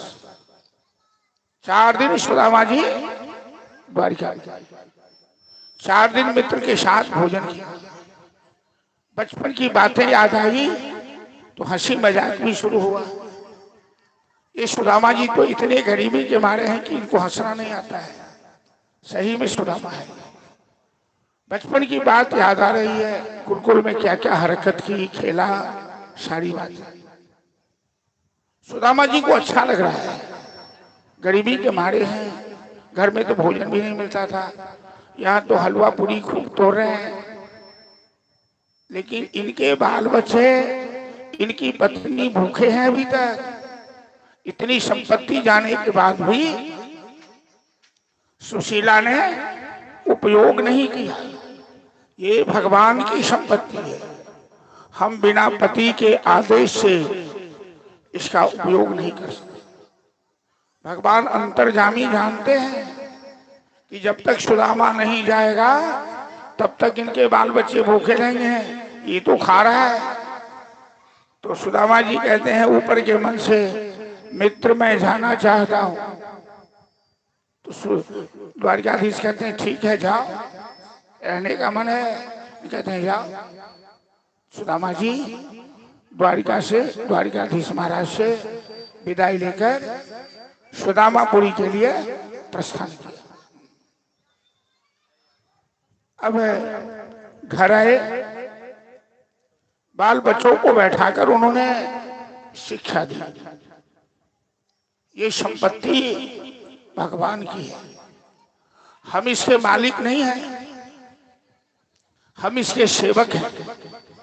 जरा ध्यान से सुनिए आप तमाम श्रद्धालु श्रोतागण, कि सुदामा जी को भगवान ने तो लोक की संपत्ति दी, पर सुदामा जी अपने बाल बच्चों को क्या शिक्षा दे रहे हैं? ये संपत्ति के मालिक हम नहीं हैं, भगवान है, हम इसके सेवक हैं, हम इसका दुरुपयोग नहीं कर सकते। अर्थात यदि लक्ष्मी की कृपा आपकी गृहस्थी पर हो, आपके जीवन में हो, तो मदिरा मांस में उपयोग मत कीजिए, सेवक बनकर सेवा की, परमार्थ में, संत सेवा में, ठाकुर सेवा। जो लक्ष्मी का दुरुपयोग करता है, लक्ष्मी नहीं टिकती। जय श्री कृष्ण में तो चल देती। तो यदि भगवान कृपा करे तो धर्म से जोड़िए उसे, उसे सत्संग से जोड़िए, उसे परमार्थ से जोड़िए। ऐसी शिक्षा सुदामा ने अपने बाल बच्चों को। कृष्ण सुदामा मिलन प्रसंग से हम लोगों को दो शिक्षा प्राप्त होती कि मित्रता में कोई बड़ा छोटा नहीं होता है। मित्र चाहे कितना भी गरीब हो, वो बराबर होता है, वो मित्र होता है। इसलिए अहंकार के कारण एक गरीब मित्र का अपमान नहीं करना चाहिए। राम जी के मित्र सुग्रीव थे, सुदामा कृष्ण के मित्र सुदामा थे। और कैसा स्वागत किया। संपत्ति यदि आए, लक्ष्मी की कृपा हो तो दुरुपयोग मत कीजिए, संयम में रहिए, धर्म के साथ जोड़िए, परमार्थ कीजिए, ठाकुर की सेवा, संत की सेवा कीजिए। यदि लक्ष्मी को धर्म से नहीं जोड़िएगा तो लक्ष्मी नहीं टिकेगी। वो तो नारायण के साथ रहती है, चली जाएगी। नारायण वहीं रहते हैं जहां धर्म होता है। तो कृष्ण सुदामा मिलन की कथा सुखदेव जी राजा परीक्षित से सुनाए। 11वें स्कंद में जोगेश्वर का संवाद सुनाए। दत्तात्रेय के 24 गुरुओं की कथा सुनाई। 12वें स्कंद में राजा परीक्षित को मोक्ष प्राप्त होता है। तक्षक आता है, ऋषि का शाप सार्थक होता है, राजा परीक्षित का उद्धार होता है। और 88,000 शौनकाद ऋषि को सूझी नैमिषारण्य में कथा सुना रहे हैं। हम लोग घोघिया गांव तरुणेंद्र कर जी के आवास पर कथा में बैठे हैं। आज कथा का विश्राम होगा। कल प्रातःकाल पूजा होकर हवन और पूर्णाहुति होगी। तो आज ये 7वां दिन है और 7 दिनों में जो आप लोगों ने कथा श्रवण किया है, आप तमाम श्रद्धालु, माँ बहन, बच्चे, बूढ़े, नौजवान, हम आप तमाम श्रद्धालुओं को पहले इस व्यास मंच से बहुत बहुत आशीर्वाद देते हैं, बहुत बहुत धन्यवाद देते हैं कि श्रोता नहीं तो वक्ता नहीं। और आप लोगों ने अपना बहुमूल्य समय देकर इस यज्ञ को सफल बनाया है। हमेशा आप लोगों के ऊपर भगवान की कृपा बनी रहे, भगवान आपको शक्ति दे, भक्ति दे। ऐसा व्यास मंच से हमारा आप तमाम श्रद्धालुओं को आशीर्वाद है और बहुत बहुत धन्यवाद है। हम अपने जजमान तरुणेंद्र जी, उनकी धर्मपत्नी मृणालिनी कर्ण, उनके पुत्र प्रसन्न जी, राघवेंद्र जी और जैनेन्द्र जी, इनकी तीनों पुत्र वधुआ। और मैं तो भगवान से प्रार्थना करूंगा कि बड़े सच्चे दिल से ये पूरे परिवार ने ये यज्ञ का संपादन किया है, यज्ञ को संपन्न किया है। और भगवान इनके परिवार पर कृपा करे, इनकी तीनों बहुओं की गोद आबाद हो, कन्हैया की कृपा बनी रहे और इनका यज्ञ सफल हुआ। मेरा इस व्यास मंच से बहुत बहुत आशीर्वाद है। इनके जितने परिवार हैं जो गांव छोड़कर दरभंगा में रहते हैं, हमारे कुंवर जी, उनकी धर्मपत्नी रीता जी, डेजी जी हैं, उनके पति का नाम नहीं पता है। ये लोग हर जगह सत्संग में जाती हैं।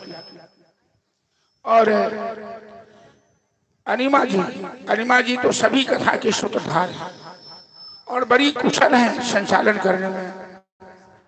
तो अनिमा जी हमारी बेटी के समान लगती हैं और मैं भी उन्हें बहुत बहुत आशीर्वाद देता हूँ कि भगवान उनके परिवार को भी सुखी रखे, उन पर कृपा बनाए रखे। और इस तरह से अनिमा जी लोगों को सत्संग की ओर, धर्म की ओर हमेशा प्रेरित करती रहें, लगाती रहें और स्वयं भी लगी रहें। इस व्यास मंच से मेरा बहुत बहुत आशीर्वाद है। बाकी तमाम घोघियावासी श्रद्धालुओं को बहुत बहुत आशीर्वाद है। हमारे अपने कलाकारों को भी आशीर्वाद है, हमारे पंडितों को भी आशीर्वाद है, हम टेंट साउंड वाले को भी बहुत बहुत आशीर्वाद देते हैं। सब पर भगवान कृपा बनाए रखे। और इतना कहकर मैं ये आग्रह करूंगा कि कथा में जो बातें आपको अच्छी लगी हो आप उसे जीवन में उतारेंगे। अंतिम बात सुखदेव जी की वाणी है कि नाम संकीर्तन भूलना नहीं चाहिए। ये भागवत का अंतिम श्लोक है। तो नाम संकीर्तन कलयुग में सबसे ज्यादा महत्वपूर्ण है। और 5 मिनट 10 मिनट समय निकालकर आप तमाम श्रद्धालु अपने जीवन में इस व्यास मंच के सामने संकल्प लीजिए कि प्रतिदिन जिस तरह हम भोजन करते हैं तो भगवान का भजन भी प्रतिदिन करेंगे और भगवान की कृपा हम पर बनी रहेगी, हमारा जीवन धन्य होगा। इस भागवत मंच भागवत कथा में आप ऐसा संकल्प अवश्य लें, मेरा आग्रह है। और मैं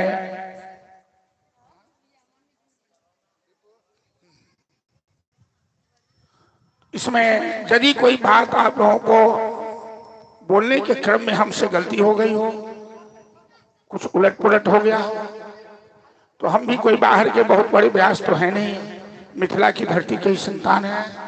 तो यदि इस तरह की गलती हो तो आप तमाम श्रद्धालु हमें क्षमा करेंगे और आप सभी हमें भी आशीर्वाद देंगे कि जब तक मैं जिंदा हूँ इस तरह से भागवत कथा के माध्यम से मैं समाज की सेवा करता रहूं और धर्म का प्रचार करता रहूं, ये मेरा संकल्प है।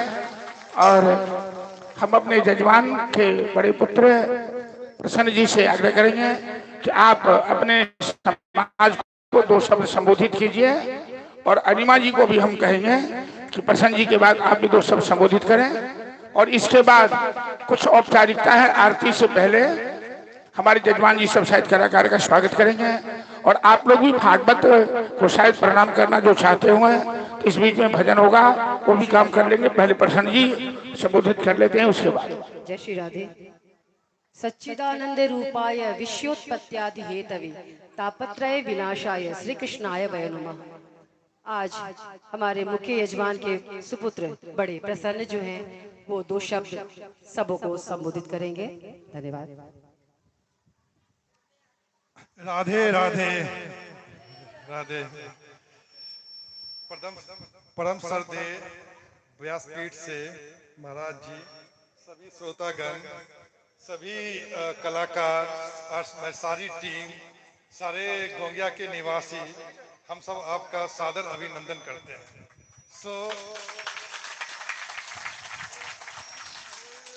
हमारी एक दिली इच्छा थी कि हम अपने गांव में, मैं इस गांव से बड़ा हुआ हूँ, यहाँ से निकला हूँ, इस समाज के लोगों को एक धर्म के तरफ जोड़ना चाहता था।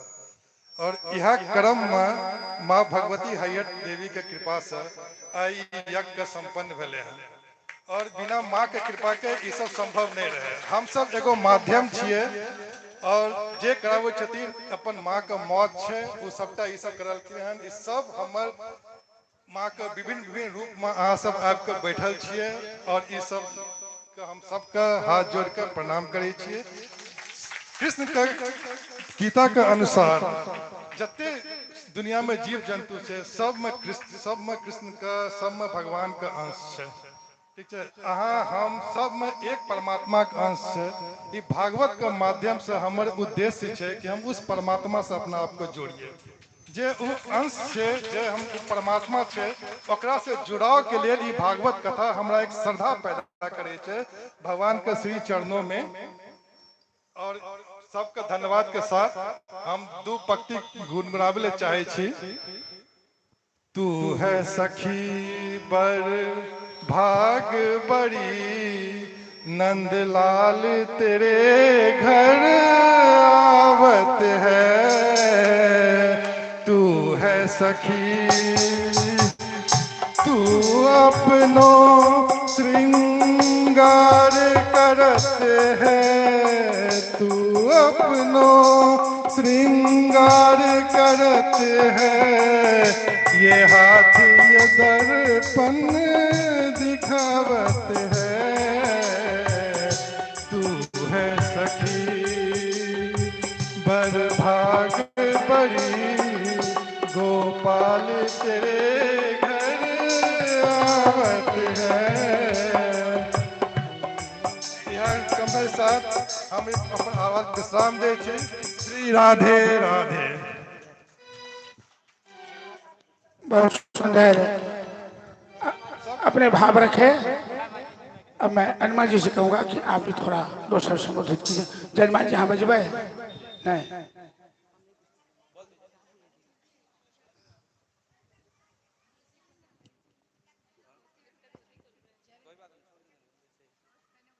उनके द्वितीय सुपुत्र जैनेन्द्र, वो भी दो शब्द आप लोगों के समक्ष कुछ कहना चाहते हैं। राधे राधे।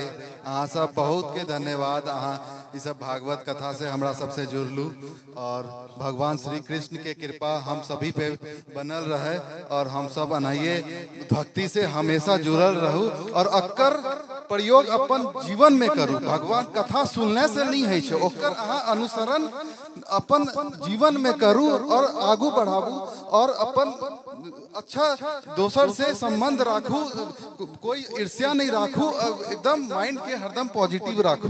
जी धन्यवाद। इतना सुंदर यहाँ का कथा हुआ, बहुत ही सुंदर। मेरे पास कोई शब्द नहीं है। मैं सबों को धन्यवाद ज्ञापन देना चाहती हूँ, जितने भी हमारे श्रोतागण हैं। अगर श्रोता नहीं तो वक्ता नहीं, इसीलिए श्रोता का होना बहुत जरूरी है। मैं सबको धन्यवाद देना चाहती हूँ। हमारे जितने भी कलाकार हैं उन सबों को मैं धन्यवाद साधुवाद देना चाहती हूँ। हमारे दोनों पंडित जिन्होंने बहुत सुंदर वेद उच्चारण से इस जगह को पावन और पवित्र कर दिया है। और आप आचार्य जी, इनके श्रीमुख से तो इतनी सुंदर रसधारा बहती है कि मैं उसका वर्णन नहीं कह सकती हूँ। और हमारे सरल स्वभाव के भैया और हमारी दीदी है जो मुख्य यजमान हैं, उनके सारे परिवार बहुत ही सरल और इतना सुंदर ढंग से इन्होंने पूरी कथा को करवाया है, मैं कुछ कह नहीं सकती हूँ। धन्यवाद। उनके छोटे सुपुत्र राघवेंद्र, मैं उनको भी बुलाना चाहती हूँ, दो शब्द वो भी कहेंगे।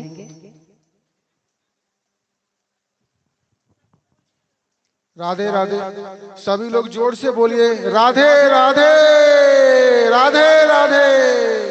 बस सबके मुख पे बस राधे राधे रहना चाहिए, सबके मुख में राधे राधे राधे राधे। फिर से जोर से बोलिए राधे राधे। धन्यवाद। धन्यवाद। बहुत समय हो गया है, अब व्यासपीठ की ओर। अब सबों ने गागर में सागर भरा, राधे राधे कहकर धन्यवाद देकर, और सबसे अधिक धन्यवाद के पात्र हमारी जजमानी जी मृणालिनी देवी कहिए, मृणालिनी कर्ण कहिए, इतनी सीधी स्वभाव की है, अच्छी स्वभाव की है। मैंने शादी से देखा है कि बस इशारा करने की देरी है, तुरंत हाजिर हो जाती है। और भगवान के चरणों में इनको लग नहीं रहा था कि मेरा ये यज्ञ संपन्न होगा। वो बार बार फोन पर हनुमान जी को कहती थी केना हेतै की हेतै। हनुमान जी कहती सब हो जाते हैं, चिंता क्या करे। और बड़ा सुंदर ढंग से भगवान ने कृपा की, समाज ने सहयोग किया और इनकी अपनी पवित्र भावना, इन सबके संयोग से इनका यज्ञ, चूंकि मैं व्यास मंच पर बैठा हूँ और मैं कह सकता हूँ कि बहुत सुंदर ढंग से इनका यज्ञ आज संपन्न हो रहा है। कल हवन होकर पूर्णाहुति होगी। सब आदमी प्रेम से बोलिए जय जय श्री राम। और व्यास मंच का कार्यक्रम आज संपन्न हो चुका है। अब तो औपचारिकता बाकी है। हाँ पहले उन लोगों को कर दीजिए। थोड़ा जजमान लोग कलाकार लोगों का स्वागत करना चाहते हैं, वो काम कर लीजिए। और आरती में भीड़ ज्यादा है, बैठकर ही करेंगे तो अच्छा रहेगा। चलिए फटाफट चढ़ाना हमको नहीं मालूम है, वो हनुमान जी करवा लेंगे।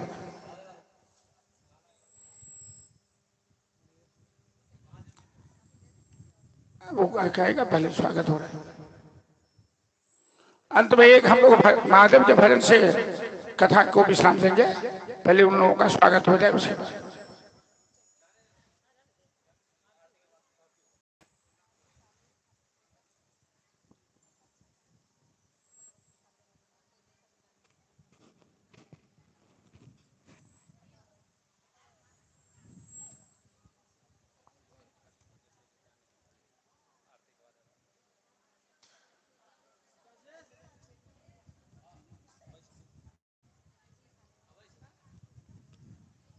हेलो,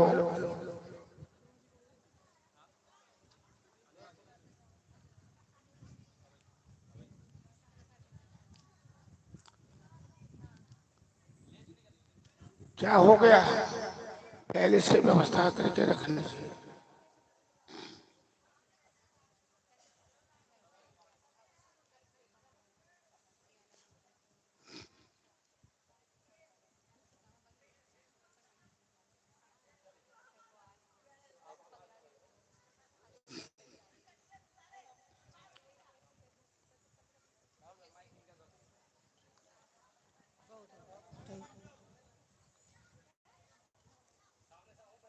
राधे राधे।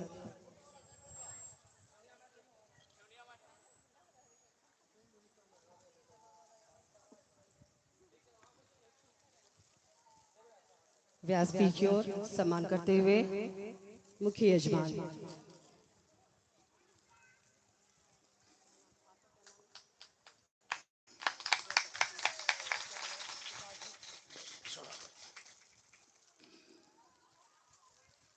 हमारी ऑर्गन पे जयप्रकाश जी, उनका सम्मान करते हुए मुख्य यजमान।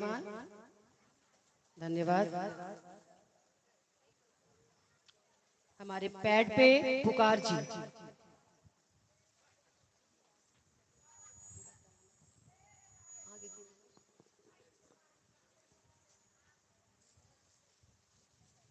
नाल पर सुरेश जी,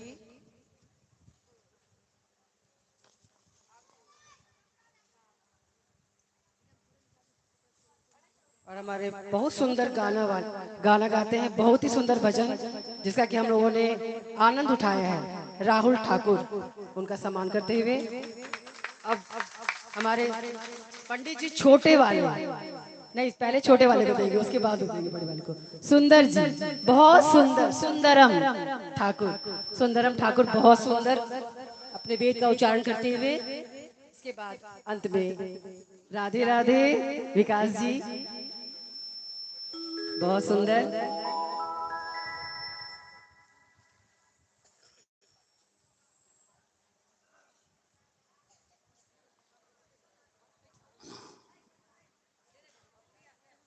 हेलो, हो गया?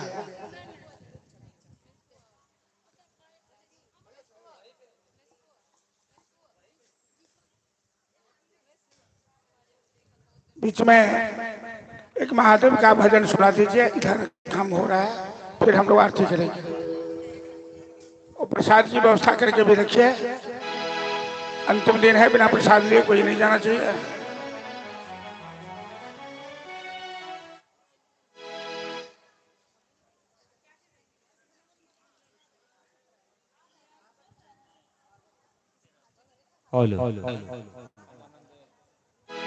श्री राधे। आओ हम सब श्रीमद् भागवत कथा के अंतिम क्षण में छी। बहुत सुंदर रूप से भागवत कथा संपन्न भ रहल है। समस्त ग्रामवासी एतऽ पधारलिए, एहि के लेल यजमान जी के तरफ से बहुत बहुत धन्यवाद समस्त ग्रामवासी भक्तजन लोगन के। और अंत में आओ हमरा सबके धर्म में कोनो भी कार्यक्रम के अंतिम क्षण भोला बाबा के नचारी से कल जाय छे। तो आओ एक नचारी बाबा के हम सब ताली बजा के कनी सब आदमी एमे संग दियो। सब आदमी हम आनंदे रहवैयो। भोला बाबा से सब आदमी ताली बजा कर प्रार्थना करियो बाबा के चरण कमल में। बम भोला के दरबार हम आनंदे रहवैयो। हम आनंदे रहवैयो। बम भोला के दरबार हम आनंदे रहवैयो। हम आनंदे रहवैयो। बम भोला के दरबार हम हम आनंदे रहवैयो, हम आनंदे रहवैयो,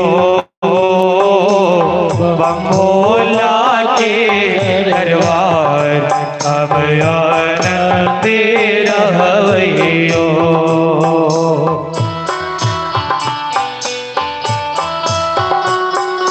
जय हो।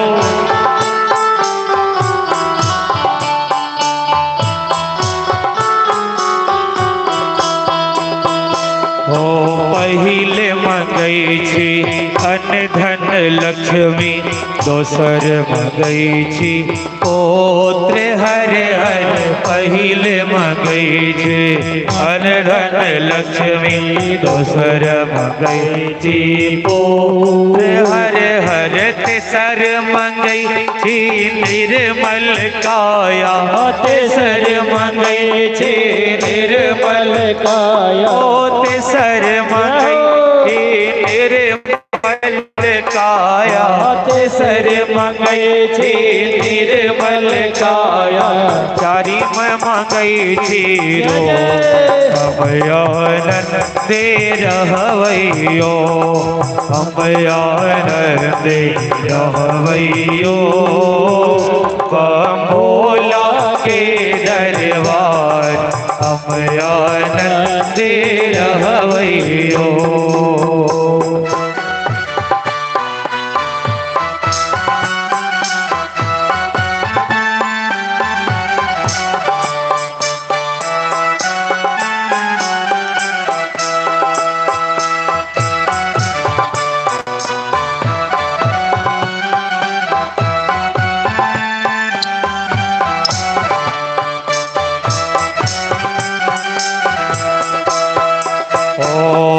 कथिल मंगलों अन्न धन लक्ष्मी, कथिल मंगलों पुत्र हर हर। कथिल मंगलों अन्न धन लक्ष्मी, कथिल मंगलों पुत्र हर हर। कथिल मंगलों अन्न धन लक्ष्मी, कथिल मंगलों पुत्र हर हर। कथिल मंगलों अन्न धन लक्ष्मी, कथिल मंगलों पुत्र। कथिल मंगलों निर्मल काया, कथिल मंगलों निर्मल काया। कथिल मंगलों निर्मल काया, कथिल मंगलों निर्मल काया। कथिल मंगलों हम आनंदे रहवैयो, हम आनंदे रहवैयो, बंगोला के दरबार हम आनंदे रहवैयो।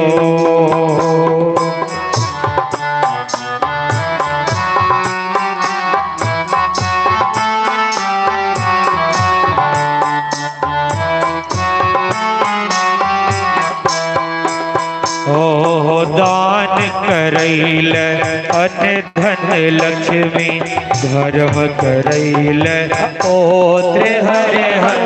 दान करैल अन्न धन लक्ष्मी, धर्म करैल हर हर। दान करैल अन्न धन लक्ष्मी, धर्म करैल पुत्र हर हर।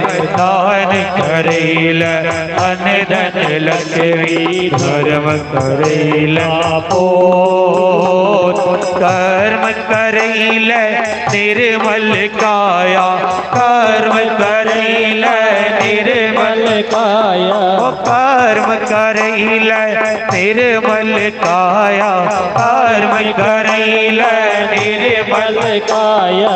देखवैल करो हम आनंदे रहवैयो, हम आनंदे रहवैयो, बंगोला के दरबार हम आनंदे रहवैयो, हम आनंदे रहवैयो, बंगोला के दरबार। हम आनंदी रहवैयो, हम आनंदी रहवैयो, भोला के दरबार हम आनंदी रहवैयो। बोल हर हर महादेव। हेलो, सब आदमी, सभी आदमी ऊपर भूल रहे हैं। हेलो हेलो हेलो, सभी आदमी नीचे चलिए ना, ऊपर क्यों भीड़ लगा दिए? श्री राधे। आरती आरती चले। बाबा की सुंदर नजारे पर प्रसन्न होकर श्री सुभाष वर्मा जी की तरफ से 200 रुपए के पुरस्कार ले, कहीं जोरदार ताली बजा दी उनका नाम पर। बहुत बहुत धन्यवाद सब गोटा के। भगवान सब भक्तगण के ऊपर कृपा बनी रहती। धन्यवाद।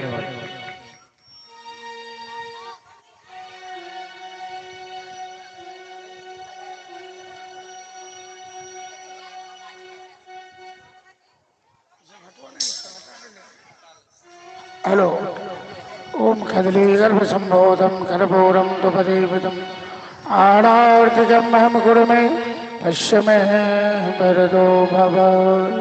बच्चे लोग साउंड बॉक्स के से नीचे उतर जाओ, उन लोग को नीचे उतारिए। तो बच्चे लोग को साउंड बॉक्स के सामने से, ए बच्चे इसको बैठाइए। श्री भागवत भगवान की है आरती, पापियों को पाप से है तारती। श्री भागवत भगवान की है आरती, पापियों को पाप से है तारती। श्री भागवत भगवान की है आरती, पापियों को पाप से है तारती। श्री भागवत भगवान की है आरती, पापियों को पाप से है तारती। ये अमर ग्रंथ, ये मुक्ति पंथ, ये पंचम वेद निराला, नव ज्योत जगा